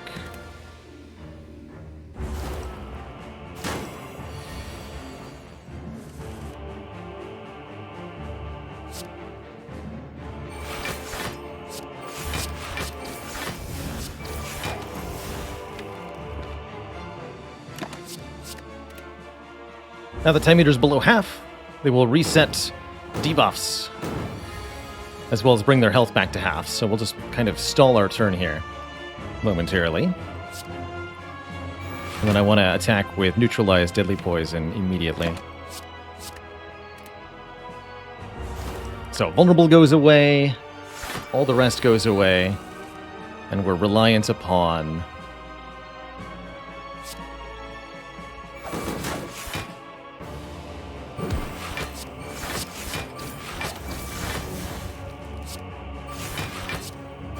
our wits and our dexterity here to get us through phase 2.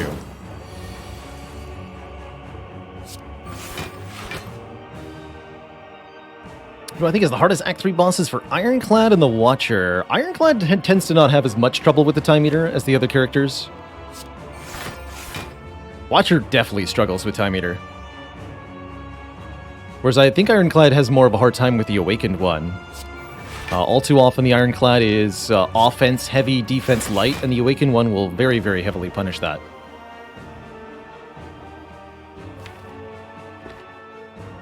I don't think it's worth playing this Bleed Dance anymore. I will get rid of 2 of these slime, though. Getting choked here.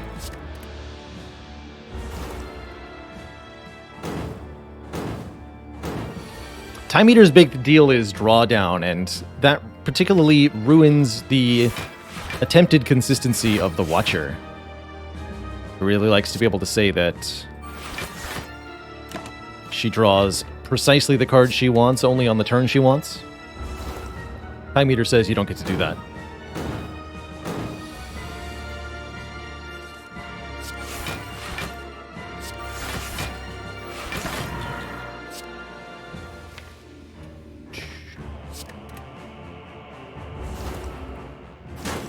Try to get a Phantasmal Flechettes off. I think I'll just do a regular Flechettes. Spicy.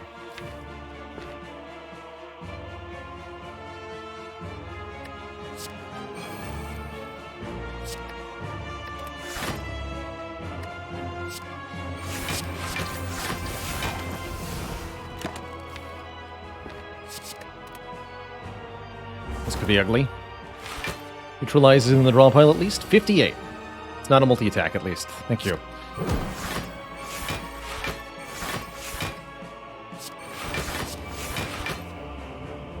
Poison. So many slimed.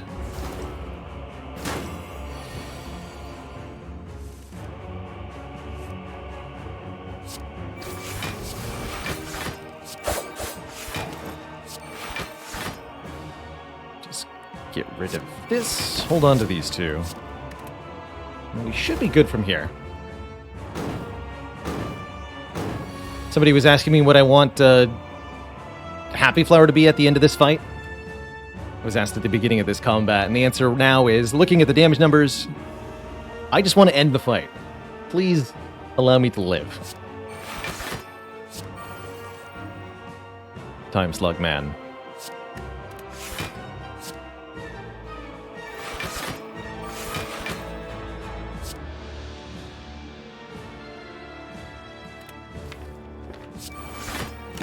I have the spiciest flechettes in the world with your name on it.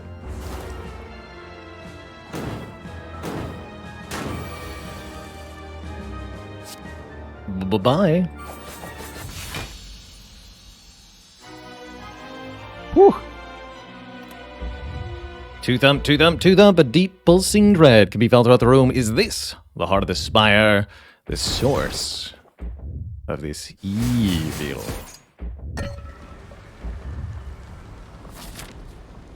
Only missing 6 health, and we do have a Pantograph, which makes me inclined to upgrade a card here. Probably Terror. But we could contemplate upgrading the Blade Dance or a Backflip. Terror upgrade saves me 1 energy during a fight. Could be relevant as long as I don't draw Terror on turn 1.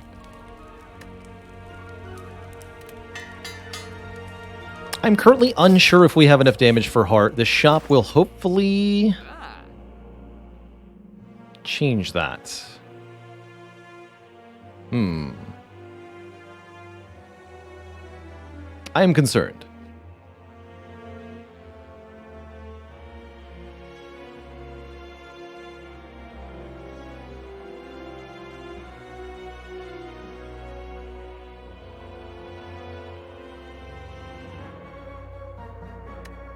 There's definitely some worry here.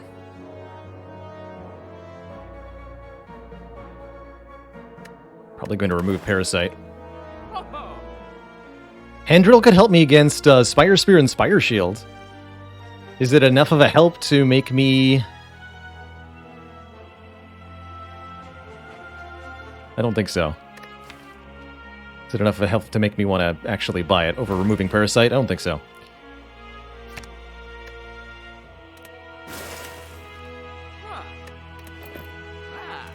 Okay. Here goes. Definitely didn't want Happy Flower on, too, by the way.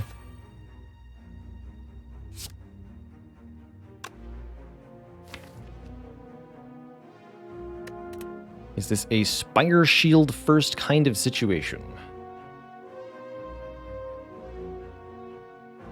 feel like Spire Shield first is important in instances where you have relatively low damage. The malaise also speaks to doing it. So I think I will try going for Spire Shield first. See how much I regret that.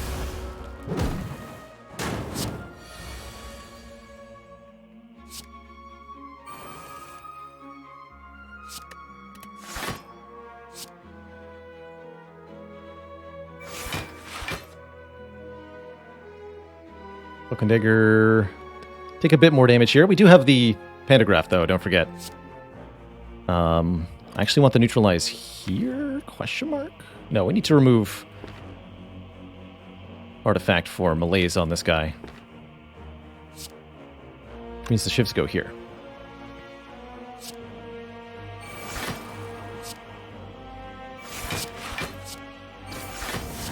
Boot is going to be very important.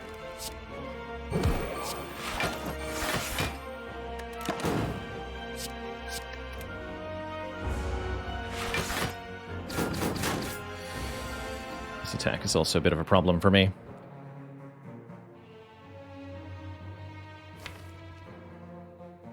Probably go Blade Dance to gain Dex, and then block 3 times. Don't have Artifact. I would really like to keep Ghost in a Jar for the 67 hit from Heart.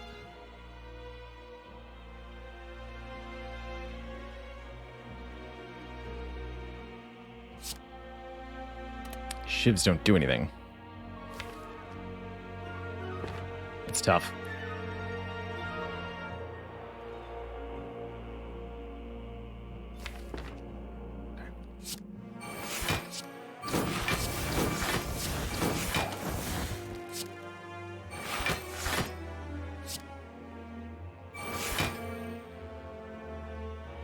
Defend. Guess I'll Terror here.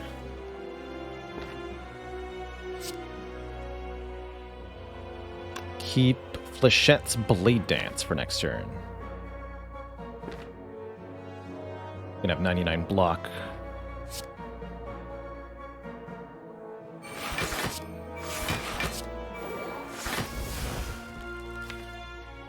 $99 blocks is a bit of a problem, though. As is the increasing number of burns. It means that I can't meaningfully hit dude here. Oh, Mr. Malaise. That's what this is for. Fear Potion lets me malaise here. That's gotta be it.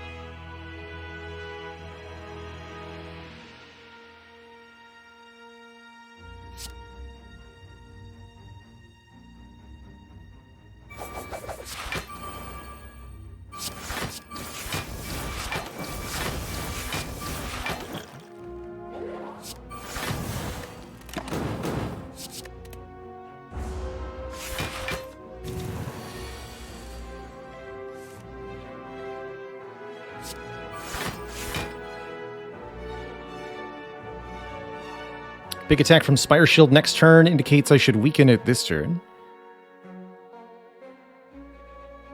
Got 2 deflects in hand, which speaks to Blade Dancing also. Let's do this.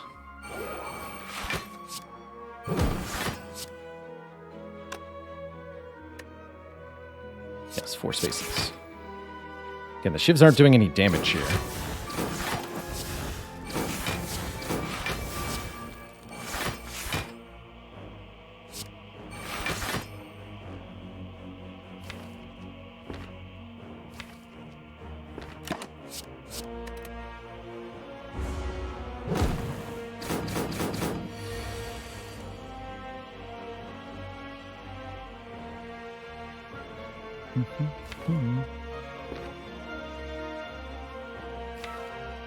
Okay, somebody needs to die soon.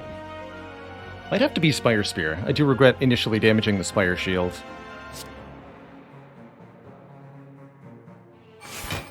Like I've had to say that a few times.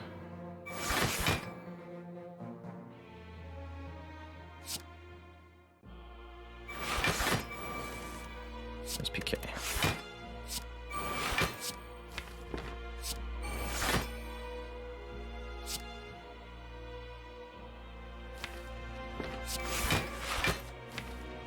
Lots of skills next turn for double damage.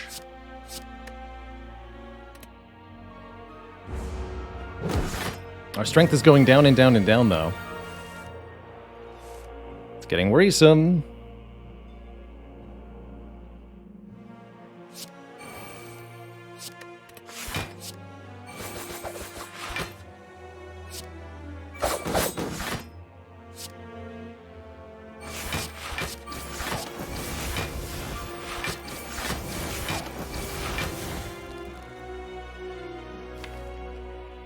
Not very many burns in the draw pile, so I'll go... Well, actually, we're going to get 2 burns right on top, so let's keep the gamble. This turn is spooky. Oh dear, is it ever. Please no.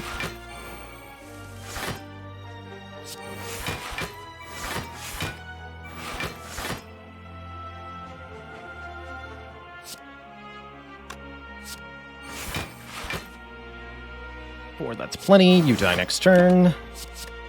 Recovery. You get 25 health back. Should be enough. With Ghost in a Jar. Should be enough.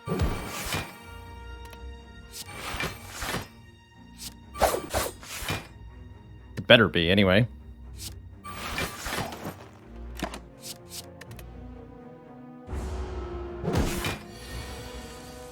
Our 1 deadly poison is essential in this fight.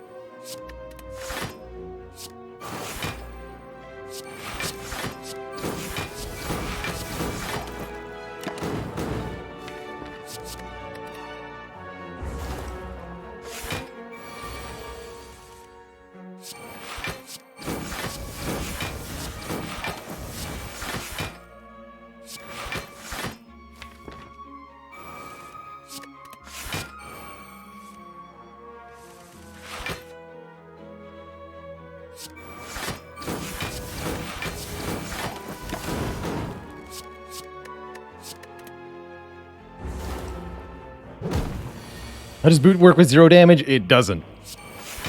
So we gotta make sure we don't let that happen. Behold. 0 damage. That's what the deadly poison's for, though. We're fine.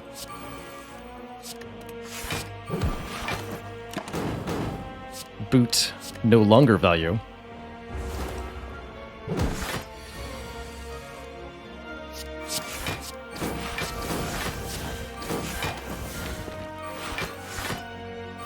Fortunately, we can double our 0 damage.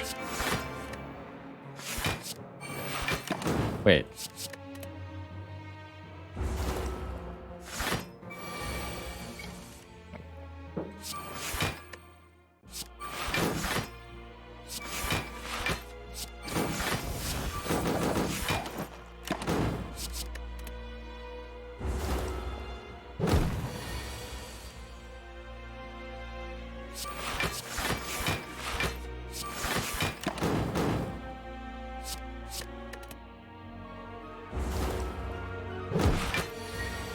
I think in any low damage situation, I'm going to go for the spear first in future. I think that was the takeaway here. Spear first would have been correct. Fortunately, it worked out. I don't think we changed how much damage we would have taken by a whole lot. Come on, Caltrops Plus. From this fight, please. Oh, Entropic Brew. 2 random potions, plus an Ornamental Fan for some immediate block. And 1 more Cloak and Dagger? Plus. Okay, with the Ornamental Fan, I'm sold. Although maybe it's Escape Plan. Actually, you're right, it is Escape Plan. Alright. Thanks to the power of After Image and Tungsten Rod, the Beat of Death is not so bad here, too.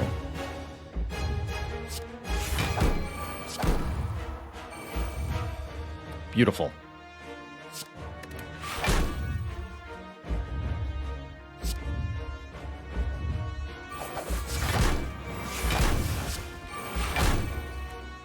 The value.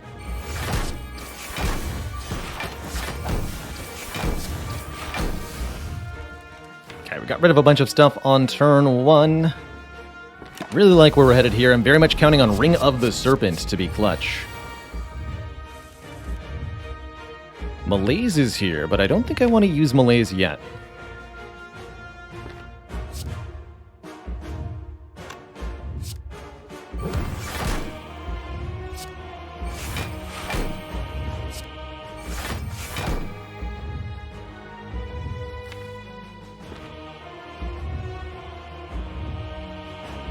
No, I don't think I want to use Malaise yet. I think we want to hold this for when part has positive strength value. Slow this fight down a bit.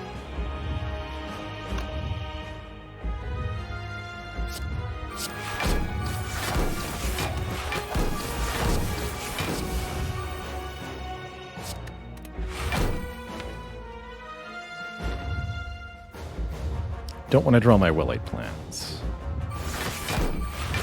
And this multi-attack really doesn't hurt that much, because it's only going to be 1 damage per hit, which is fine. Power Potion, Skill Potion. Caltrops! Hey, there's some damage. Second After Image could help too. Actually, Accuracy could help. How many shivs do I have? Quite a few. I have 2 Cloak and Daggers. This is 6 damage per shiv with the vulnerable. That's probably a little bit better than the Caltrops.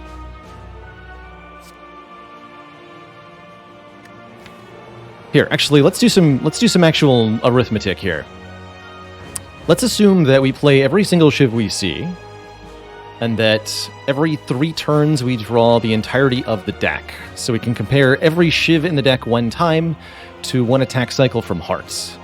So let's count shivs. 1, 2... 6. Did I not take that second Cloak and Dagger? Seems like I only have 1. 8? 9. Wait. Yeah, I only have 1 Cloak and Dagger. So it's only 9 shivs. 9 times 6 additional damage is what? 54. Whereas I can reasonably expect 48 damage from the Thorns every 3 turns. So yeah, slight favor in accuracy. And more if we get Phantasmal Killer.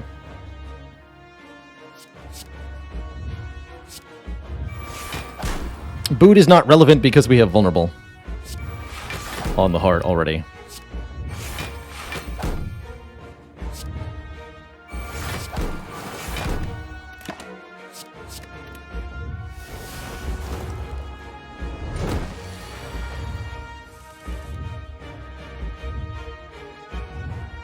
Alrighty, how am I going to remove Artifact, though, for the Malaise to work? That is the question.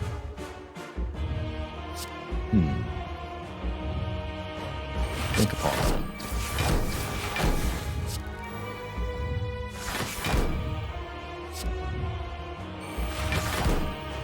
Well, we're going to hold on to Malaise, that's for sure. Skill Potion might help me provide answers.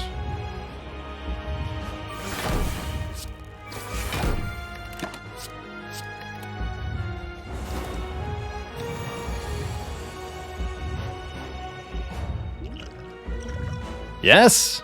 Somebody called Skill Potion Bouncing Flask. This is also very helpful because it's going to be really relevant damage for this fight. And that should be the missing pieces of the puzzle. So probably Malaise next turn then. So I need my energy for actual blocking on this turn.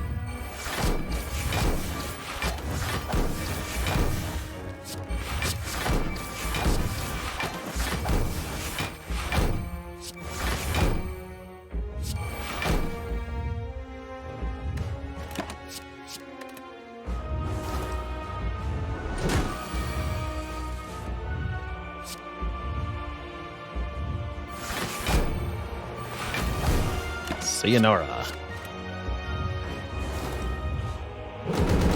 Mr. PK though.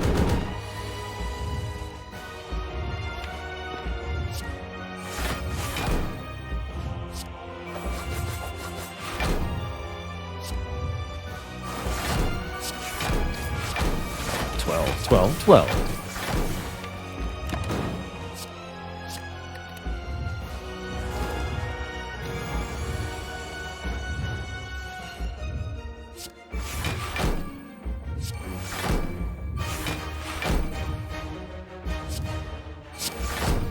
Oops. Beat of Death is now 3, something we have to keep an eye on.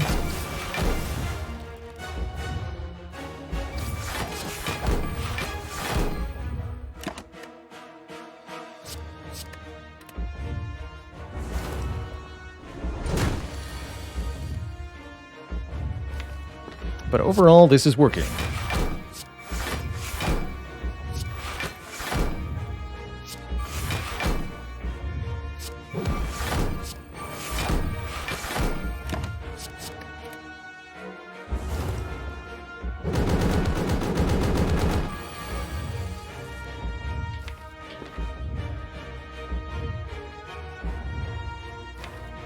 YOLO? Easy.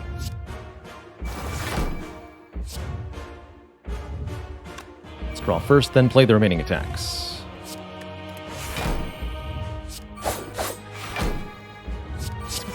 Kunai. Keep Acro defend. Just a couple more turns we have to survive here. This next multi-attack is scary though, 4x15. That said, I think we've got it covered with all this defense. Oh yeah. Very much so.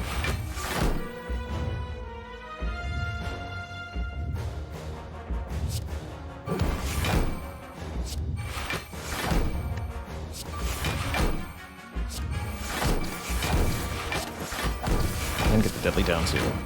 Keep dash, backflip.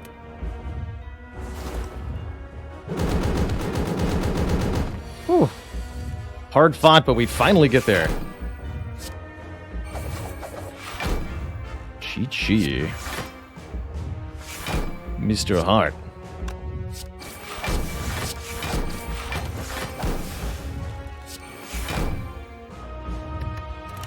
Chi-Chi.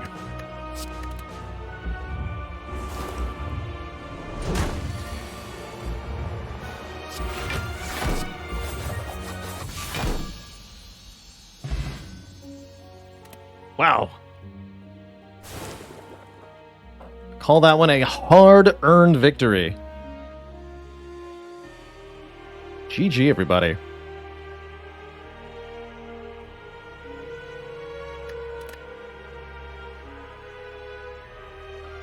All came down to that skill potion. It helped a lot. That entropic brew helped a lot, both with the damage power and with the skill potion.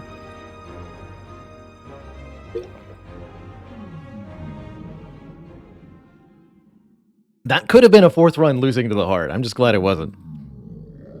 Spire sleeps.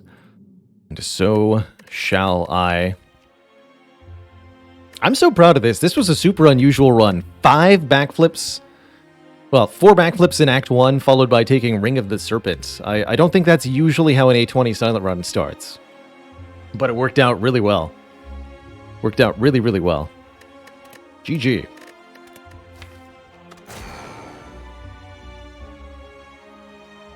Okay, a bit of a longer break here. Let me reset my brain after all that. When I return, we are going to play some Defect. BRB, everybody.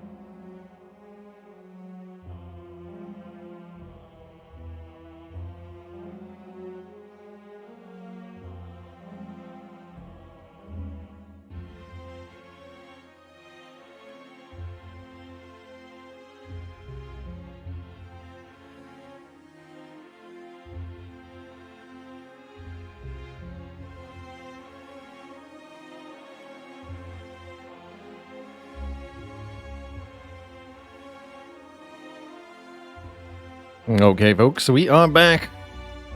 Let me update my own commands here. And we can get started with the defect run momentarily. 1. Back to 1 on everybody. I guess 1 across the board is what we're going to end up at if we keep losing on each character. It's kind of fun.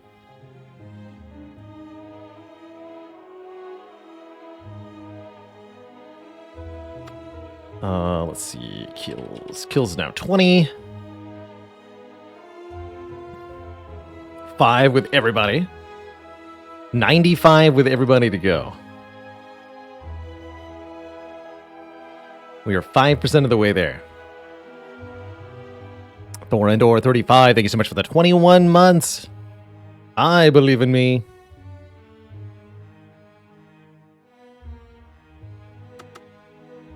Okay. Let's play some defects. Hard to go wrong with a common relic. I could also see this being a boss swap. Boss swap more favorable to me when there are no early forced elites.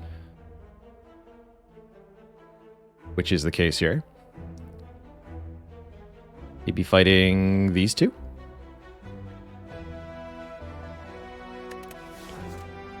So, common relic or boss swap?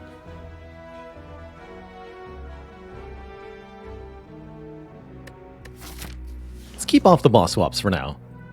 Give me a relic. It's a toy ornithopter. 5 health whenever I use a potion. That is an advantage of some kind. I'll take it. Current intent, go to this store. Fight these two elites. Ornithopter will make that a little bit more reasonable. We're almost assuredly going to find a couple of potions this act. For shame. I believed in you, dual cast. I probably had to strike one of them, too. I did. Ow. Well, that's a lousy start to our run.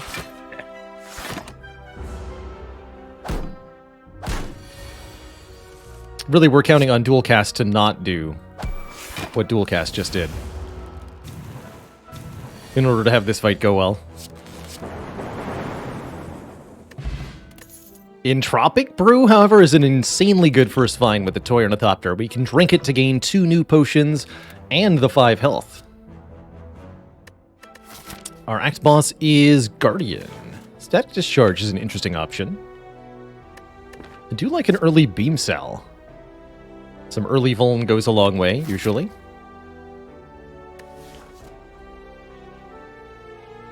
Yeah, this is basically like 10 additional health that we weren't going to get.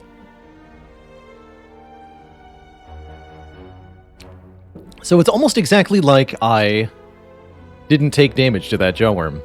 Or those lice. Or whatever. I will take damage to this jawworm, though. Not going to drink this Entropic Brew yet. I'm going to allow myself the possibility of discovering another potion here.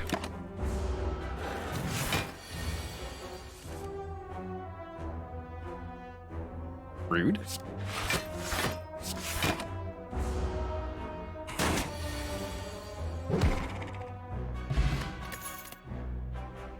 Ooh, early defrag. Very interesting. However, when it comes to performance in Act 1, I do really like this FTL.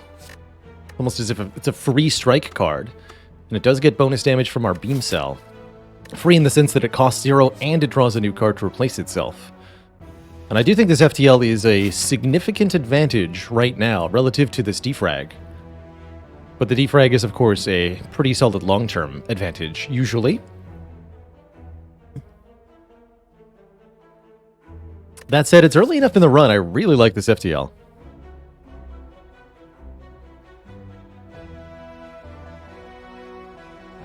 I'm going to grab it.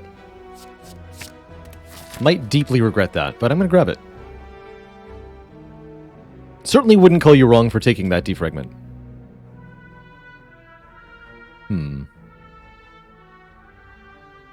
More combats or less combats?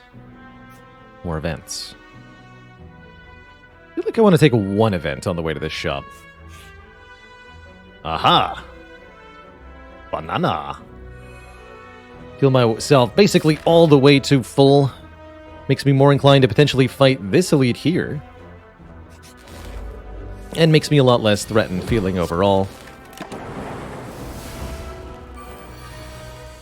Despite everything.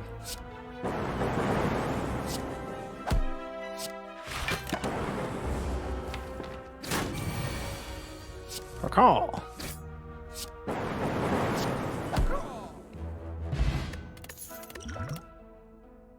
Wow.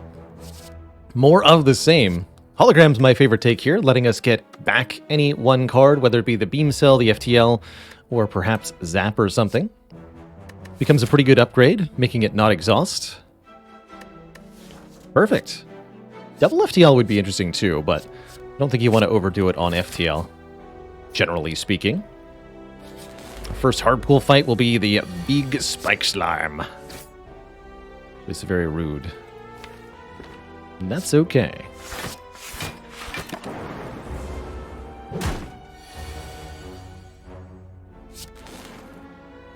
Let's see, minus 24 puts this guy at 36. Perfect. Really good draws here. Oh, I can't even play them all. Excuse me, 42. Same difference.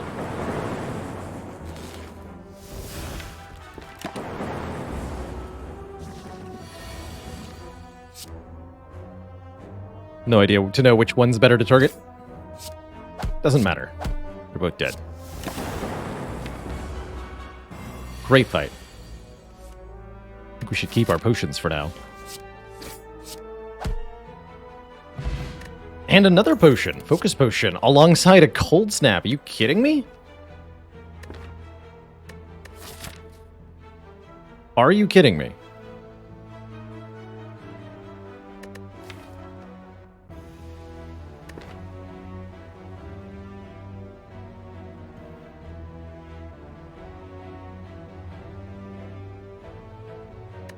I think that's good enough to let me fight this elite now, before the shop. Other option would be head towards the Burning Elite. Don't go to a shop at all in Act 1. Upgrade here, fight this, fight this.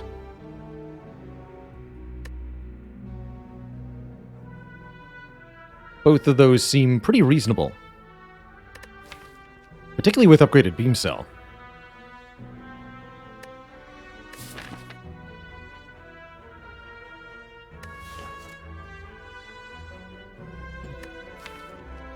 The deck itself isn't off to a great start here, but our position with the amount of health we have and our ability to defeat the immediate obstacles is in really, really good shape. We're about to be able to get a ton of relics.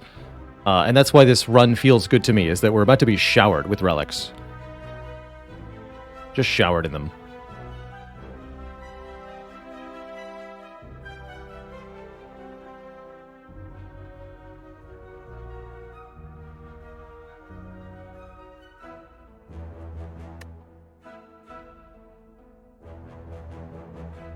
I can't decide if I want to go to this shop or not.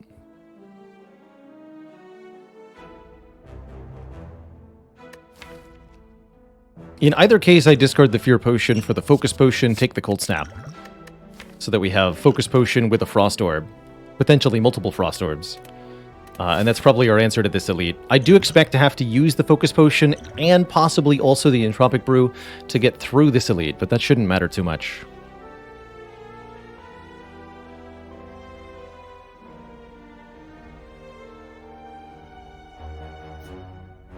Let's go for the more elites line. And I probably will use the Focus Potion against Lagavulin here. But hold on to the Entropic Brew still.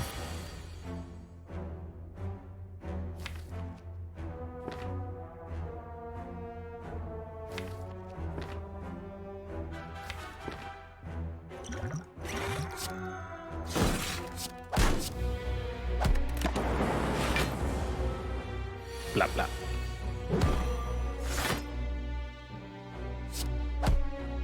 Strike twice or only once? With the vulnerable, I think we go twice. I'll take 11 here. Put a decisive and quick end to this fight. But here I'll just block as much as I can.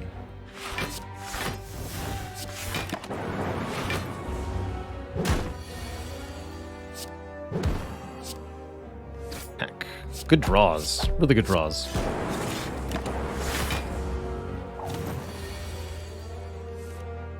Boop.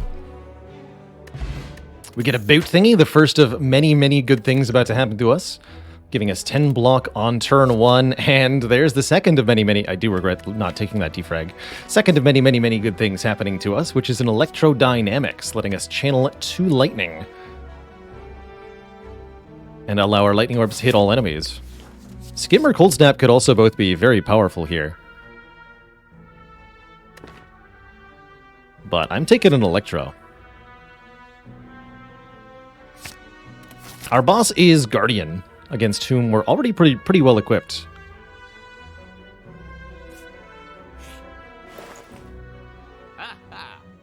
Shard in store. About Preserved Insect in shop. Making future elites have less health means we'll have an easy time killing them in Act 1 and Act 2. White noise can also be pretty amusing, and I've gained a lot of respect for heatsinks from my recent defect runs. Shard some kind of meme? Yes. It's also genuinely very fun, and personally, as a player with over 5,000 hours of experience in the game, Prismatic Shard remains one of the most reliable ways for me to generate a run that is novel to me, and that is very entertaining.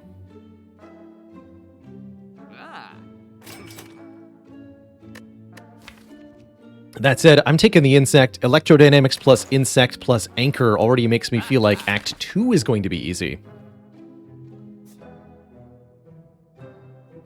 And let's get that Electro upgraded for good measure, making it 3 enemies. This is already the time to start thinking about maybe upgrading Dual Cast to be cheap, or Zap to be cheap too. Actually, probably upgrading Beam Cell is our first priority. Make that 2 turns of vulnerable.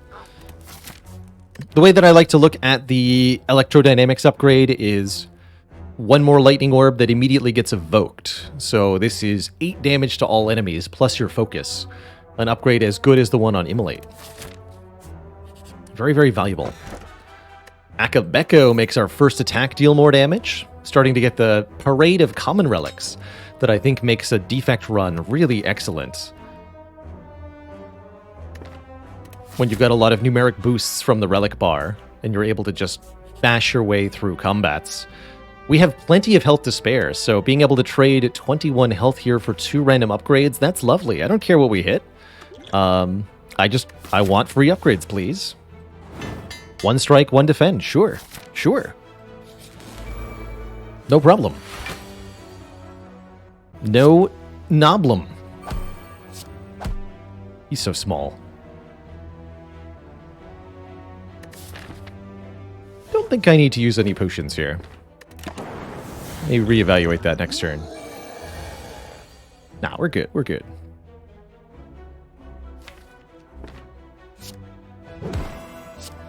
Electro is not a skill, so the knob do not become angry.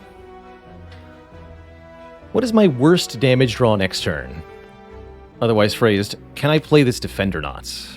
So, worst draw is the top 5, because if I don't, I draw FTL and then I get the top 5. We do Cold Snap Dual Cast. That's going to be more than enough. Even just off the back of the napkin, so to speak, I can easily evaluate. We'll kill next turn, no matter what. So I can play this, and I don't need to play the Strike, saving us a few hit points here. If I think I'm going to get a potion, I should play the Dex potion here. We'll do that next fight. I think we're unlikely to see one. Tiny chest. Every 4th question mark room is a treasure room. I don't have a high opinion of the tiny chest. In fact, picking up a tiny chest makes it really hard to want to add, for example, a cursed key to the deck. But it's still not bad. Barrage is an interesting way to potentially scale this deck. We have a starting orb. We have decent orb generation, particularly with electrodynamics. And we have Akabeko if we can make it a multi-hit before, as the first attack. Could lead to some interesting turn ones. Barrage combos with any defect deck that wants more orb slots, which is starting to be us.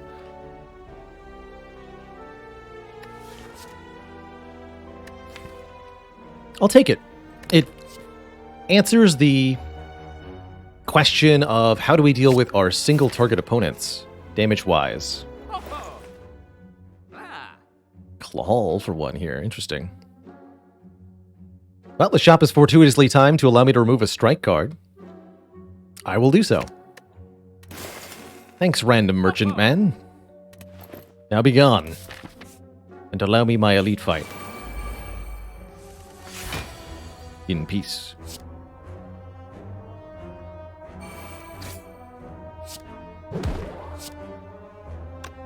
Maybe should have dual casted first.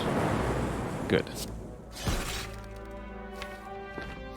No longer sure I even want to use the Dex potion. Perhaps we'll use it against the Guardian.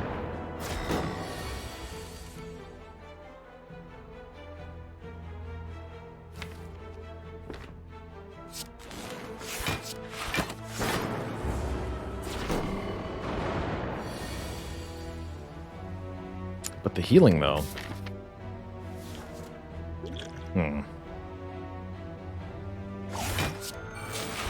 I'll do it. 21.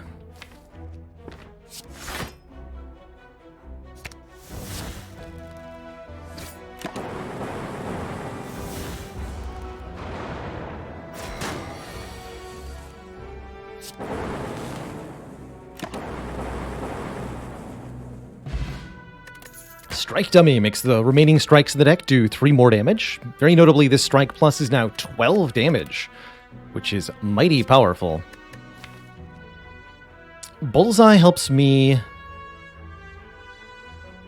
scale the lightning orb damage. I actually don't mind a leap either. Just one more block card with a pretty decent number on it. And I think that's what I'm going to do, is take this leap and be done with it. Hello and welcome, JC77. How do you add mods to the game? If you have the Steam version on PC, then the Steam Workshop is the easiest way to put mods into your Slay the Spire. Yikes. But my face, though. So we do 12 plus 9 plus 9, which is 30? Okay. There's a 50% chance we full block for free.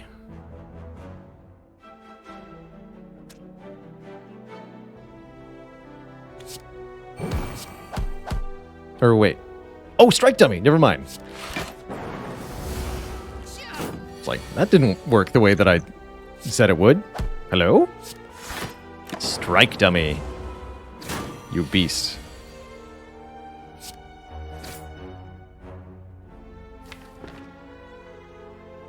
Hmm. 27. Dual cast does 18. We need to do 9 more.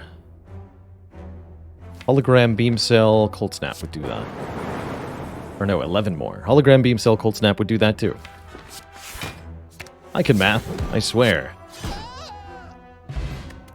Do get a potion, the colorless potion. And we get an early algorithm, another block card to work with. One that'll get stronger and stronger and stronger as the run goes on. That I like a lot. I think a rebound could be reasonable here too. But I also think we're past the point where we should stop adding cards that aren't somehow exceptional.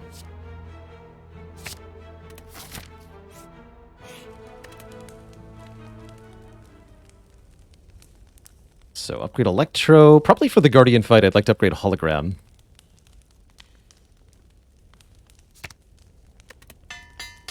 Card I definitely want upgraded in the long run. Definitely want... I think I'm going to have to use the colorless potion with this turn 1. 3 random attacks to the draw pile that cost 0. What do you got? What's the worst that could happen? Oh, that's going to be fun. That's hype.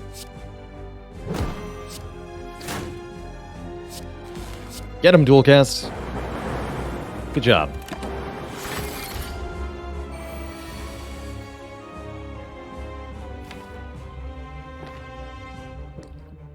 Best Meteor Strike is one generated by somebody else's cards.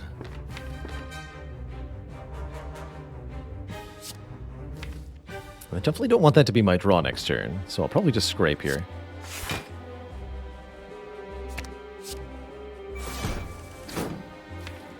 It's the last card? How dare you?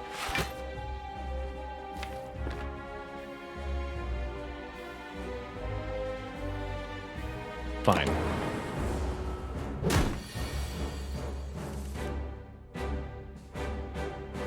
Ow.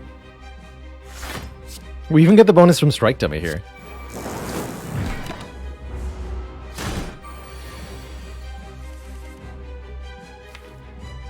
Particularly hilarious.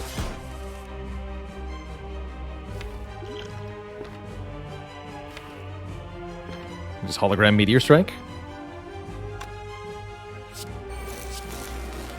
That'll do enough damage to transform right now. Boop.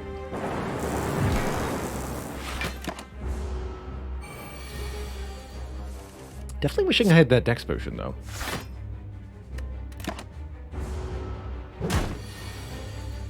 If I have to eat another 16, we're in trouble.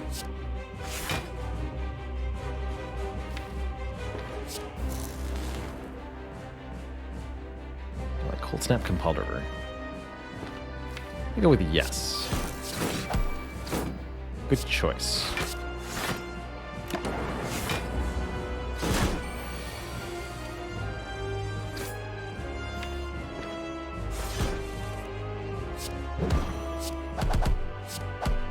Boop.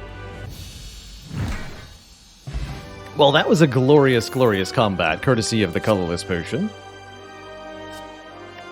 I like Rainbow a lot here. Rainbow instantly fills up all of our orb slots, making Barrage Akabeko into a real combo, almost. Really puts us in a spot where we would like to see some focus. It's also another Lightning Orb for Electro, it's another Frost Orb for defense. And it does give us a Dark Orb.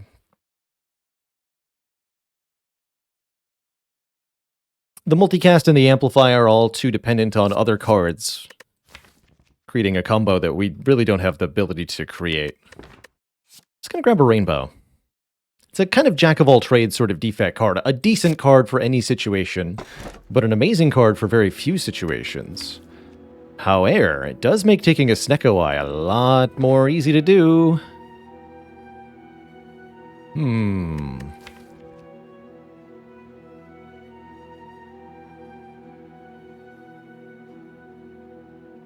Snecko Eye versus Copy Dripper. Both of these are pretty good. Copy Dripper is energy every turn. We have healing from the Entropic Brew. And we have Anchor. Anchor really helps with taking Coffee Dripper, I tend to find. The other option that is good is the Snecko Eye. Snecko Eye makes us draw 7 cards per turn, but they're all random cost. We've got a couple expensive cards. The Electrodynamics and the Rainbow that we'll be able to get into play more easily if we take Snecko Eye. The Hologram also works really well with Snecko Eye because we can find any zero-cost card in the deck, in the discard pile, excuse me, and play it again. I think for these reasons, I will take a Snecko Eye here. The goal from here is to add cards that are very high impact or high cost, as well as to acquire more energy. And from there, the Snecko can scale.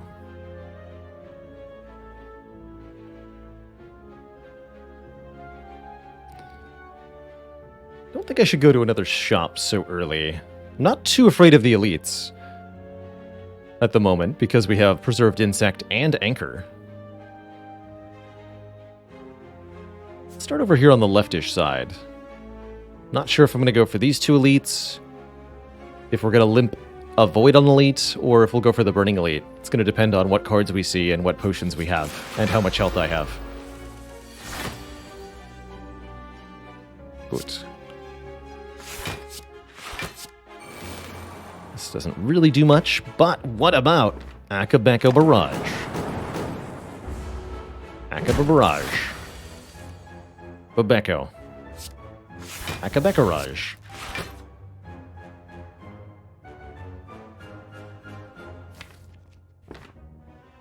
Akabeka.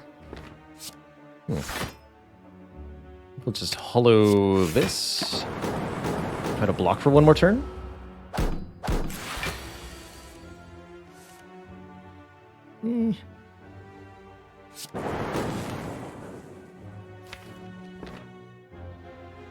These are both 6, so let's just do strike, defense.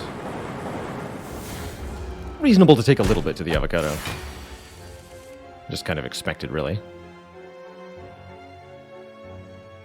Hologram can get me back anything.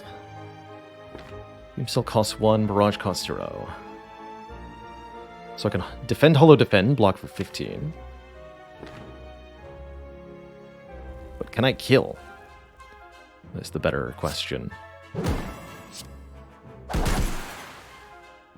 30. Barrage would do 18. 18 plus that is not a kill. Strike plus also does 18. Still not a kill. So I have to block, unfortunately. Or use the potion, which I'm not willing to do right now.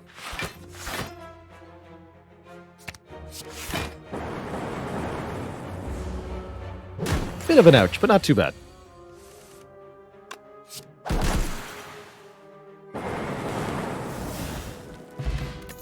To get a potion. Another algorithm is interesting.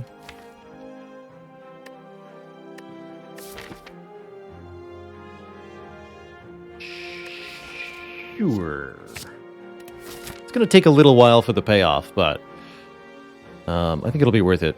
And I think that means I'm going to take another combat here, so that we have more combats in which to level up our algorithms. Nice.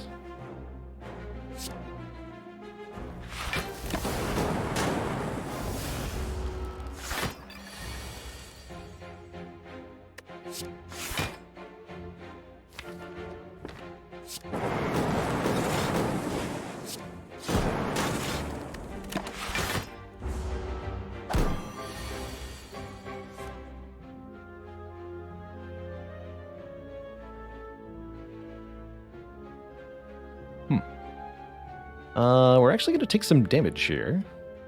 My best turn is what? Dual cast, defend, defend. Block for 10 plus 8. I think that means I should use the skill potion here. Good. Recycle. Does that let me do anything interesting?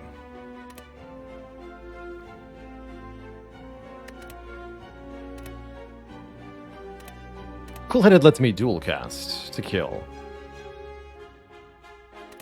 But I'd like to play the algorithm, if possible.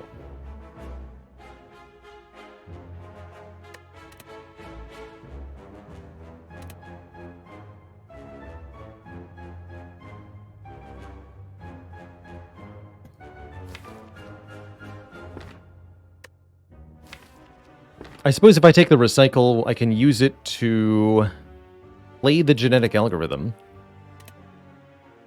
in addition to almost full blocking this. So we get the algorithm leveled. Let's do that. So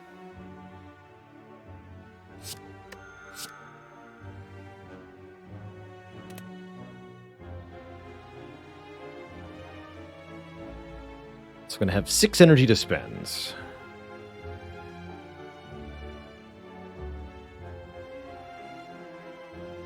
Means I get to play the FTL. Okay. That lets me just kill now. Good.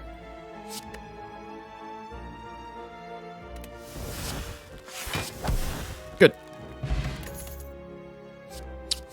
Ooh, here we go. Doom and Gloom Plus hits all enemies for 14 damage, maybe more with Akabeko, and channels a Dark Orb. Or Glacier is 2 Frost Orbs and 7 block. Both big, expensive cards for Snecko-Eye. I think the Doom and Gloom and the upgrade and the Akabeko both lead me in the direction of Doom and Gloom. That and the abundance of block that we have. Deck needs a little bit more damage. So that'll be my choice here. This could hurt, though. Definitely feels like a Glacier wouldn't have been unwelcome at this moment.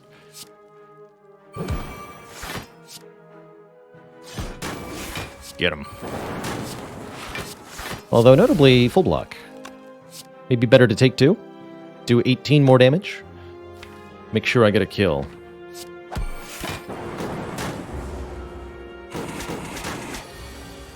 Yeah, I don't want to explain to my deceased self why I didn't kill on turn 2 here. 12 plus 9, not enough. Can't play this algorithm, huh? No, I can't. Right? Yeah, no, because it's 3 cost.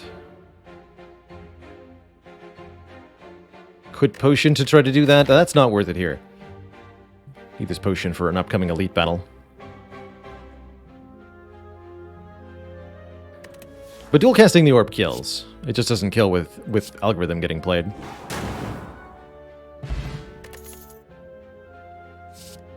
Whole lot of nothing. So, choose a direction. This way gets very little fires. This way looks reasonable. Lots of rest sites. Or we can go through the Burning Elite. Here. It's a bit sketchy.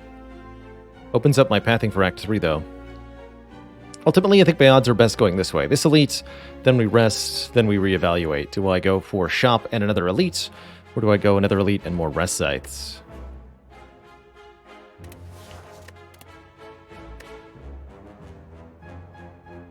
Genetic algorithm means for the rest of the run, note how the numbers on these increase in the deck screen here. This one's at 9, this one's at 3. Every single combat you play them, they get stronger. Ooh, card removal. Yes. Yes. Be gone. Defend? Strikes are actually decent with Strike Dummy. Begone, defend.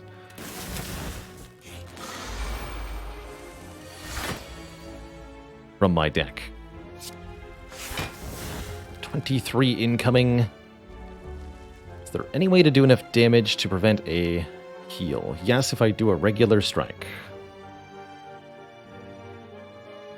But it has to be regular strike. Actually, it's 21 damage, right? Won't be enough. So I should just Cold Snap defense.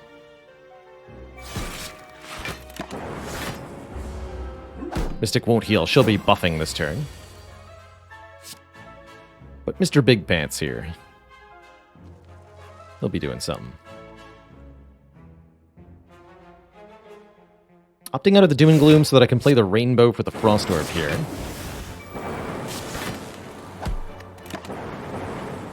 Mystic has to heal next turn. Centurion can't attack 3 times in a row, so nobody's doing anything this turn. Lets me get this algorithm played for the first time. Although perhaps I should go for the kill.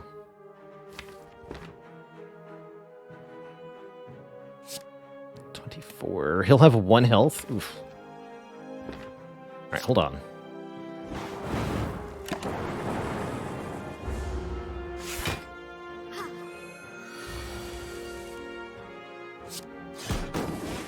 He's dead.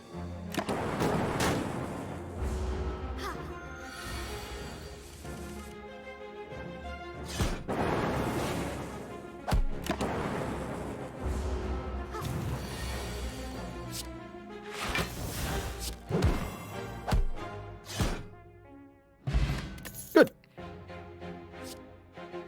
Focus. Lots of focus. Bias Cognition is one of the best, if not the best card to find. It definitely makes me strong enough to fight this elite, too. Consume is another option, but the Bias Cognition is so much stronger. Even if we have to accept the penalty, it takes 4 turns, which is a long time in Spire, for the buff to wear off.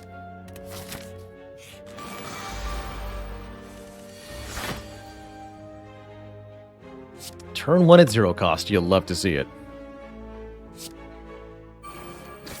I'm super playing this. Goal is to end this fight very quickly, very decisively.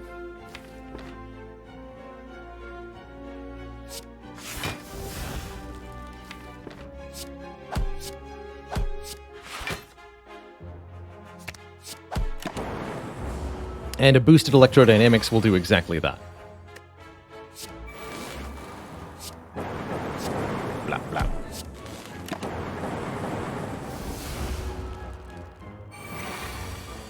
Tell the gremlins to be gone. Oh, satisfying. More max health comes to us. Fission I would have taken in a non-Snecko version of this deck.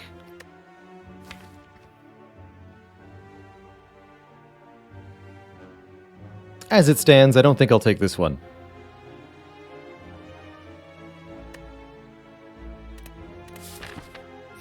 The random cost of it really kills it. Not interested in a storm either, but I am interested in... Let's get Electro upgraded. I suppose. I'm going to opt out of the shop. Since we spent money at the event. We'll go this way.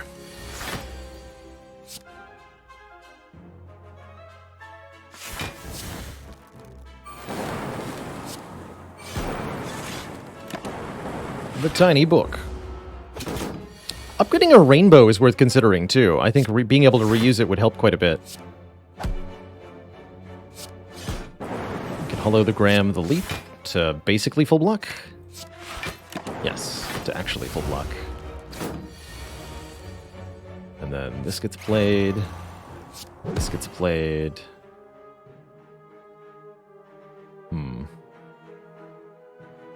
The rest of it's not so pretty.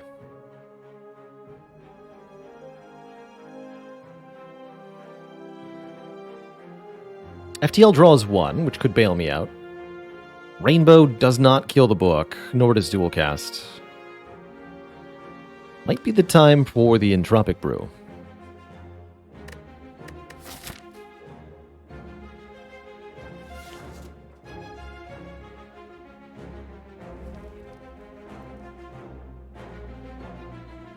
Yeah, let's see what's in here. Essence of Darkness. Well, that gets us out of the current situation, I believe. Wait, does it? These are hilarious pair of potions.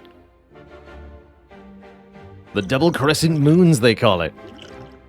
1 strength per turn, or 1 dark orb for each orb slot. That might be how we beat Champ. Let's see. If I Essence of Darkness dual cast, I will do 12 plus 12 plus 36. Plus 12 more. Only 36 damage total. That's not enough. If I Rainbow and then Essence of Darkness, I'll deal 12, 12, 12, 6. Still not a kill. I don't think there's a way to kill with these potions.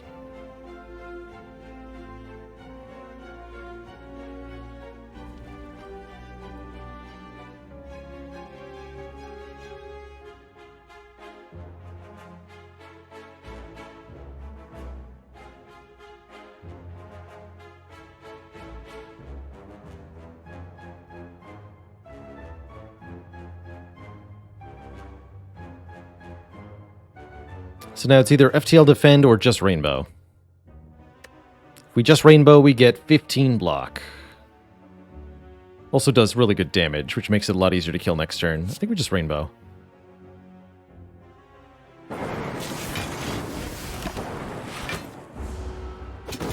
Not that much damage.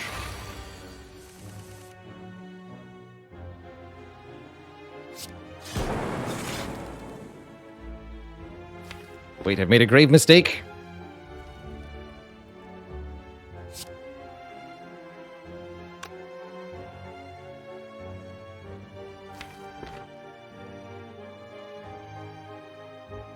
There's no damage. Here's where I can use the Essence of Darkness to get out of the situation. Or we can defend. Defend, hollow, defend, defend. I block for 30. So I only take 5 here.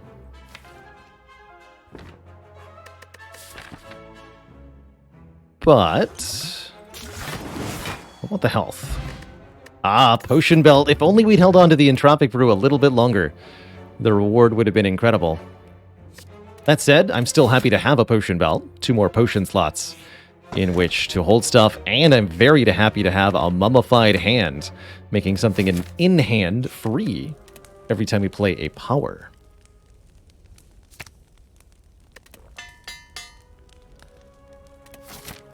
We'll get that Bias Cog upgraded. How much do I value another upgrade versus looking at a couple events here, maybe getting Colosseum? Let's look at some events. One's a card removal. Always happy to see that. FTL is still technically better than Strikes, I think. And this is guaranteed to be a treasure, which is Bronze Scales. I'll take that. 3 damage back. Very nice against Heart. Gnome saying, thank you so much for 25 moons of support. This deck wants a Calipers. Or a real Glacier, maybe.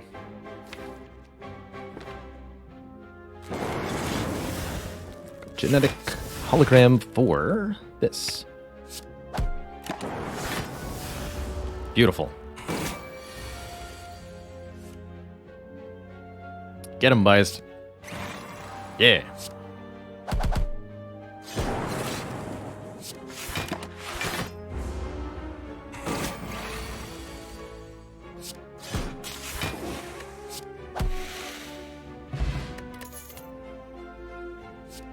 With a Snecko Eye, more holograms are very, very, very, very, very valuable.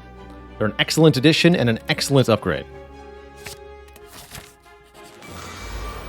allowing us to play our zero-cost cards more times, essentially. I'll be back for you.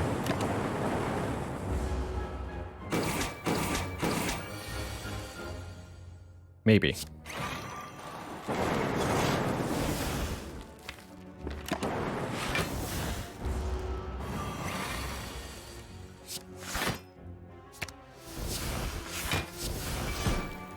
Beautiful. A second Doom and Gloom. I don't think that would be a bad choice at all. More orb generation, more big attacks. Turbo is not terrible with Snecko Eye, but I wouldn't call it amazing. I'm down for another Doom. And we upgrade our hologram.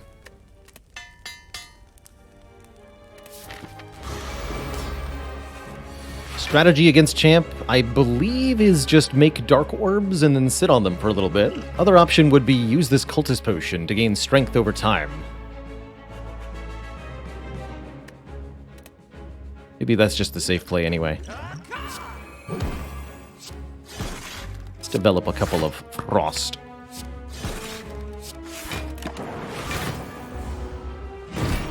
Don't want to play Bias Cognition too early in this fight. It'll be a problem otherwise.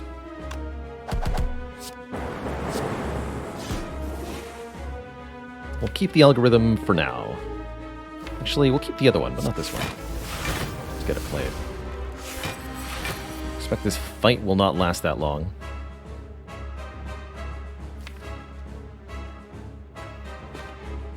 The recost hologram.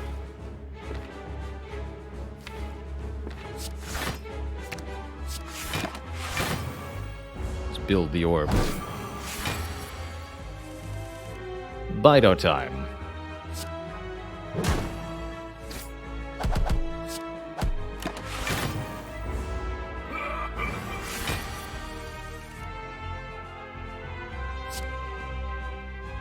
Now I think it's time to play Biased. Get a lot more block out of these Frost Orbs this turn, accelerate the 2 Dark Orbs that I'm going to have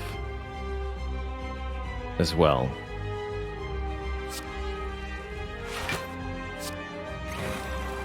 Free Algo.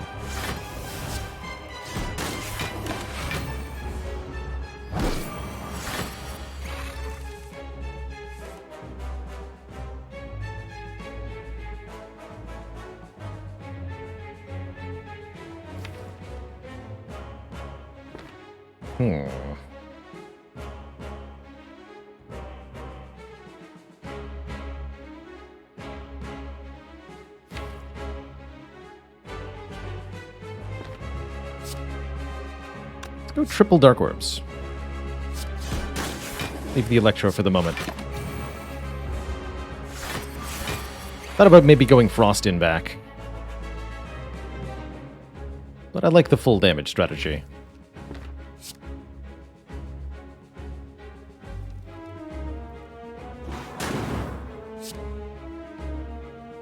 Did not put him below half by a huge margin, unfortunately.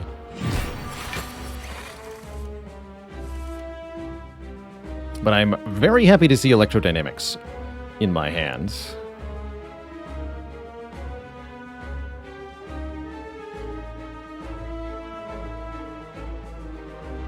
Just gonna play that. Make something else free as well. Doom and Gloom. You got it, buddy. GG. I think.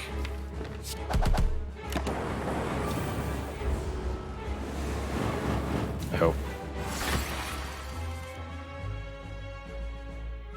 Right, play Rainbow, we deal 9 plus 9 plus 14. And then a little bit more from the last Lightning Orb. GG. Whew. All right. We have defeated the champ. We get another boss relic. We also get another bias cognition, which I am not going to say no to. Hyper Beam could be cute too, but it costs us focus immediately, which is not what I want. I want lots of focus. Biased will get me there. Yoink. There's that cursed key tiny chest thing that I warned us all about. I'm pretty okay with the Slaver's Collar, though. That's bonus energy only during boss and elite fights, where I'm going to need it most.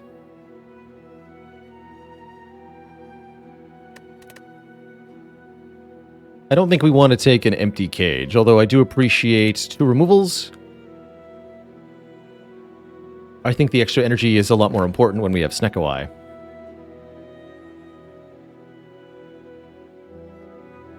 Pellets can remove the focus loss from Hyper Beam. That's right, Alter Self. But what it can't do is re-give you positive focus that you removed. So if you go from 5 focus to 2 focus by playing Hyper Beam, Orange Pellets can't give you back that focus. I think I will go Color here because of Tiny Chest over Cursed Key. And no blue key, so... meh.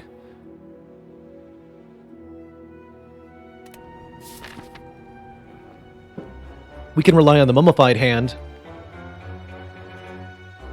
and our combat value relics for the other fights. Gonna be a 2 elite act for us. Elite 1, Elite 2. Probably go to this door, maybe? Don't have to. We should visit, I guess, 3 question mark rooms to get Tiny Chest Value. And that'll be easy to do, because there's 2 here. So, this one. Or this one. You got it.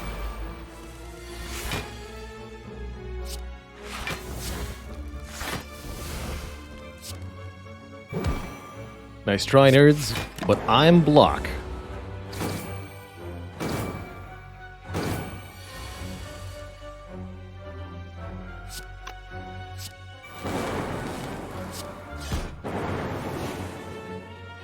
Already played both algos, yeah? Good.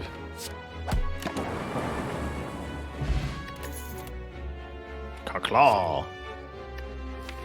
Not interested in any common cards, pretty much. No, thank you.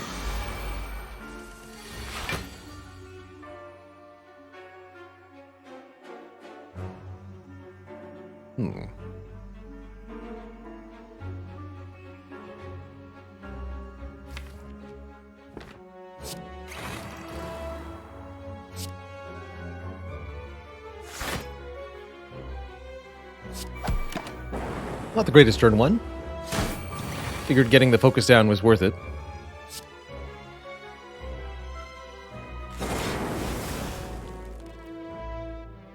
But only maybe. Algorithms are coming up. Free energy per turn is not very much, huh? That's what I'm realizing here. Free energy per turn is not very much.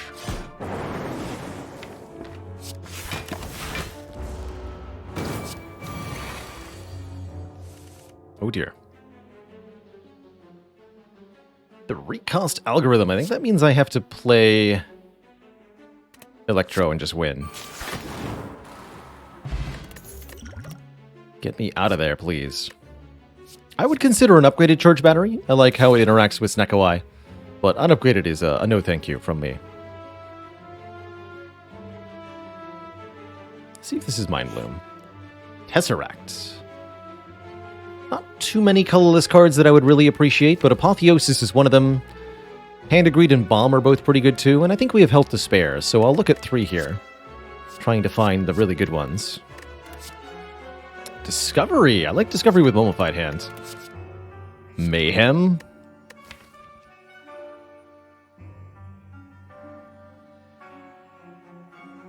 I don't know if that's good. Panacea would be very nice too, but no Panacea here. Not sure about Mayhem. It's a 2-cost power with Sneko-Eye, but... There's definitely a lot of fights where it could be really bad for me.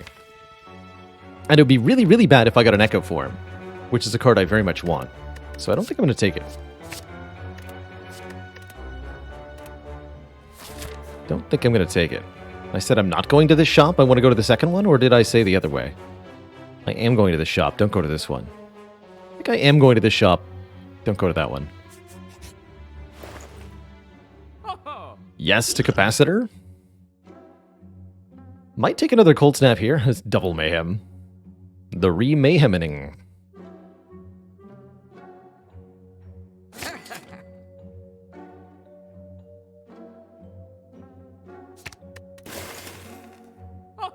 Could take the 3rd hologram.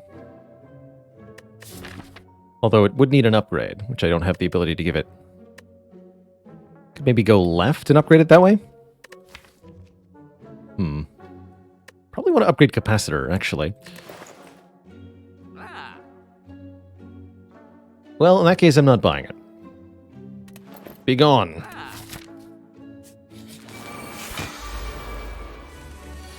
If you play Mayhem 30 times, then you will play the top 30 cards of your deck at the start of your turn. Highly recommend. It's hilarious. Got him.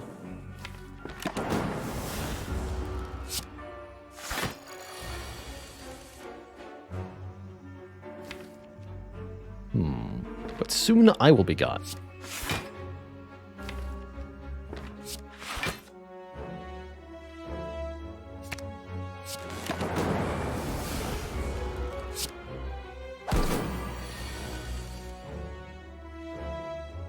You dare. Alright, that's it. Distilled chaos time.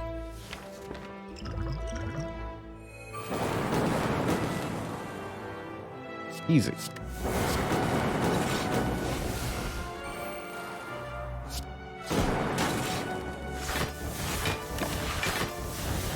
That went well.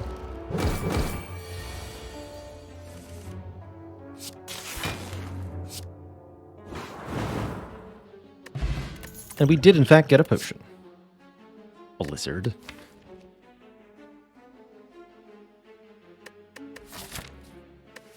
Nope. Glacier would be nice. But we don't need no Blizzard.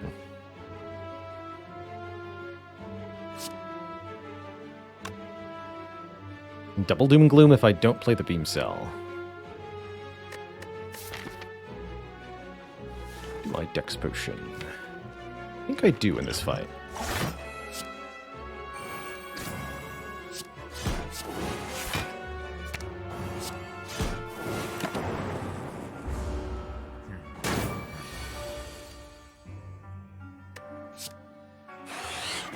Notably, we have 4 energy per turn, and again, the fights where it matters.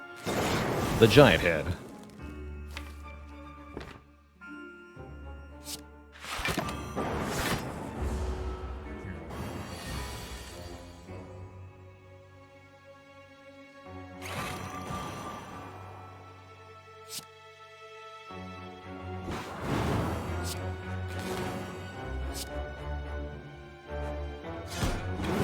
Electro Barrage.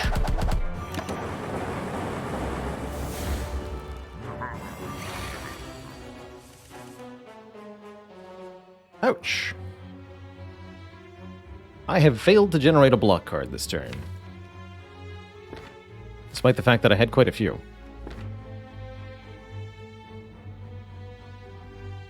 We can try to YOLO Discovery. Or I can play the bias cog, and we just roll with it.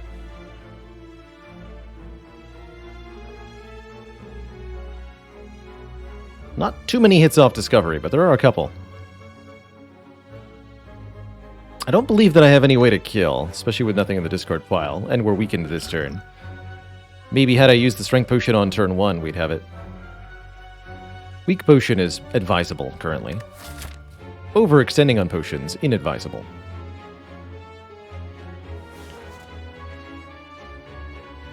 Alright, what do you got, Discovery? Machine Learning. With Mummy Hand helps. Reinforced Body, unfortunately, does not help, because I spent all my energy. Could get Turbo, but what good does that do?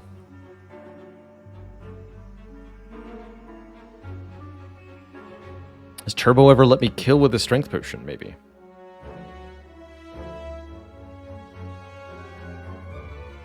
Kind of doubt it. Just go Machine Learning.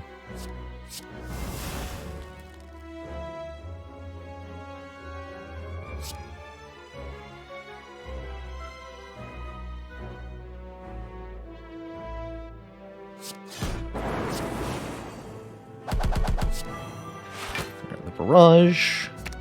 Then play Machine Learning.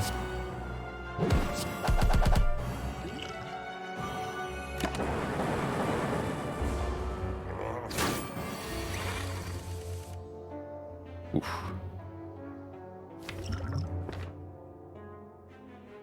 Definitely glad I used the weak potion. Any kills? If I hologram barrage, how much damage is that now? 6 times a bunch. 6 times 5. Not 50 though. Definitely not 50.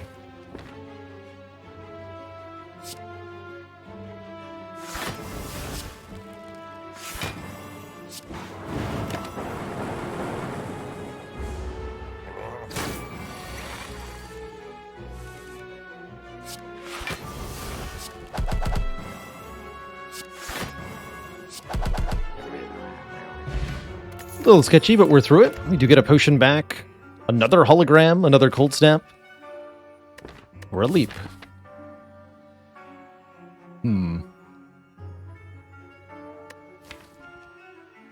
Guess I'll take one more hologram and go the upgrade route. And I'll buy some potions. Burying a bottle, yes. Energy potion, distill chaos, also yes.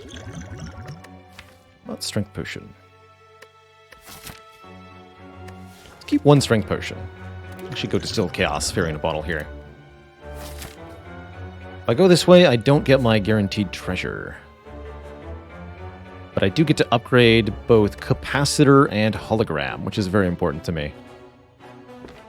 Let's do it.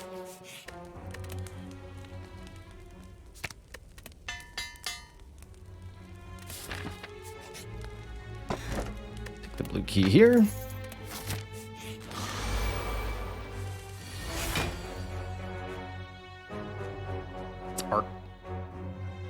Art. The Ort Cloud. Choose one card to play. Choose wisely. Guess I'll choose 2. Alright.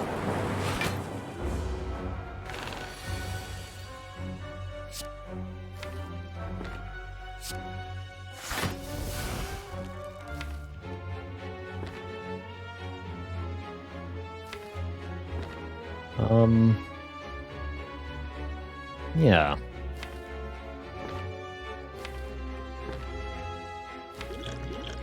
Hello, Discovery. I'm gonna do it. Easy. Perfect block plus 1 energy. Obviously. What else would it be?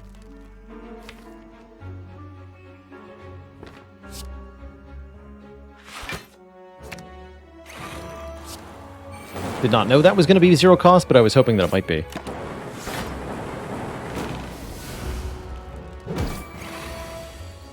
Open a dream.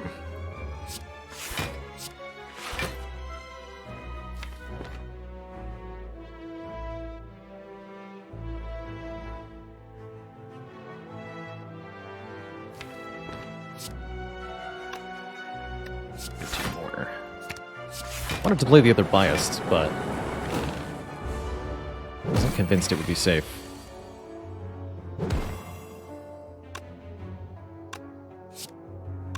$36.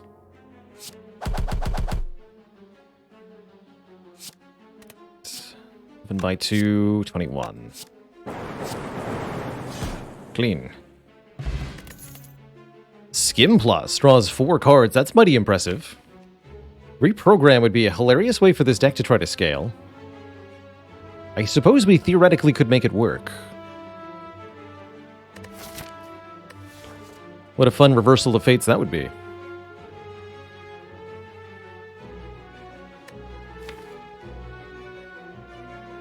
Reprogram Barrage. I don't think that's a good idea. I think I'll just take the skim. But it's a fun thought.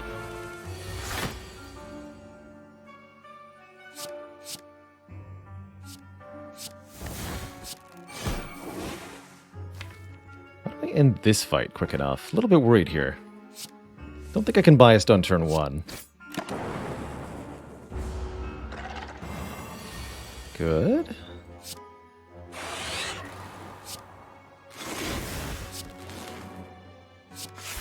Hologram fetches what? Biased now? Yeah, now it's time for biased.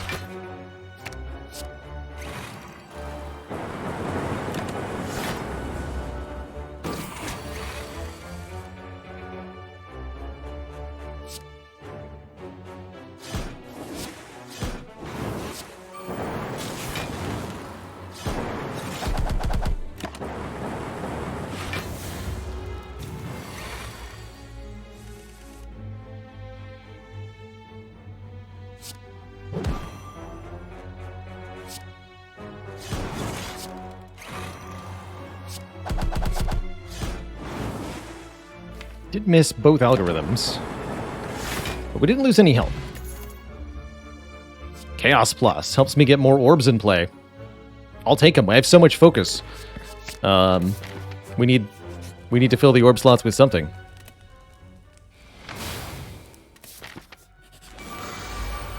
Please no curse.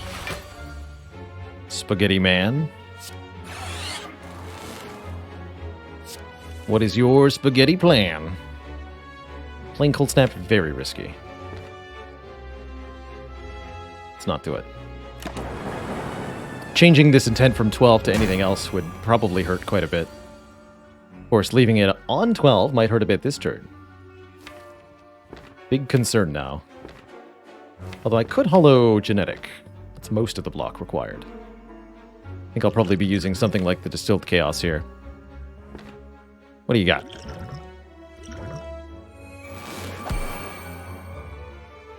Good. And that's more like what I want to see.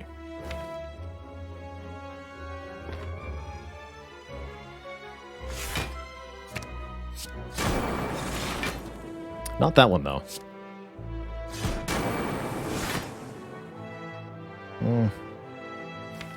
Slight regret.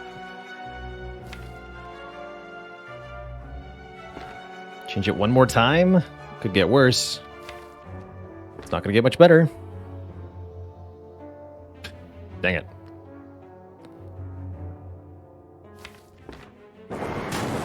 Take my beats.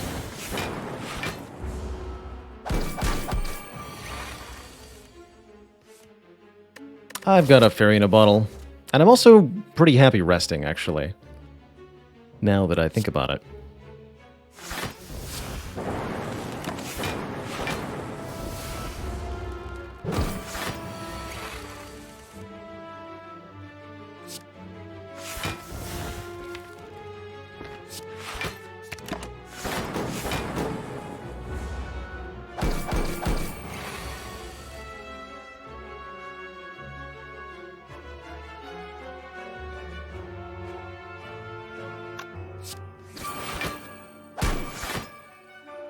Heat makes you die. There's Echo Form. At long last. Ooh, Creative AI Mummy Hand is certainly spicy, but Cold Snap and Hologram are also very nice here. Probably has to be this Creative AI.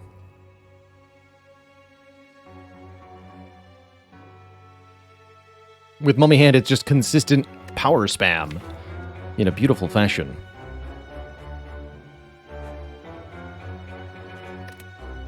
Welcome. Last combat before we get to have 3 energy all the time.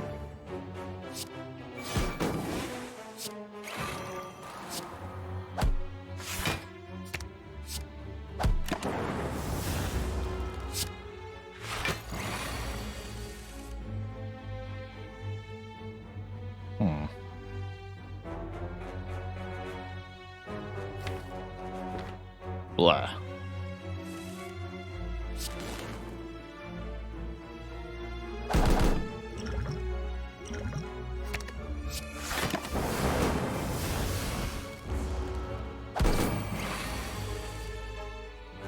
Does annoy me to use my potions so callously like that. Here we are.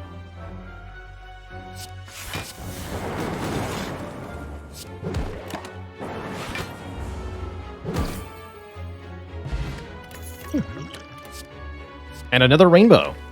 Good. More orbs. 27 health.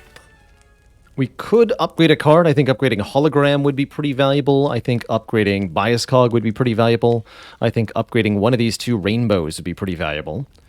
Or the other option is rest to try to preserve our potions in general, but specifically this fairy in a bottle for Act 4.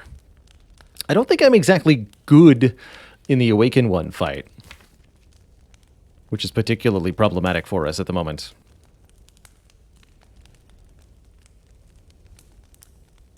And that's my main concern, is Awakened One. The others should be manageable.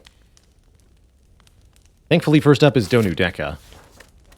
We also get a card reward if I rest, and I think 1 dedicated Frost generator might just do the trick.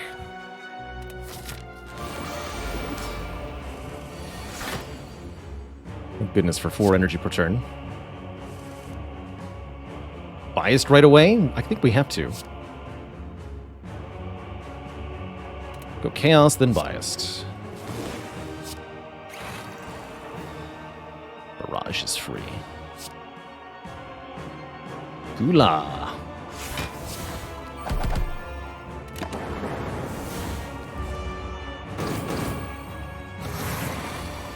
Hopefully I don't run out of focus too quickly.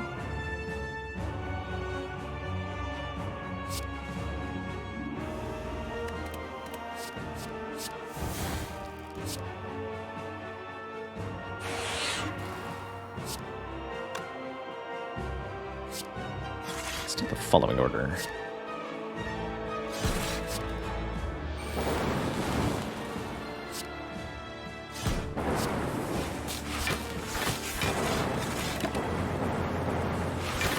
Beautiful.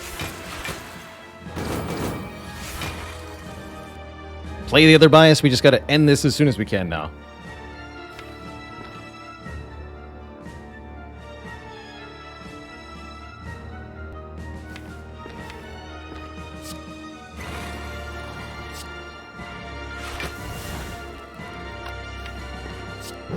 Oh, artifact from you. Hologram gets back what? 0 cost Doom and Gloom? Yes. 0 cost Doom and Gloom.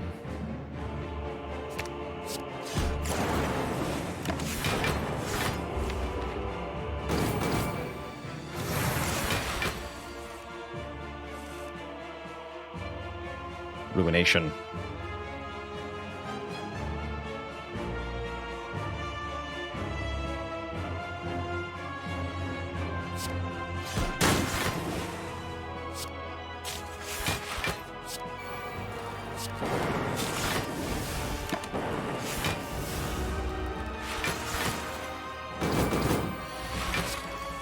More bias cogs, let's go. Just shore up that focus for another turn or two, please. That's all I need.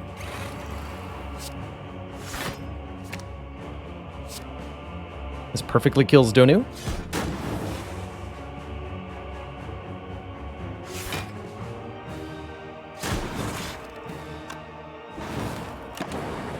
Guess I could have played the FTL. Overall, really good fight. Really, really good fight. Winning just before we run out of power here.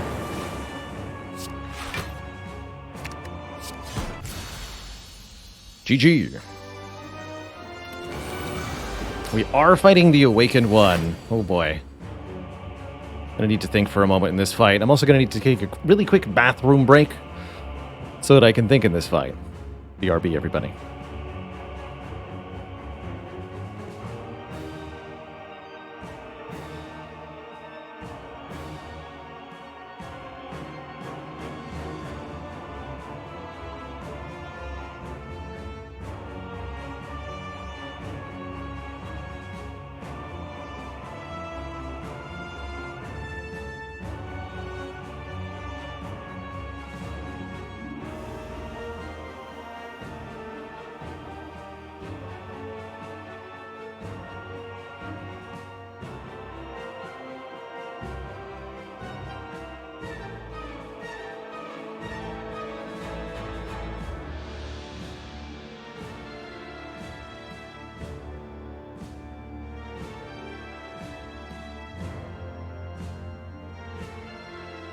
Okay, we are back.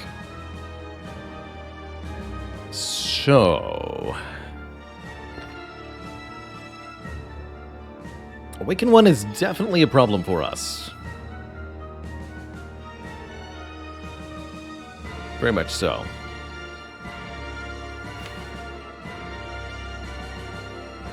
Bonus orb slots and frost orbs could help, but every power we play will give the Awaken One more strength.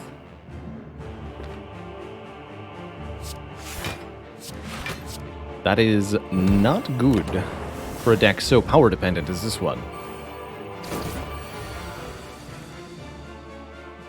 Might need to play the Electro to get rid of the cultists. I do think that I need to play the Capacitor. I like that I got 1-0 cost hologram, if nothing else.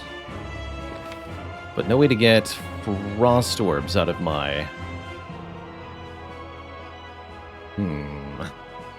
This is probably where I use the weak potion.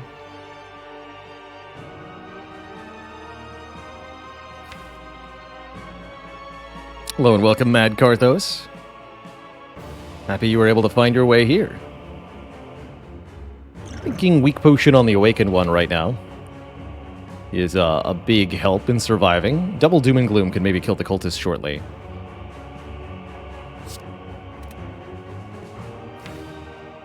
What am I hologramming here? Beam Cell Plus? Yeah. Make sure this one actually dies next turn. Defend is free. So we hologram for hologram.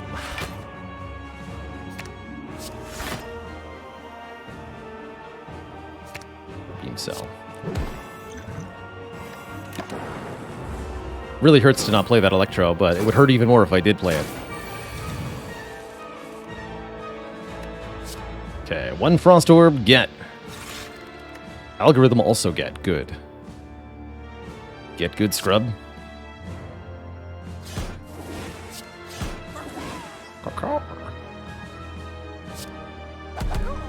Okay, birds are gone.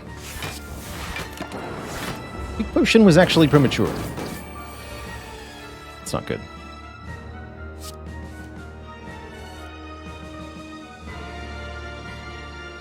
Maybe not.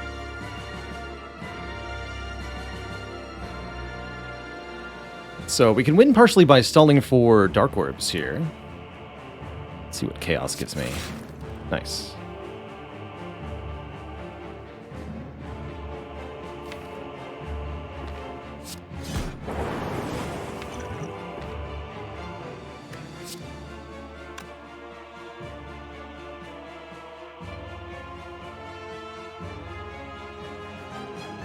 Let's hologram the skim.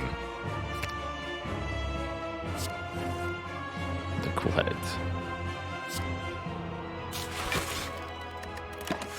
That'll do. Just have to block and build orbs and block and build orbs. Eventually, maybe we'll live. If we're lucky.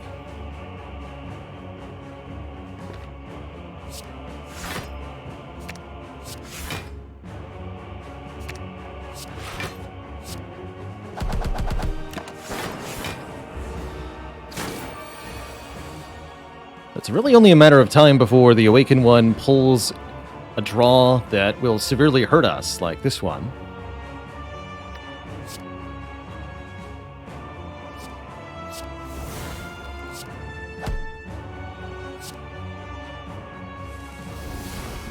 Better.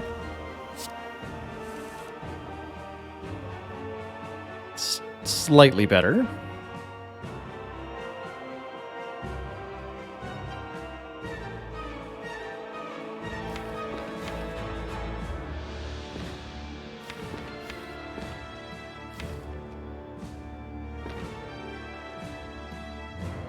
Hollow skim again.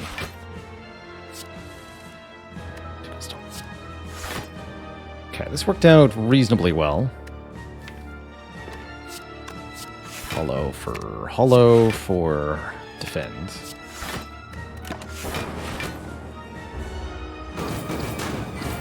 But we're going to be losing health every time that happens, which is often. And I don't know what to do about it.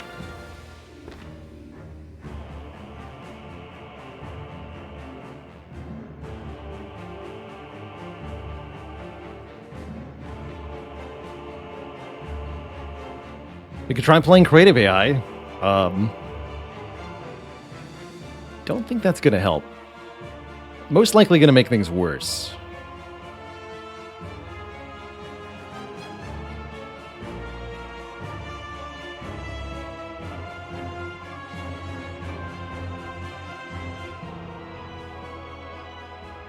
But what I could do is play it and let it just accumulate powers for a little bit. And then start playing them all at once, kind of explosively.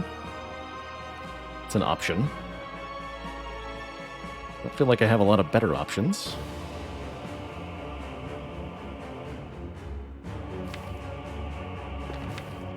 Might have to play these biasts next turn. All right.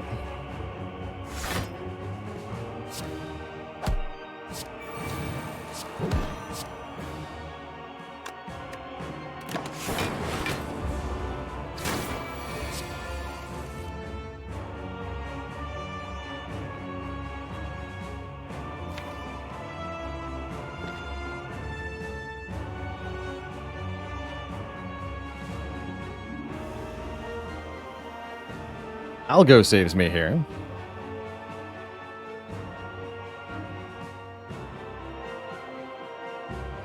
This could be the time to double bias cog, but I don't know. If only this hologram had been upgraded, right?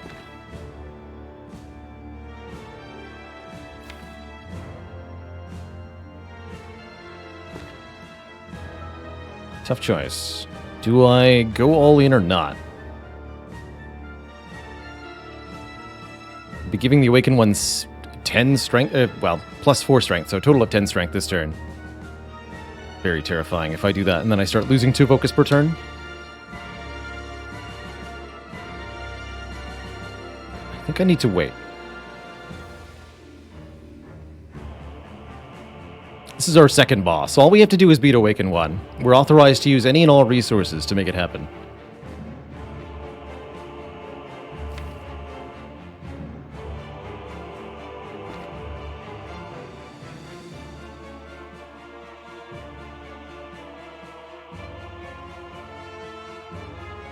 And play Algo. Not Chaos either. Let's get a 12x4, another Bias Cognition. Go figure. Alright, herein lies the problem, though. Which is that I don't think this blocks for enough. Nor does it kill. Does it? Hold on. Maybe it does. Maybe if I Gambler's Brew, it does. Beam Cell, FTL, Hologram Plus. Recost 1. Draw 3 more cards.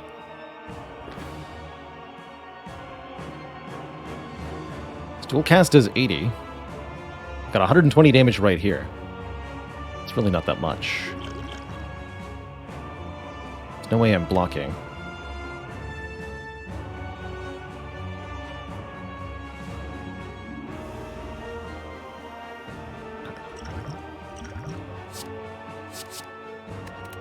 Let's see what this looks like.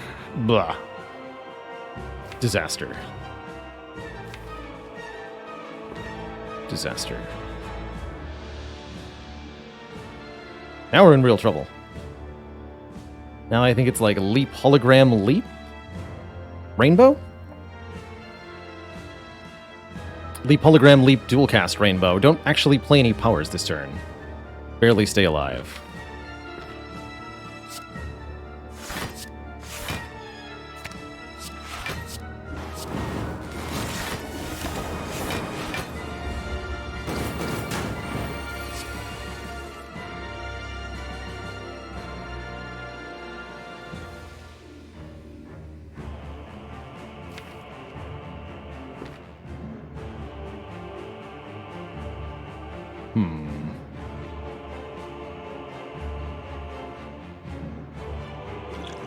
I think we have to skim.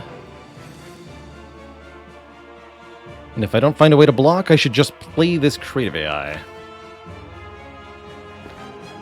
Lose our fairy here. This feels very bad.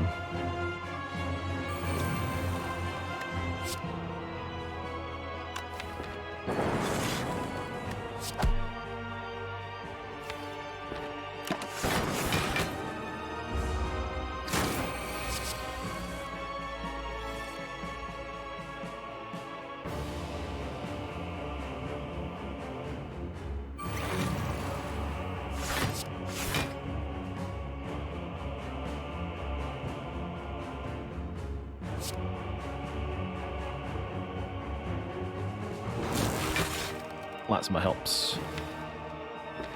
Alright, we just have to, like, go here. Good luck!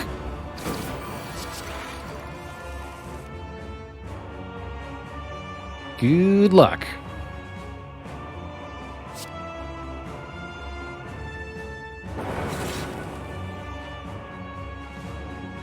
Ideally, I can kill before playing too many more powers here.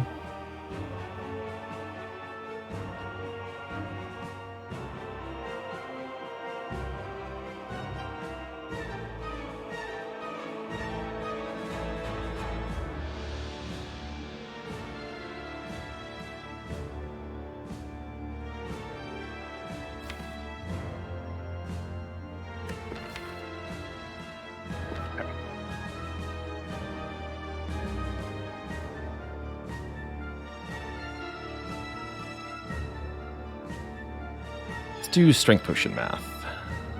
6 plus 9 by 6.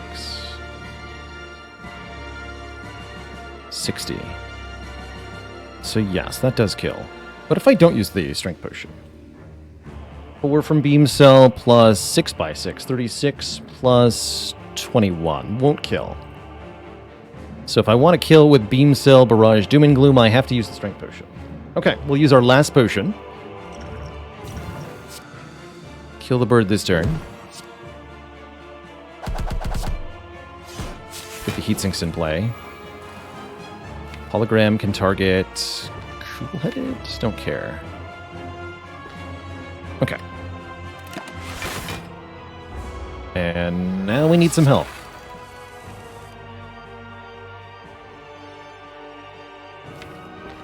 Looks like we have some help. We get to play a lot of powers this turn, and the powers are no longer giving the Awakened one additional strength, crucially.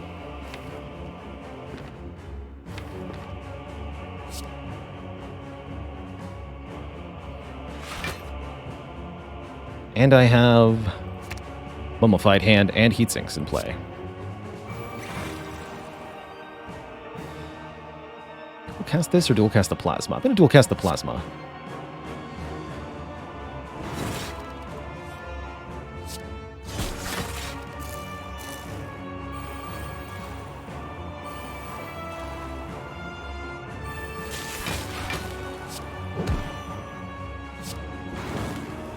Keep the Frost.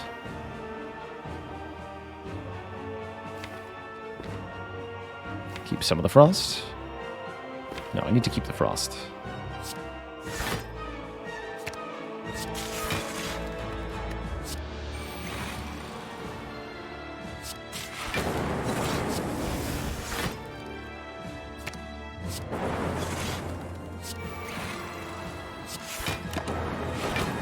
I think he's done it.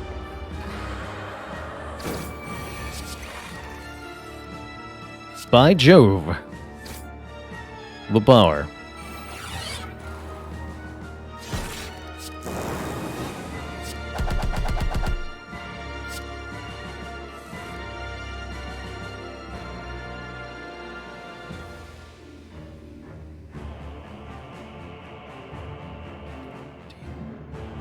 $46. This is way more than that.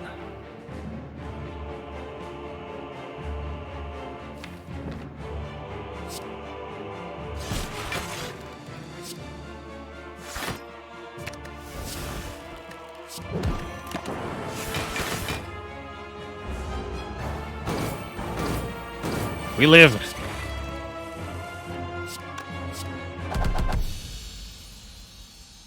Although it took everything we had. To thump, a deep pulsing red can be felt throughout the room. Is this the heart of the Spire, the source of all these empty, forgotten orb slots? Potion slots. Excuse me, not orb slots. So, one upgrade gives me one more focus off the bias cog versus resting is 13 health and a card reward. I'll take the card reward, thank you. Ooh, upgraded hologram. Oh yeah. One more. More upgraded holograms you have in a Snecko deck, the more powerful you become. Consume was potentially workable too.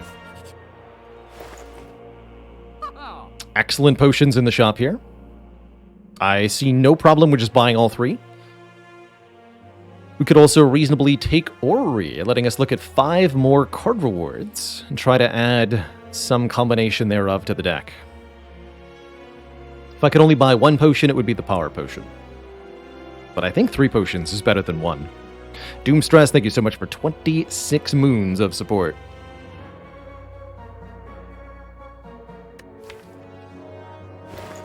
Static Discharge could help with Heart, too.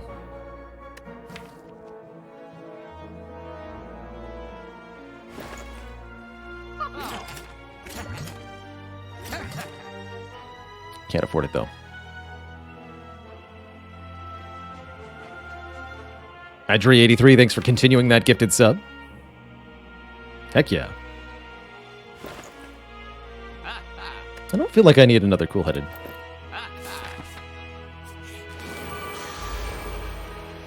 Poor tiny chest.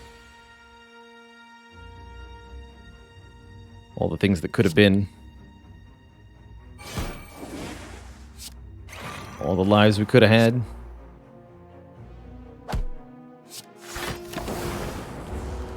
Ooh, maybe I wanted to leave that for hologram to get. Super did. Yeah, I super did. Foolish.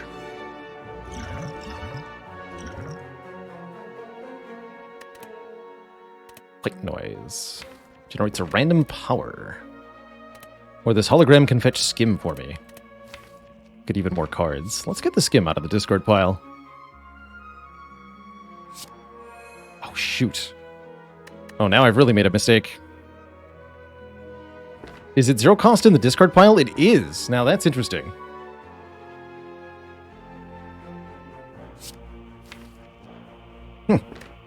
I actually didn't know that, so that's kind of cool.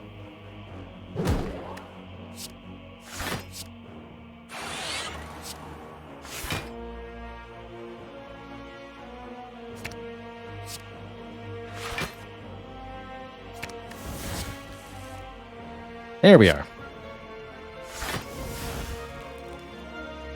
Everything went better than expected? Question mark. Can Hollow defend here? I think that's pretty reasonable. Hollow Skim is unlikely to work. Could also try Discovery, but I think just guaranteed 10 blocks. Good idea. Take 11 here.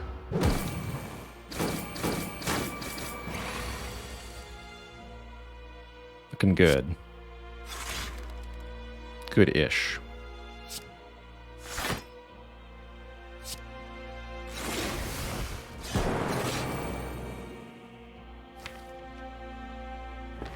Cast is 3. So close.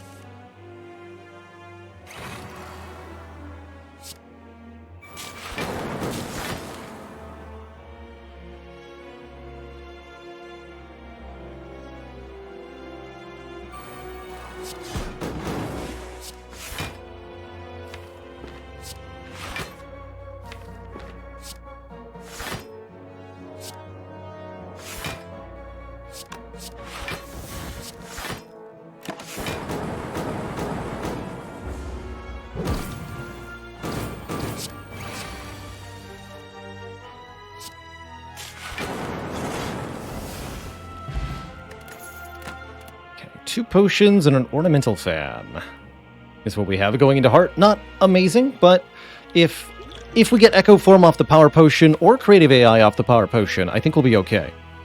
And even if we don't, there are some ways we could win. Not going to take any of these. Don't trust them. Okay, Power Potion, what do you have? You have... Heatsinks or Buffer. Buffer could also really help here. You can block the multi-hit. Let's go Buffer. And you are a White Noise, which is an Echo Form, which is a Heatsinks. It's not great. Strike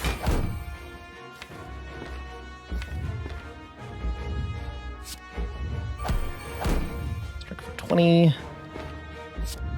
Do that 2 times. This should also get played. So, get the orbs filled up, lose the rainbow, strike. Hopefully, big hit first. If not, we're in trouble. Good.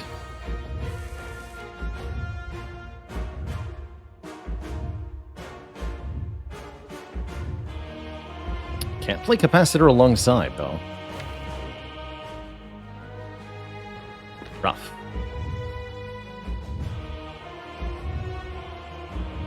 So I can't play either of these powers.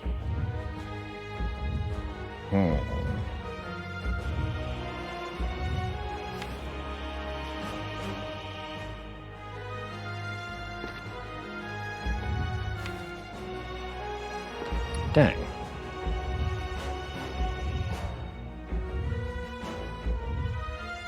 This hologram is only 3 block. So to play hologram and then 1 other card, because Beat of Death is 2, I will take 1 damage and we'll lose the buffer.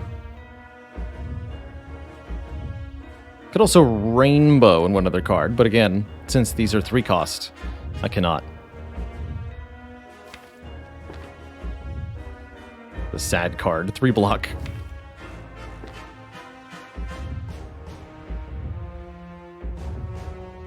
Alright. I pass.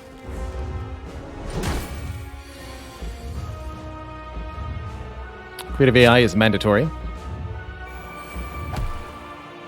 I guess I'll play Biased.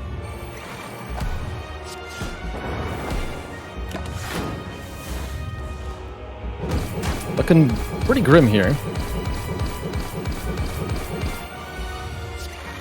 But buffer's back, at least. Even if it is insanely expensive.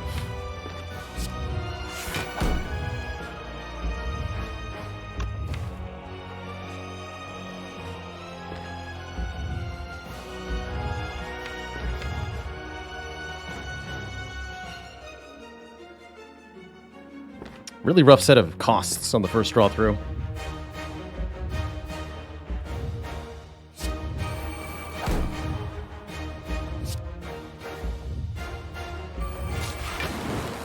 This is naturally 0 cost. This one's not.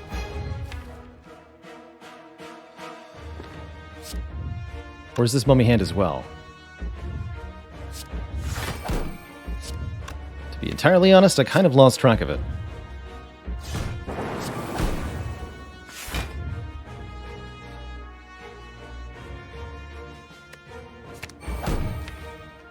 So yeah, that was normally a 1 cost.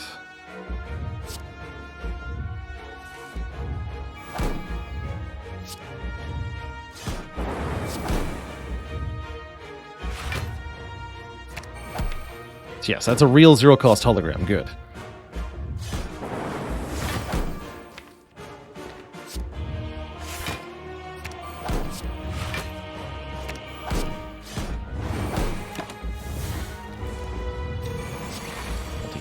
Yes! Yes! Yes! That's why we had the holograms.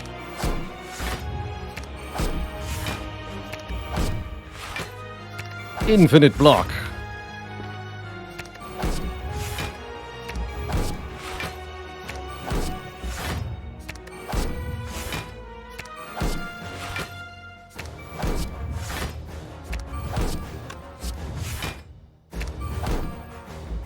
Okay, let's start there.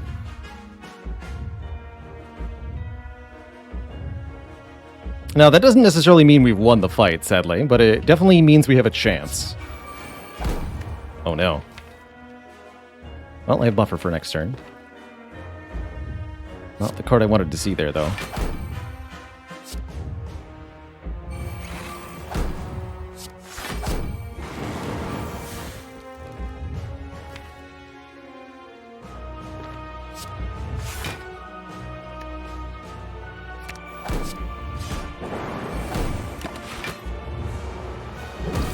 Two focus per turn. There's a Rekka form. About time. Might be too little too late, but my hope is that it won't be.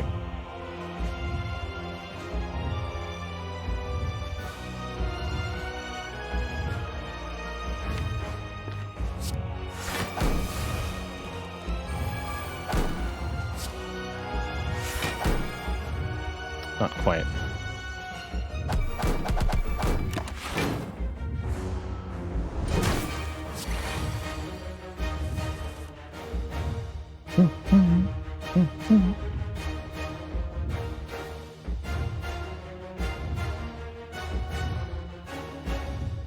Take a little bit of damage for Double Storm, but this is super worth.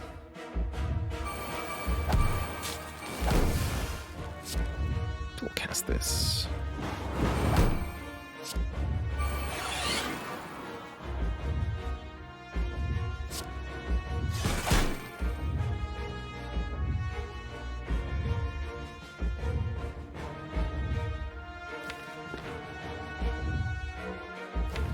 I can hollow that dual cast and do double this again.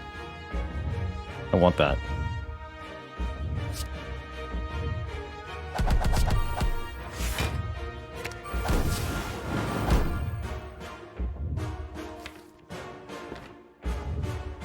Don't think this slime is gonna matter.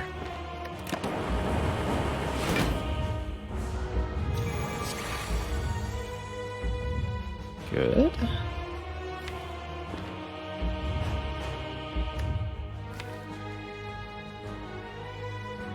Give me back that algorithm.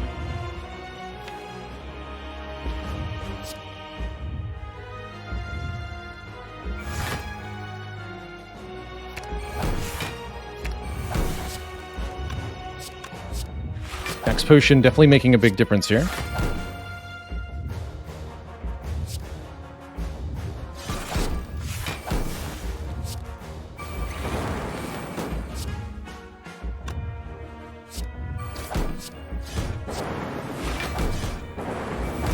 Next turn's the scary one, though. Don't know if I can save myself from next turn. With no focus left. Creative AI is the card that comes up. That's not what I needed. Uh-oh. I think we're down here at the 11th hour, chat.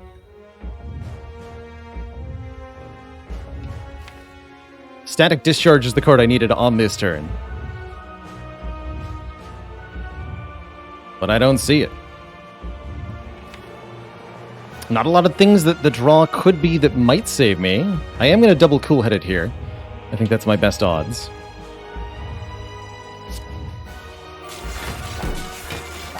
I don't think that did it. I think we are very dead. So close, chat. So close. Dang.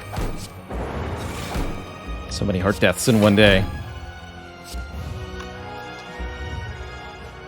For shame.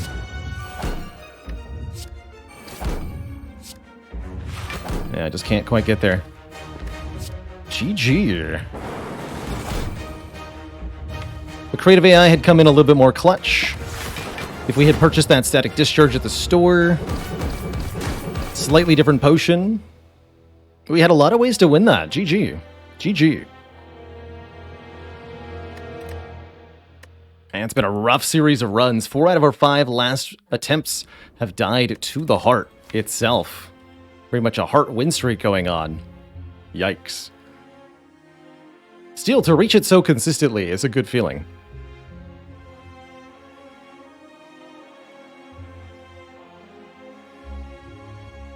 A really good feeling. Alright, let's lose to something else instead. Let's play a quick run of Monster Train to round out the stream today. Whoop, shoot. So many things. Yeah, let's play a little bit of Monster Train to round out the stream today, since I haven't done that in a little bit. Choo-choo, my friends.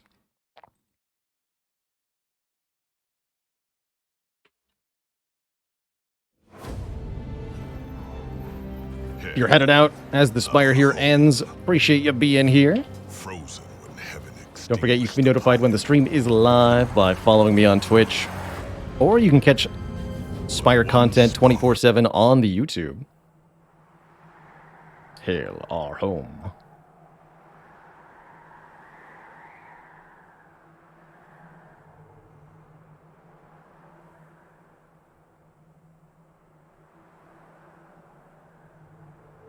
I think Monster Train is a super enjoyable deck-building roguelite, very similar to Slay the Spire in some of its core mechanics.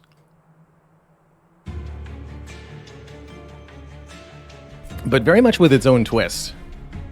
We're going to start a max difficulty, that's Covenant 25. Just like Spire, there are a whole bunch of stacking difficulty modifiers. Mostly involving starting at half health and lots of random junk added to your starting deck.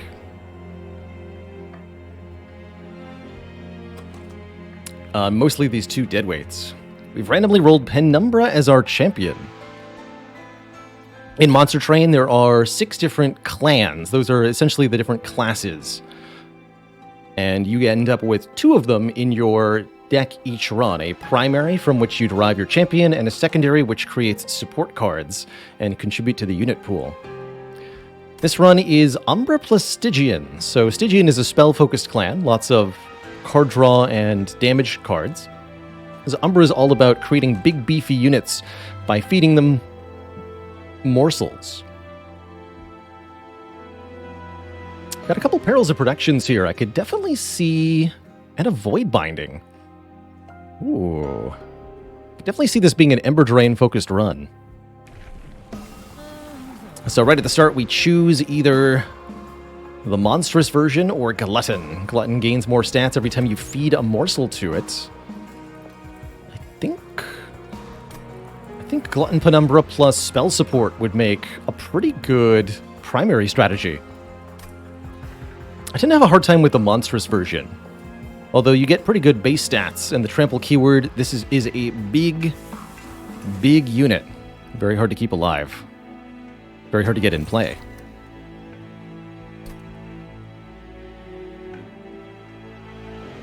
That Scourge fell. So I'll take the Sinner's Salve. Blights and Scourges cost nothing.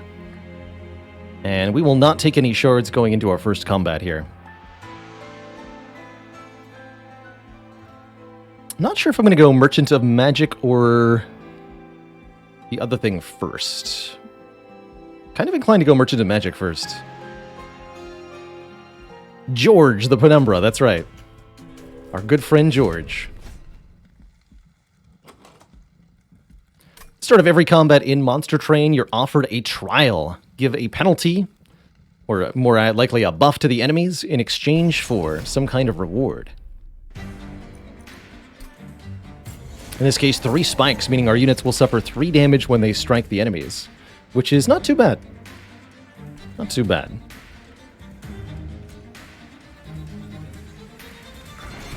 We'll deploy our Penumbra on the top floor. In Monster Train, you've got a 3-tiered vertical wedding train, like all trains. And enemies will arrive on the bottom floor of your train and then advance each turn 1 floor upward towards the last shard of the pyre. If they reach the pyre, they'll deal damage to it, which we do not like.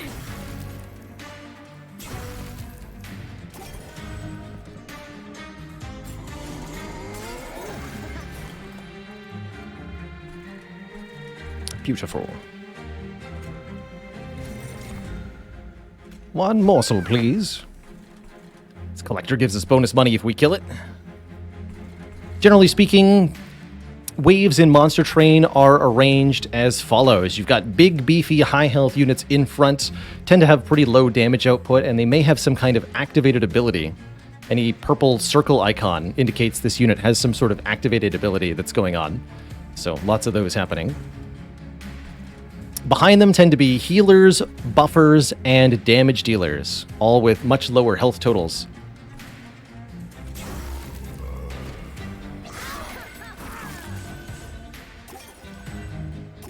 Spiky boys go.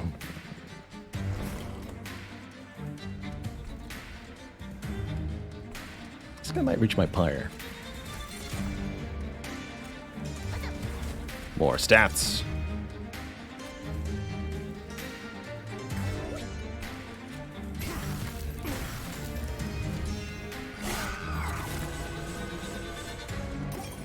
Only I had a way to hit the archer behind. Unfortunately, I do not. Actually, yes, I do. If I place this train steward behind our Penumbra, combat resolves as follows. Front unit of the enemy. Enemies go first. They attack in order from front to back, and they target in order from front to back. So front enemy unit strikes front allied unit, then middle enemy unit strikes front allied unit, so on and so forth. Since Penumbra is killing this guy, 33 health, 34 damage, if we place a train steward behind, Penumbra will strike the Apprentice of Light, and then the train steward behind will strike the Discipled Foot Soldier. Could also use a morsel with rage to achieve the same ends. Oh, I think the steward... That lets me play a new thing next turn. Yeah, let's use the morsel with rage. So he has an X on him, he's now dying. Only 1 gets to the top. And these 2 will go on the bottom, get killed.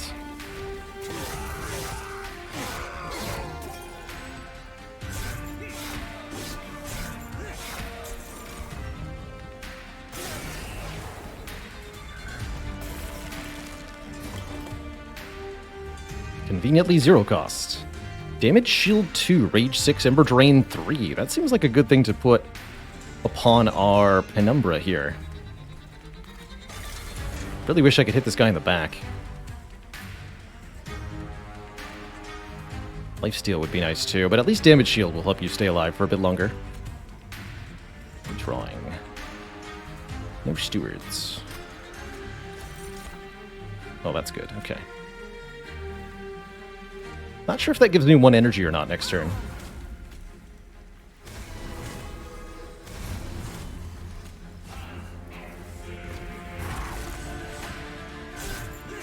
Looks like no. But we're winning! Hooray!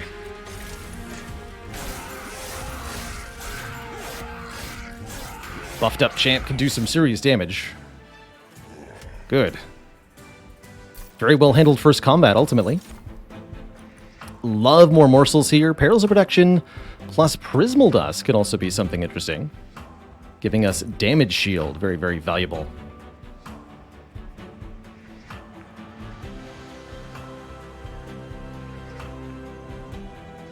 Tough choice here. I think I'll lean towards the packed morsels.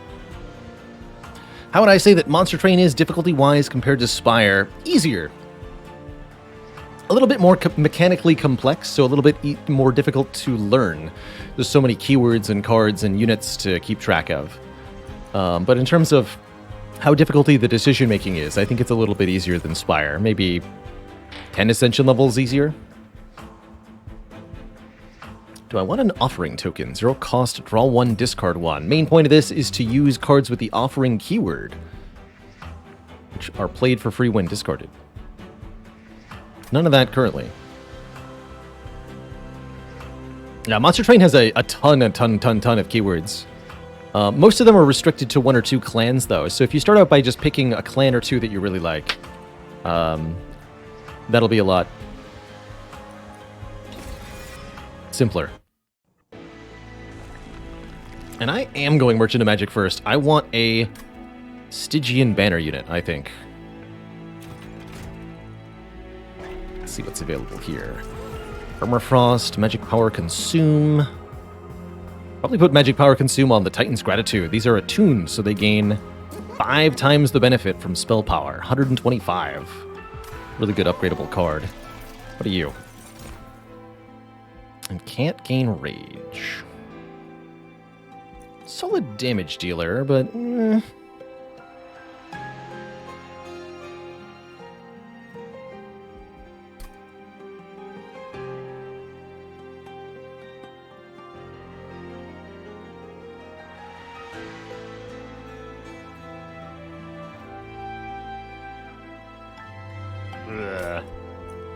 Not really happy with either of these.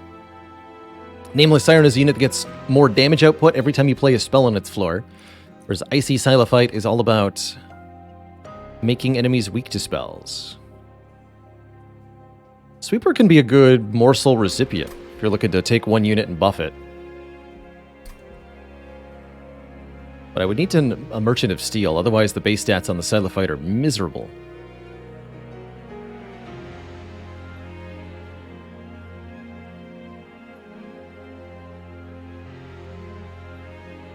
Quite worried about our next fight.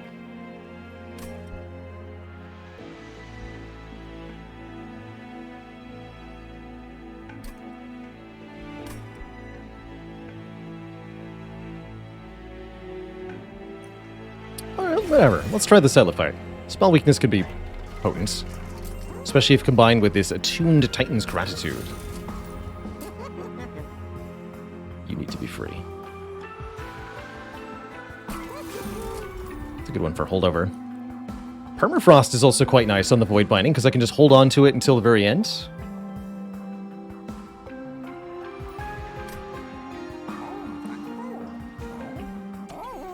And I wouldn't be able to afford holdover.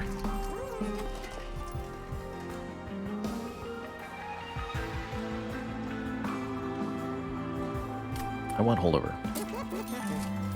Eternal Stone. Removes Consume. We can make reusable packed morsels, which is pretty potent.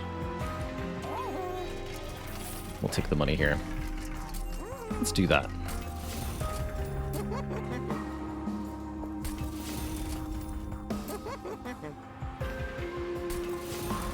Make that 75. Okay, this is our deck going into the second combat. Is it gonna be enough? Much as I'd love a unit draft, this is the haste guys with 10 armor. That is really scary. Maybe not that scary.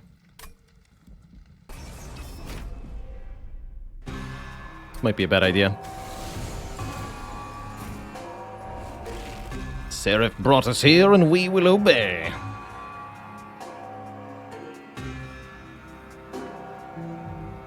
Shield 2. Rage 6. So I might be able to Void Binding, wipe the floor out with the Icy Silophyte. survive 57751, which we already do. Basically, if I go Icy Silophyte, Train Steward. Okay, so here's the strat. Ember Drain 3 is a problem. But if the floor is getting wiped out, that's good. And I will have 1 energy. Gonna be avoiding the middle floor here.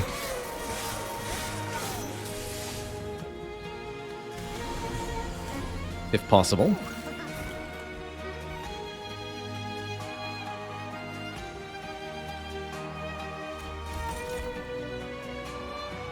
So attack, attack, attack 1. So I can hit them all if I body block with the morsels. Worth considering.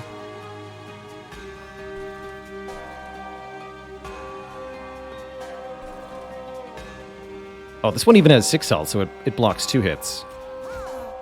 And that alone is enough to kill the whole floor. That means I get to play all this up top. Good. Buff. My big boy. In which case, maybe kill one of you? Or just kill this guy.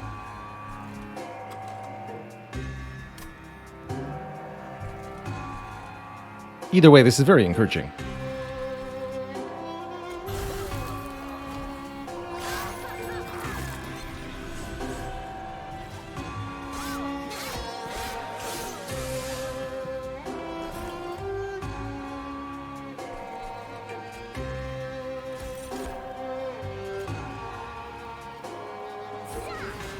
Perils of Production on the morsel. That gives me energy back. We'll play the Frozen Lance here. That way we don't waste lifesteal killing that guy. Get another morsel in play. And put Steward down below. So the goal is to have the champ defeat the boss for us. Looking good here.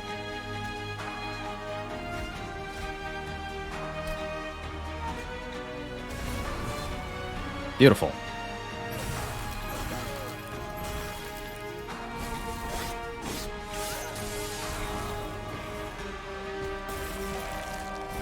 And then we didn't draw Titan's Gratitude, but I won't waste the spell weakness with one of these. Looks like we'll win anyway, up top here.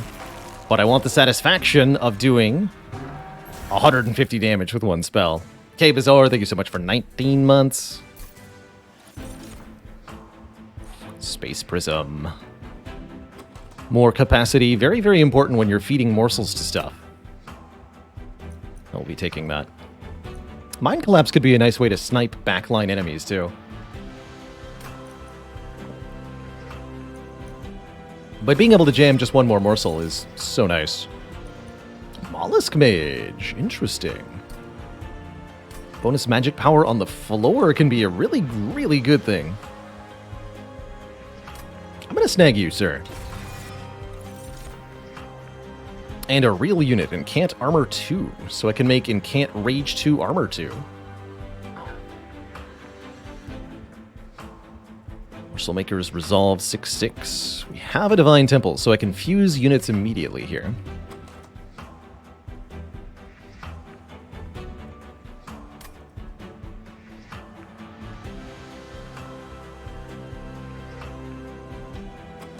Do I want Incant Armor on the Icy Silophyte, maybe?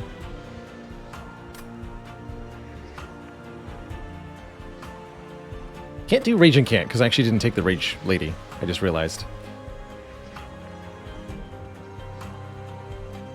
But you are a good base for the Mollusk Mage. Mollusk Mage plus Guard of the Unnamed is a nice tank. Or Crucible Warden plus Mollusk Mage, also interesting.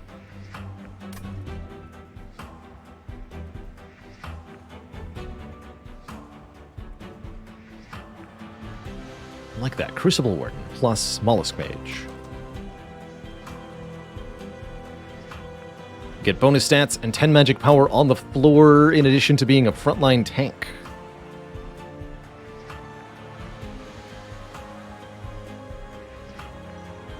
Or I use Guard of the Unnamed for the same purpose and I get 3 armor instead of 1 damage shield per morsel. 3 armor per spell. have no idea which one's better. Oh yeah, we're also fighting Seraph the Patient. That's a good sell on Crucible Warden.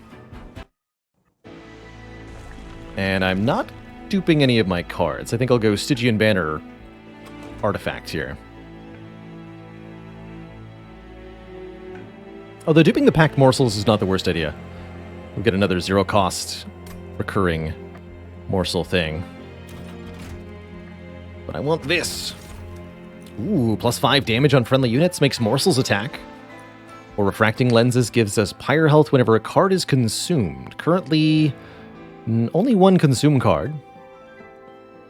I think the +5 damage would go a long way right now. Take that grindstone.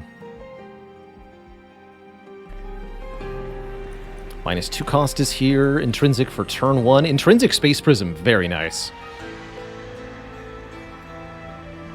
Don't have any 2-cost cards. 2 consume cards? Oh, the Titan's Gratitude. That's right. Fair enough. Ooh, Revenge Shark.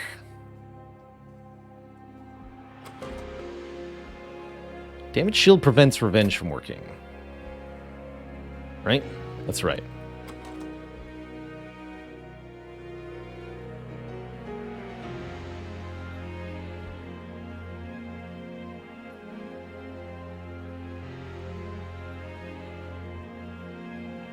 Damage shield prevents revenge from working. These are pretty mediocre.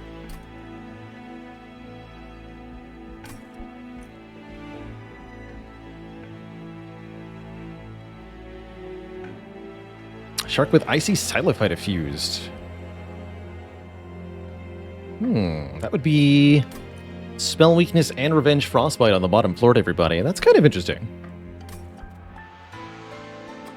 No longer a sweeper, which means they're no longer subject to thorn damage, which is actually kind of good. But then, that doesn't work with a Crucible Warden in front, which I don't like. Skip these both.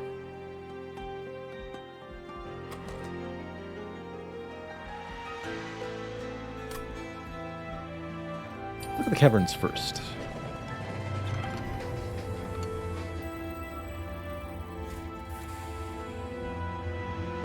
Pay some pyre health to get an artifact here. You play your first morsel unit each turn, draw 1. Very good. Very good. More card draw, always nice in Monster Train.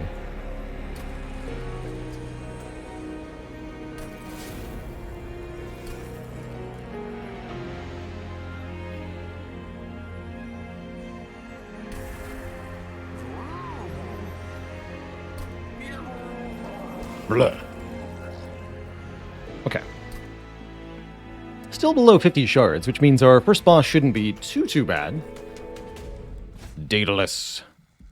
Enemy units deal 1 damage to the front enemy on death.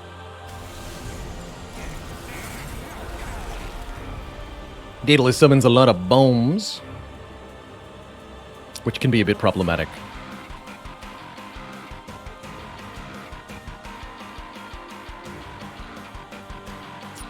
I think we'll go with a bonus capacity up top, so that I can feed as many morsels to Penumbra as possible.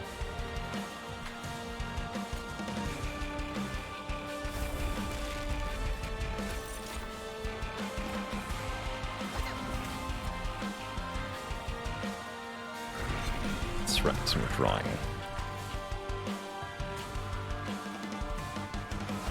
This guy alive.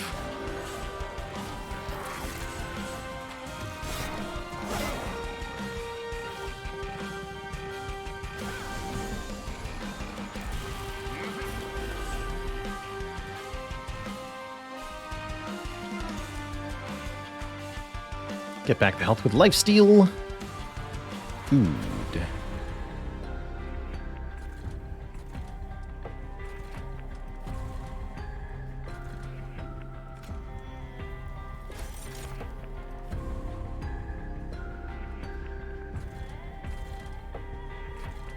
These morsels are so chompy.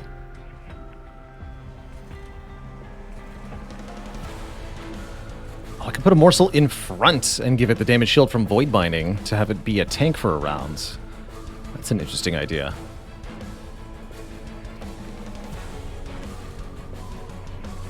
Might help on the middle floor here. Or even on the bottom floor to let me...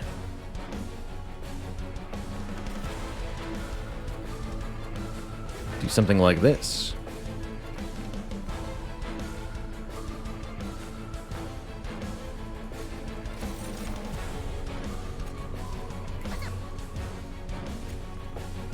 Oh.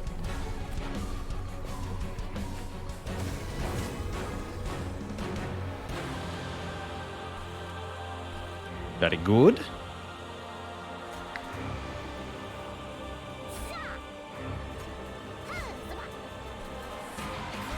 Kill this big sweeper lady.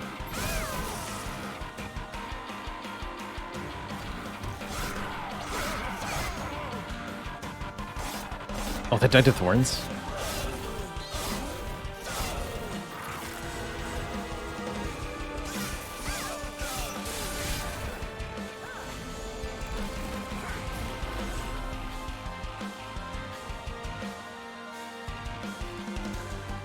Block the bomb, sir.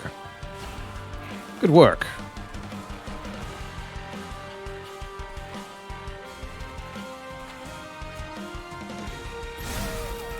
Don't want to play this.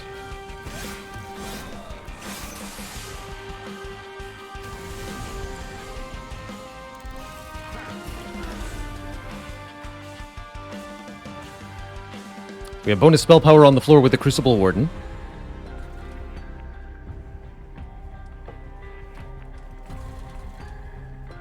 So I could double Frozen Lance to kill. I'm also strongly considering helping out Icy Silophyte down below. By killing the front two. She still perishes, but not in the same way. And I could even keep her alive if I play the Entumbra Morsel.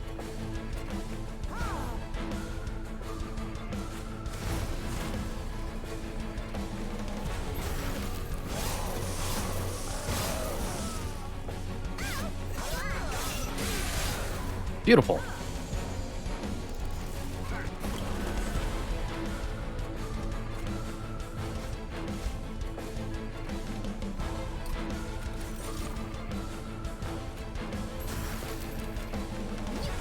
Alright, they'll die to the stinky thorns. Daedalus's thorns are real problematic because of the Worn Grindstone. Disaster.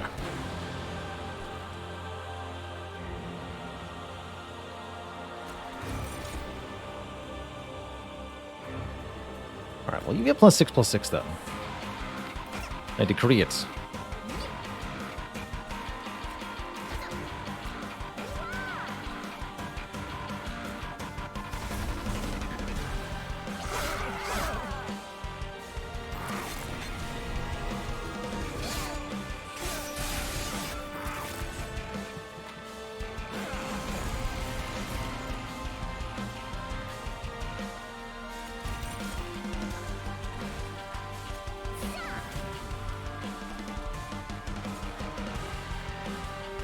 Okay, that's an instant kill, which would save me the damage shield on this guy. Pretty valuable. Train Steward tanks a hit, which lets me put more spell weakness on Daedalus. Also important. So let's do these two. Don't play the thingy.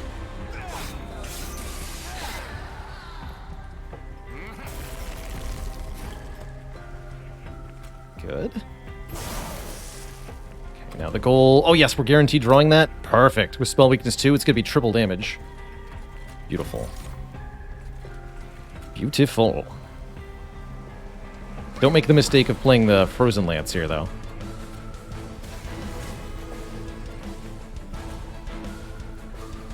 This is 10 per? Or one more round. Damage shield 3 thorns. 2 more rounds. How did that not make a difference?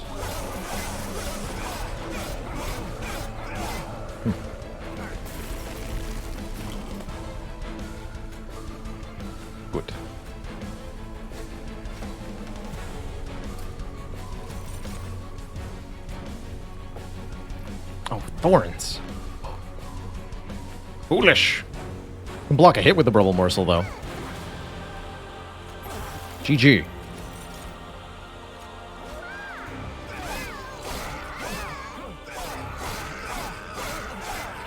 Skin of our teeth there with only 1 health left on the champ. GG. Wretch returns eaten units to our hand. That's pretty cool. Siren Song is a nice way to keep our pyre protected also.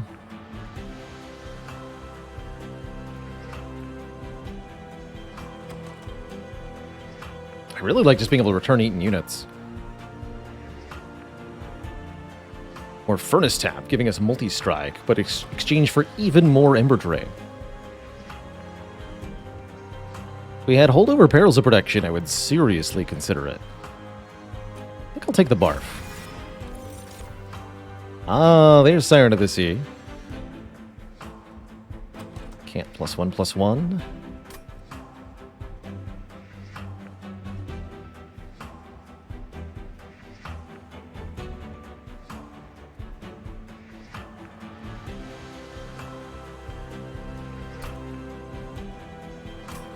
I might take the Siren here.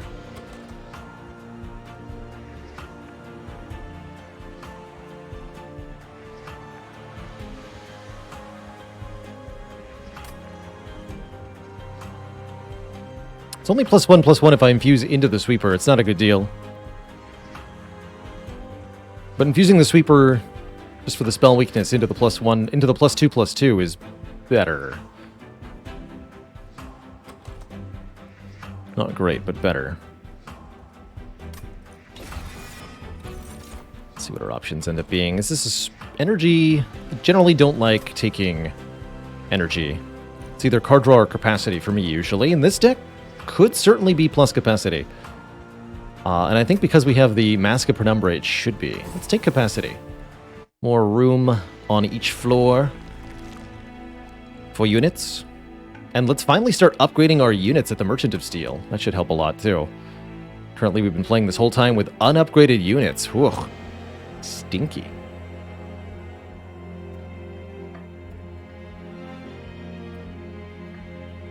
Unstable Vortex, also very appealing, helping us get rid of Stewards.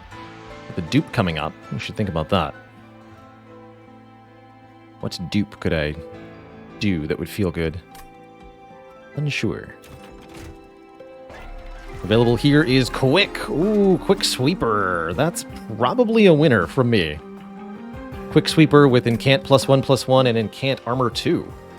Should be enough survivability, or we can just give him +10 damage. Call it a day.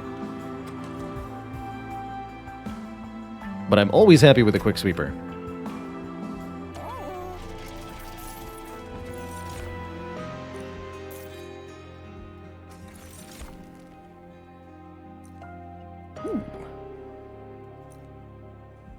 Oh, I do wish I'd taken Siren Song. I definitely don't mind a Vapor Funnel. Enemy units that reach the Pyre are dazed, so the Pyre strikes first, essentially. Probably a little bit better than Armor 15. Or buff the Stewards, which is interesting.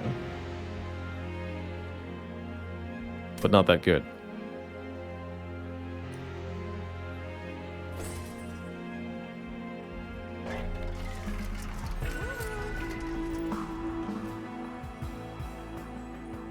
Maybe Incant Armor on the Crucible Warden. But yeah, having some way to deal with spikes is nice on Silophyte here.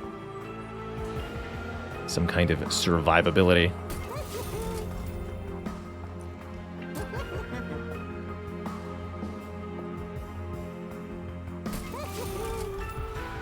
I'm not going to pay for a reroll here. I think I'm just going to take a +10. Did I get anything I wanted to duplicate?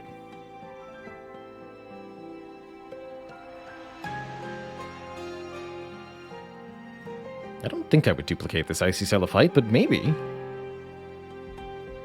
2 of them wouldn't be bad, especially with plus capacity.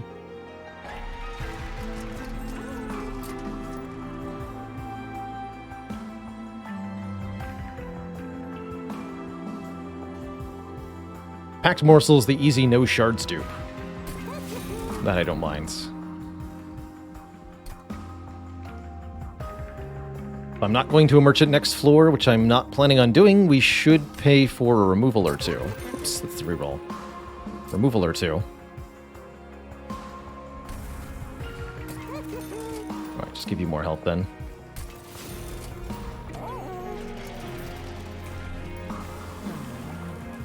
Gorge +9, or more capacity on the floor, the Architect version. I think we want to scale up our Penumbra champ. One dedicated Gorger. Mighty strong. Spikes 4. This is a pretty tough boss.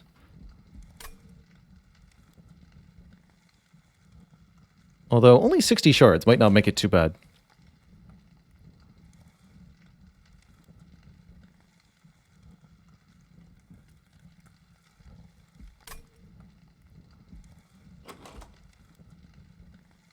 Spikes 4. Quick sweeper though. I don't think I'm going to do it. Random artifact is one of the worst rewards for trials anyhow.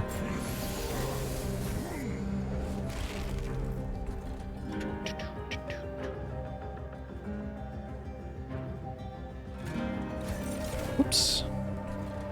Don't give him armor, fool.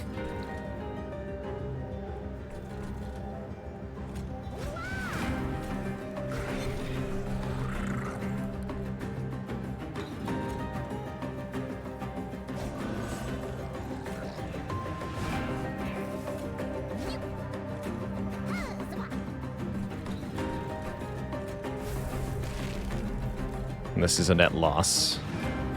He's got Spell Shield 1. And I have the 125 damage spell? Okay, I will actually break this. Enjoy your 10 armor, sir.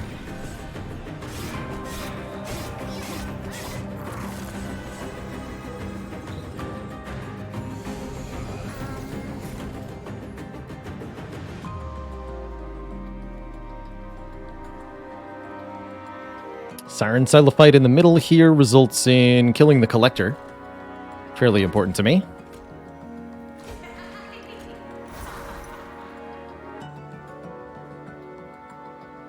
You get +2/+2, but he gets 10 armor.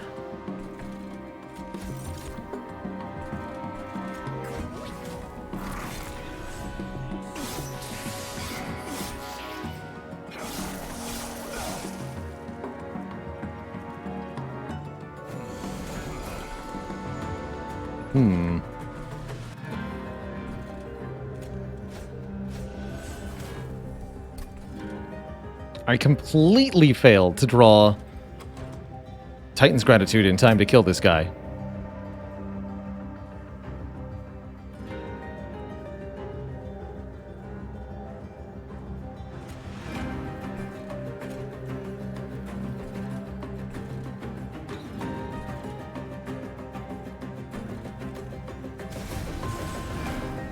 She needs 10 health to survive. I don't want to go Ember Drain 4, though.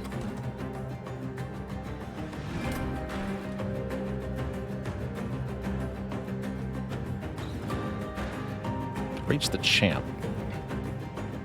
Don't like that either.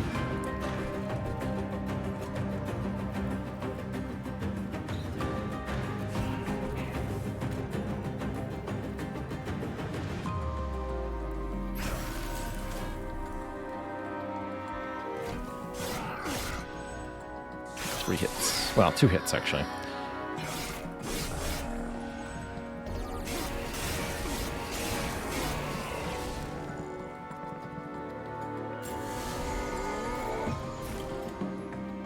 Here we go. Better.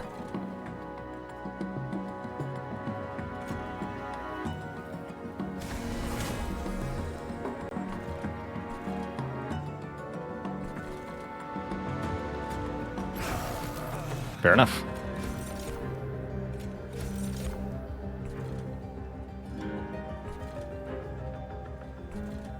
Okay, she will not kill that bottom wave.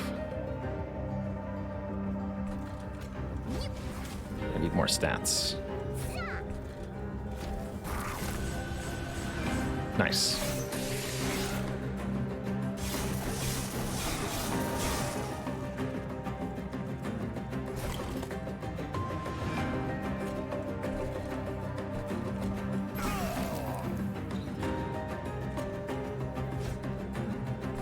All the eaten things ever. More damage shields.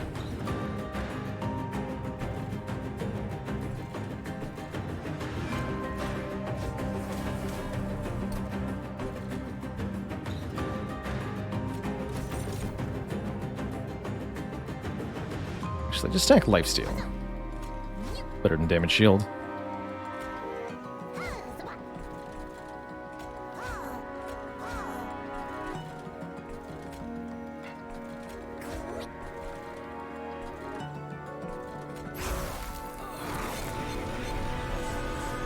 Look at those stats.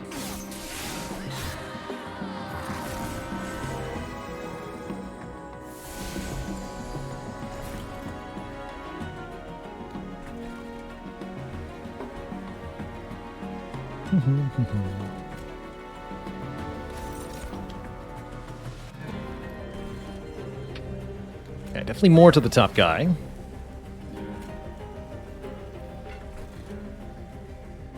Wish I could hit the back lines. I guess that's what the Quick Sweeper was for, but Quick Sweeper's gone now.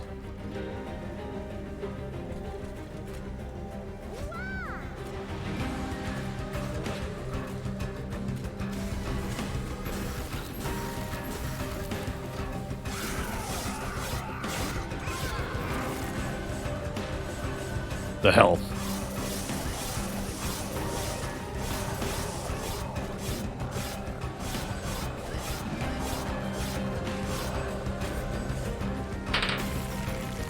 Y'all, thank you so much for the Prime sub. Welcome to the Cozy Sub Club. Thanks for playing. More stats.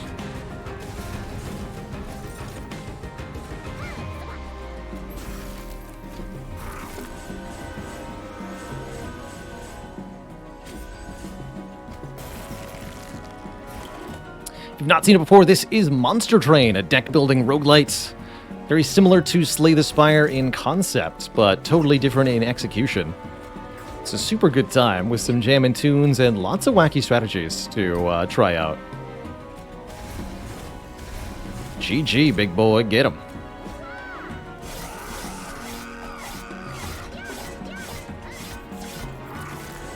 Pretty much the whole strategy of this deck is to survive the waves using our destructive spells and our sweeper attackers, and the whole time feed morsels to Primordium up top.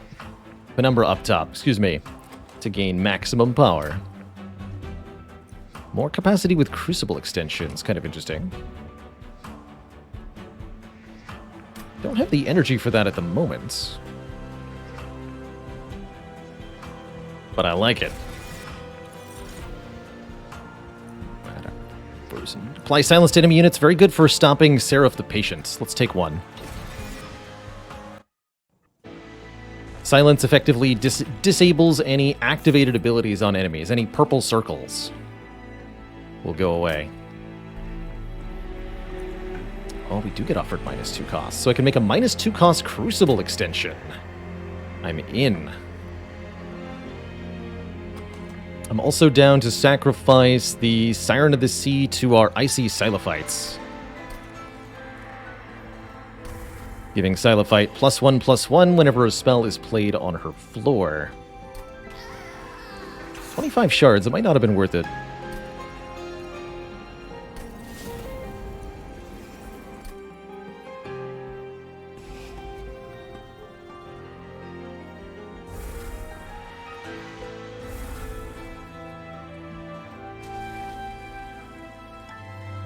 We'll duplicate the pack morsels because it costs me no shards to do so. And I could add piercing to Titan's Gratitude if I wanted. For 10 shards. That's pretty reasonable. Makes it pierce through damage shield and spell shield, which is nice.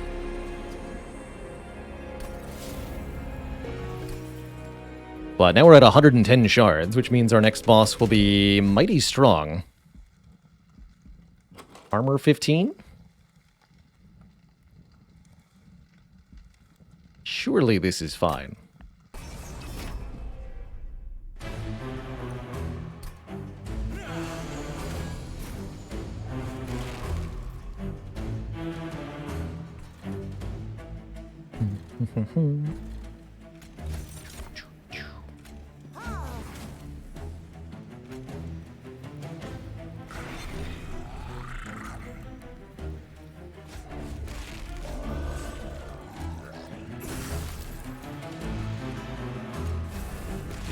Capacity on top and middle here.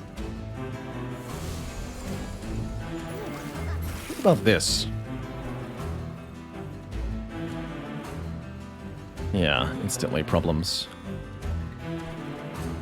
Let's get used down here.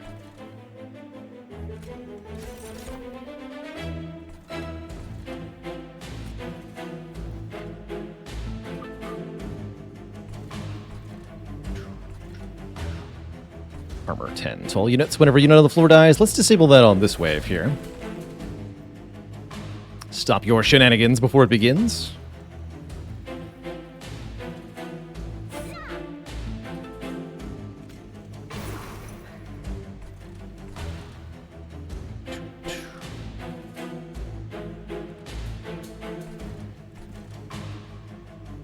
Doesn't help much.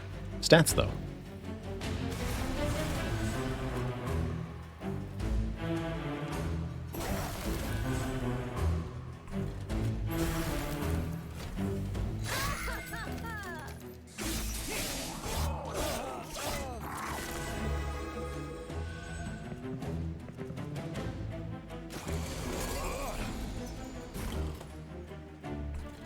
Piercing.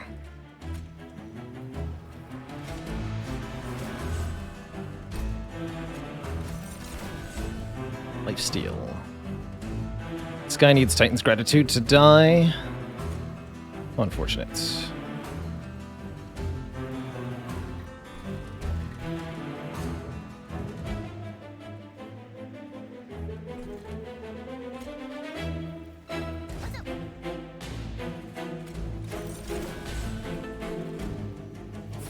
stat scaling up top. I could... No, I can't play the steward. We gotta kill you. Okay, that's the turn.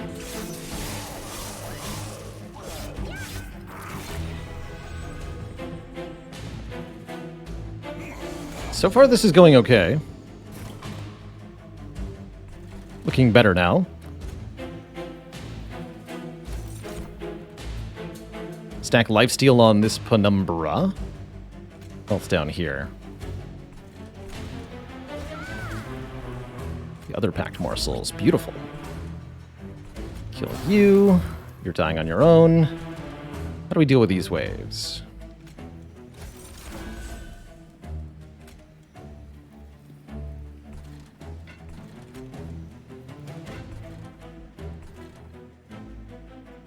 Need you to die. Thorns.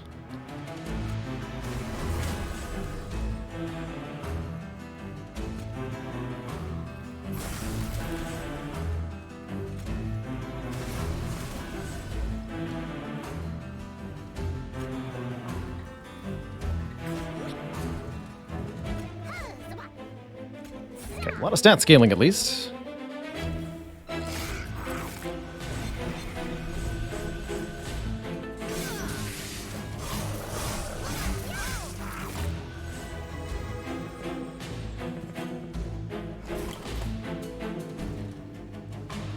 This guy will hurt a little bit. Looks like not too bad overall.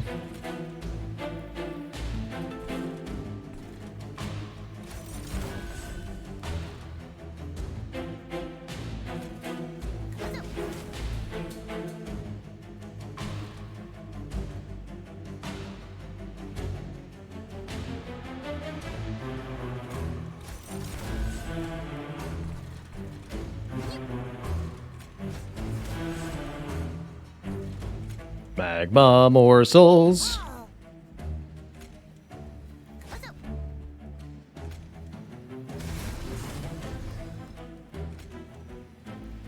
Oh, I should have put them in front of... And they would have died to thorns, but yeah, I think I could have killed this guy if I put the morsels in front of Penumbra. Had the morsels kill the clip defender. I don't think that would have actually been favorable, though.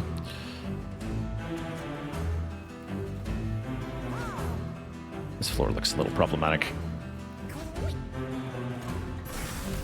This not so much. And yeah, sure. You too, buddy.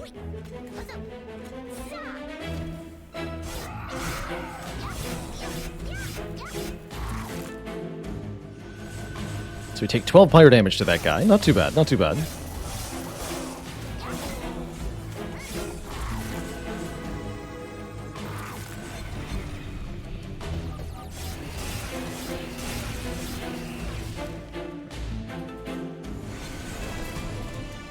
Not sure if they're planning on adding any other content to Monster Train from here. Last Divinity DLC did come last year. So, relatively recent update. Ooh.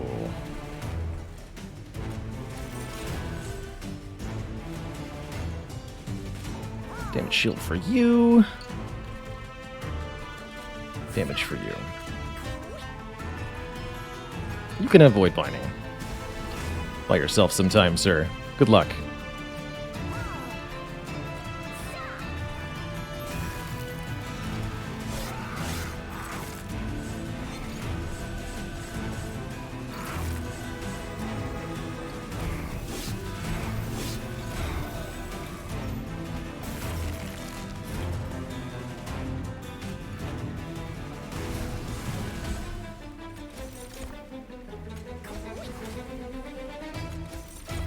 It does have sweep.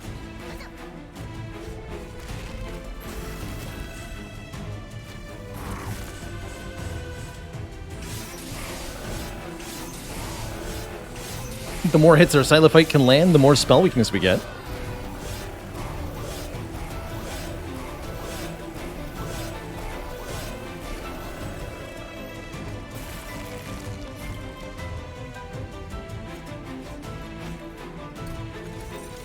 Which means... no bonus damage. I was hoping we draw the Titan's Gratitude. Bonk.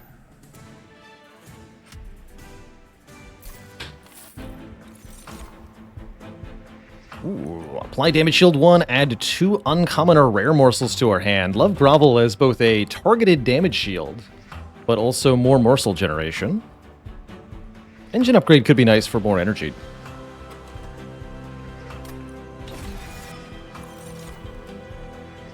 Frenzied Swarm can also be very nice defensively. Dazed 1 to enemy units, discard the hands. Really like that. Basically prevents an entire enemy floor from attacking for 1 turn, which is very valuable. Merchant of Magic looking a lot better than Merchant of Steel. We'd particularly would like to find Holdover on something. Holdover on Wretch is hilarious scaling. But also just cost reductions are good. More Pyre health is good. So I'm thinking Merchant of Magic, and then again Merchant of Magic next floor. Get another remove too. That should very likely put us in contact with some source of... Ooh, that's a great retain on, too.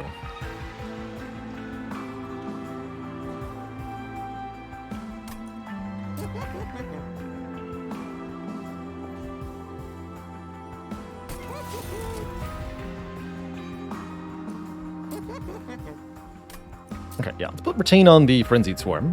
That way I always have it when I need it. I'm not going to put a Surge Stone on one of our dagger thingies right now. Dazed 2 is an option. Damage Shield 4, Rage 12, Ember Drain 6, Void Binding. Interesting option.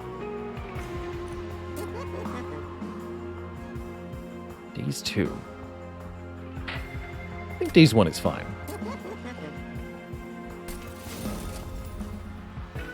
Guess we'll make one of these consume after all. Pay for a purge rather than taking double stack. Lose 1 last steward here. Save some of our money for the next shop on the following floor. Spell Chain and Piercing. What can we put Spell Chain on? Spell Chain on... Space Prism's kind of interesting.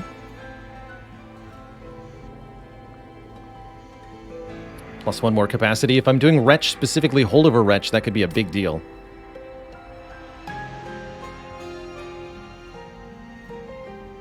But I think keeping our shards low is also a big deal.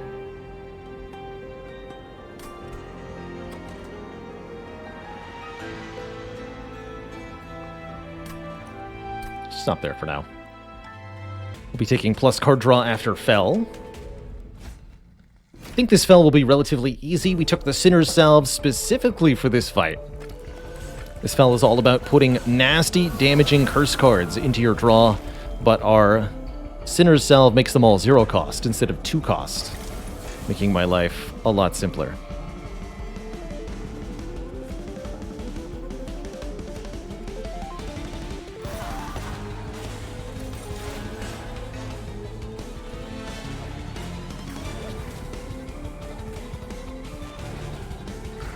Want to make sure the spells are actually getting played on the bottom here so that the Silophyte gets the stat boost.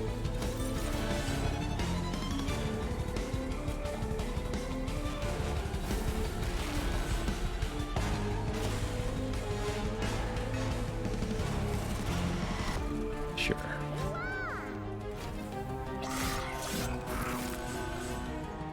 These stinky statues make it hard to do damage, though.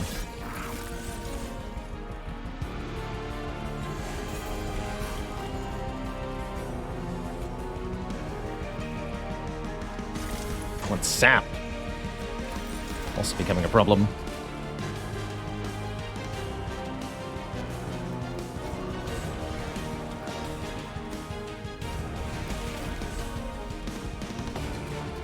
Well, at least there's 0 cost. Rage 3 is not enough to make her kill this, so I'm not going to bother.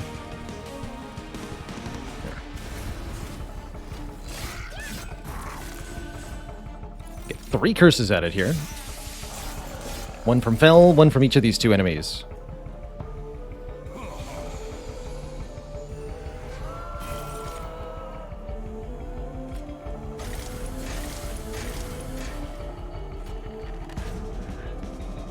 Beautiful.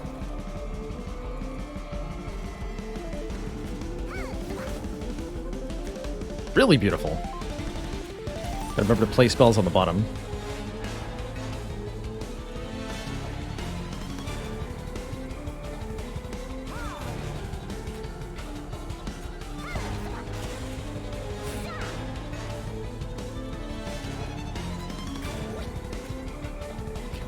All dead, so I can use this down here. Or even here.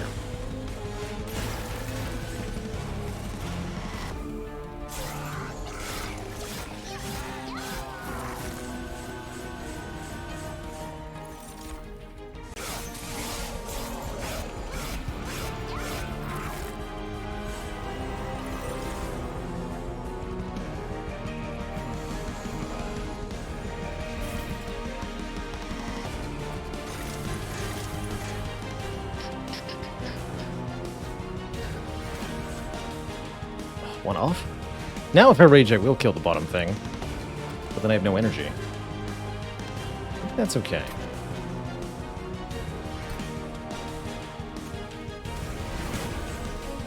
Get him.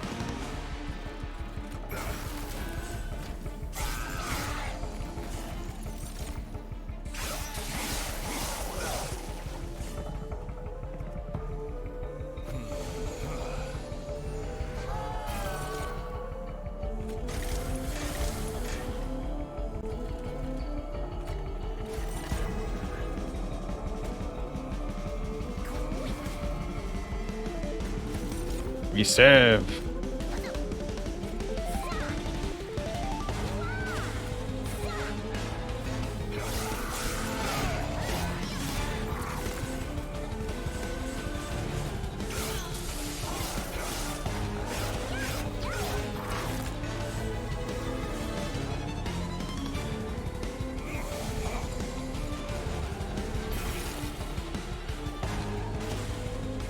Serve. Energy. Lay that down there. Kill him. Kill him.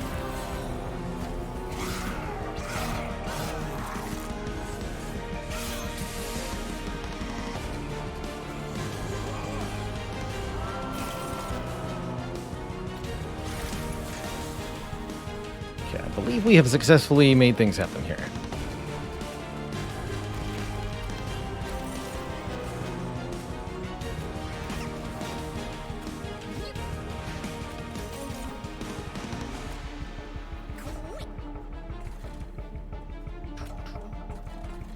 It's 21. It'll hurt the pyre if I don't Titan's Gratitude up top. Guess that's fine.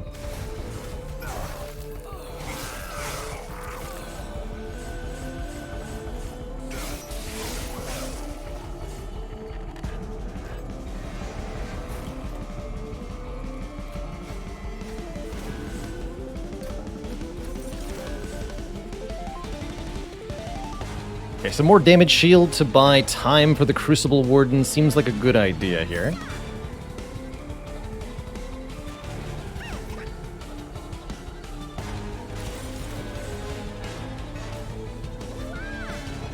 That'll mean more weakness stacks from spell weakness stacks from the Icy Sailafite.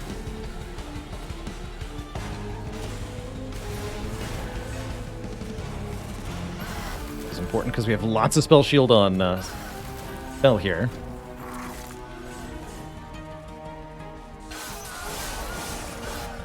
Fortunately, we upgraded one of our spells with piercing, so that won't matter as much.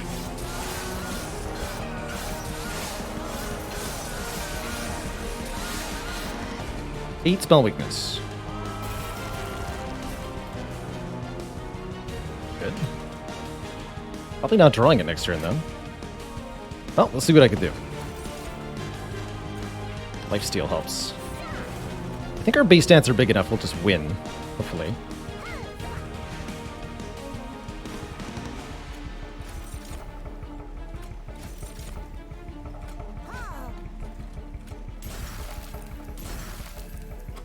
Don't want to draw this.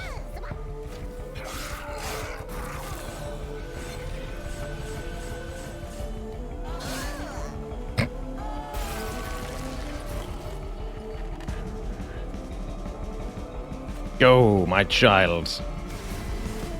Damage shield 2 will help. Retch will also be huge here.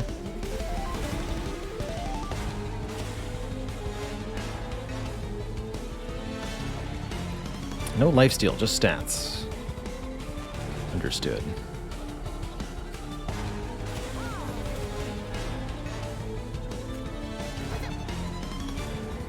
Are we dead?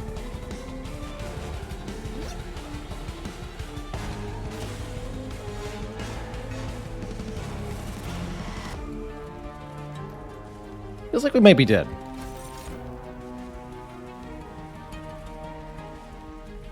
Probably better to have one of the morsels absorb a hit here.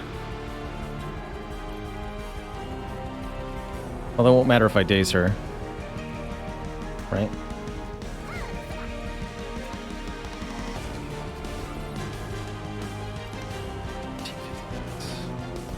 So close.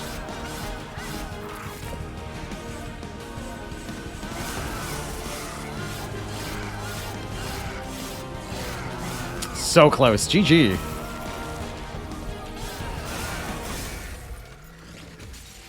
Less than 100 health on Fell there. But at the end, we fell to Fell. GG. I think that could have been a win if we'd managed to push forward just a little bit further. It's a real shame how close that was. GG. GG. All right, that's going to be the end of stream today. Big thank you to everybody for tuning in, hanging out, watching with me. We will be back tomorrow for our last stream of the week, Saturday stream. Hope to catch many of you there. Planning on doing a YouTube video at the start of tomorrow's stream, maybe potions tier list for Spire. Could be a fun one to make.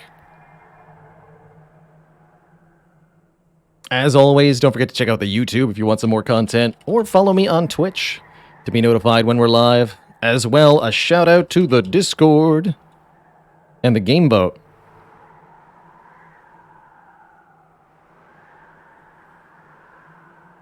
If you want to see me play video game live on stream, the Game Boat is the place to be. Help me choose one of 8 games to play. What is currently winning?